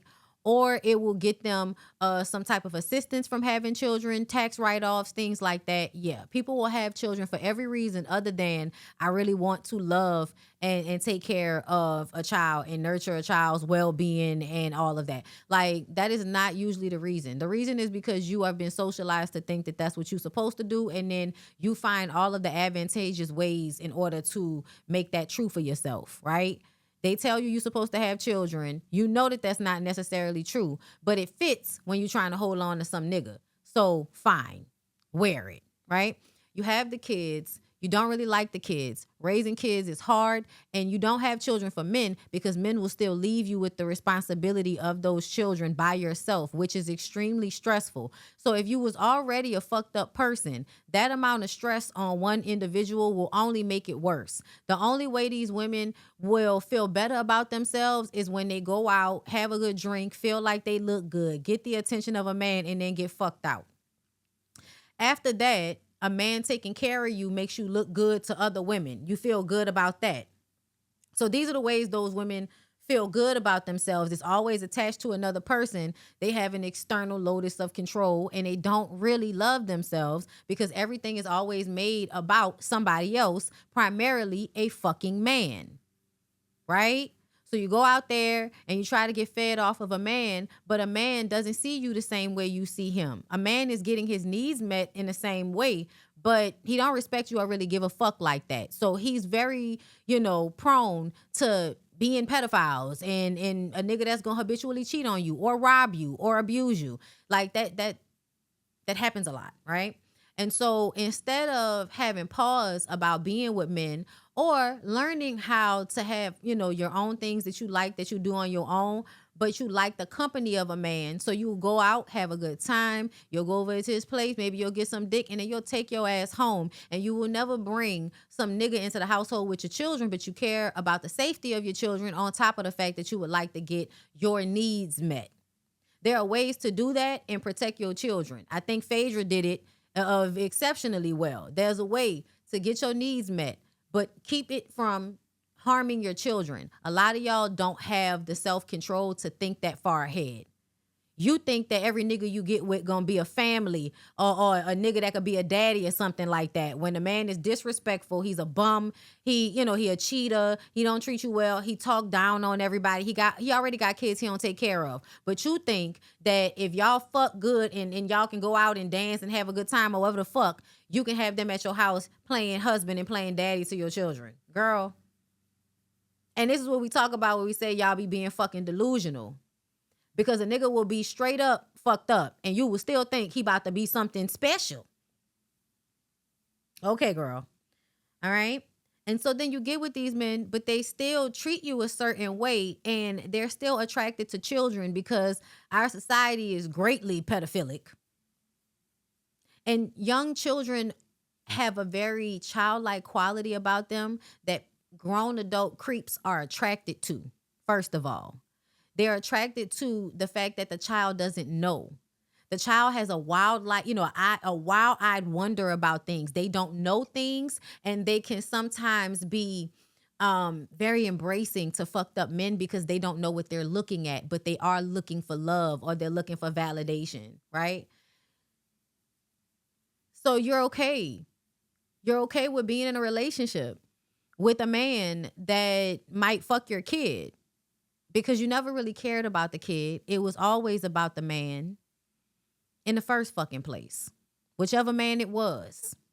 It's never really been about wanting, taking care of, caring about children. It's about how having children makes you a mother. And in this society, you being a mother, even sometimes being a single mother, offers you a higher value in a lot of ignorant women's estimations.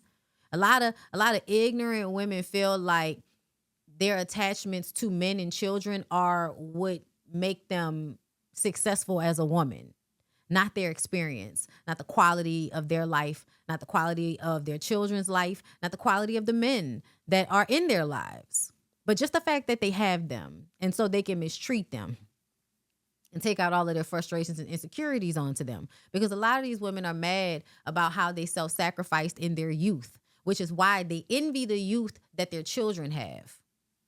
They envy the youth that their children have because theirs was wasted and they didn't know any better. And when they realized that they had made a mistake, they felt like it was too late. And so what a lot of people do once they recognize how they fucked up is, instead of fixing it and moving on and doing better, they start to do like that self-pitying thing, which I already fucked it up, so I might as well keep fucking it up. That's a part of it a lot of the time. A lot of the time is, I don't really feel like I can do much better. It would be too hard to ignore some of my lesser impulses. What's easier is to just develop a I don't give a fuck mentality about everything as long as I'm getting my needs met. And that's usually what's happening. And that's what's happening in this situation right the fuck here. And it's really, really sad, because what happens after this is how this young woman is going to grow up and relate to herself and other women because of what her mother could not give her. The people she will invite into her life and will think that they mean her well simply because they are nicer to her than her fucking mom. Which is what I was saying. Is that a lot of times these young girls, they're so susceptible to these ain't shit ass people, and grown women become susceptible to men that disrespect them because nobody was ever soft with the words. They weren't raised to receive kindness. They weren't raised to, not be talked to stupid, not be talked to rough. A lot of women are used to being verbally abused, so they don't mind it, but it has its effects whether they know it or not. So let me read some of these super chats. Thank y'all. Antonio said that crystal meth is water soluble. It usually passes in 36 hours. Weed is fat soluble, so it stays until you turn over the fat. And this is why you got to work out, right? Because you got to burn the fat. The blood has to run. You know what I'm saying? I get it. On a body level, I get exactly what you mean. Well, I mean, obviously this is right, but you know what I'm saying. I've never done crystal meth. Please, never. Okay, there are drugs that are above my purview, bitch. That type of shit is really is below me. But you know what I'm saying? Like, no, that's too much. I'm sorry. I'm not having butt sex that I need to numb myself for. So I'm okay. I feel like that's what they use the crystal meth for. Okay. Anything that's gonna make a bitch ugly, nah, I can't fuck with that. That's too much. Y'all can I'll just keep with my little joints and my little drink. Thank you. I'll drink my water, work out, and take my vitamins to offset for the way I gotta deal with my anxiety, bitch. Leave me alone. Thank you, Antonio, for letting us know, though, because I knew that meth was one of them drugs that get out your system quickly. Like cocaine. Farm Days. Is that what it is? Is it Farm Days? Farm Dachi? Child, I don't know. Thank you, babe, for the super chat. That's a whole week. It's passed completely. Yes. Thank you. Okay, so the people in the comments that know what's going on, they basically saying I was right about that Andrew Gullum situation. Why y'all acting like that meant that man don't have a drug habit, y'all? I don't know why y'all think that. Anyway, I think I read this one. Thank you to it's me, Kia. Thank you, girl. I read that one. I read Jay Ray's. Very happy Mondays. Thank you. Thanks for the long ass live on today, Bondy. Get the likes up, people. Yes. Okay. You're welcome. Y'all know I love to help y'all get through y'all work day. Okay. Tomorrow I'm going to be sitting somewhere editing this shit and cutting this shit up. Anyway, I love you guys so much. Thank y'all for coming through today. Please don't forget, if you're trying to roll with us, Reset by Design Wellness. Okay. But also don't forget, Ladies First panel will be tomorrow on Jamie That's Me's channel. That is our last one for the month of July. And don't forget to get your ticket to our Atlanta show, our second Atlanta live show, September 26th in Atlanta, Georgia. Okay. The link is down below in my description box. Y'all make sure y'all come through. Thank y'all for supporting. Follow Bondy Blue Bites, and I will see y'all in the next one. Peace out.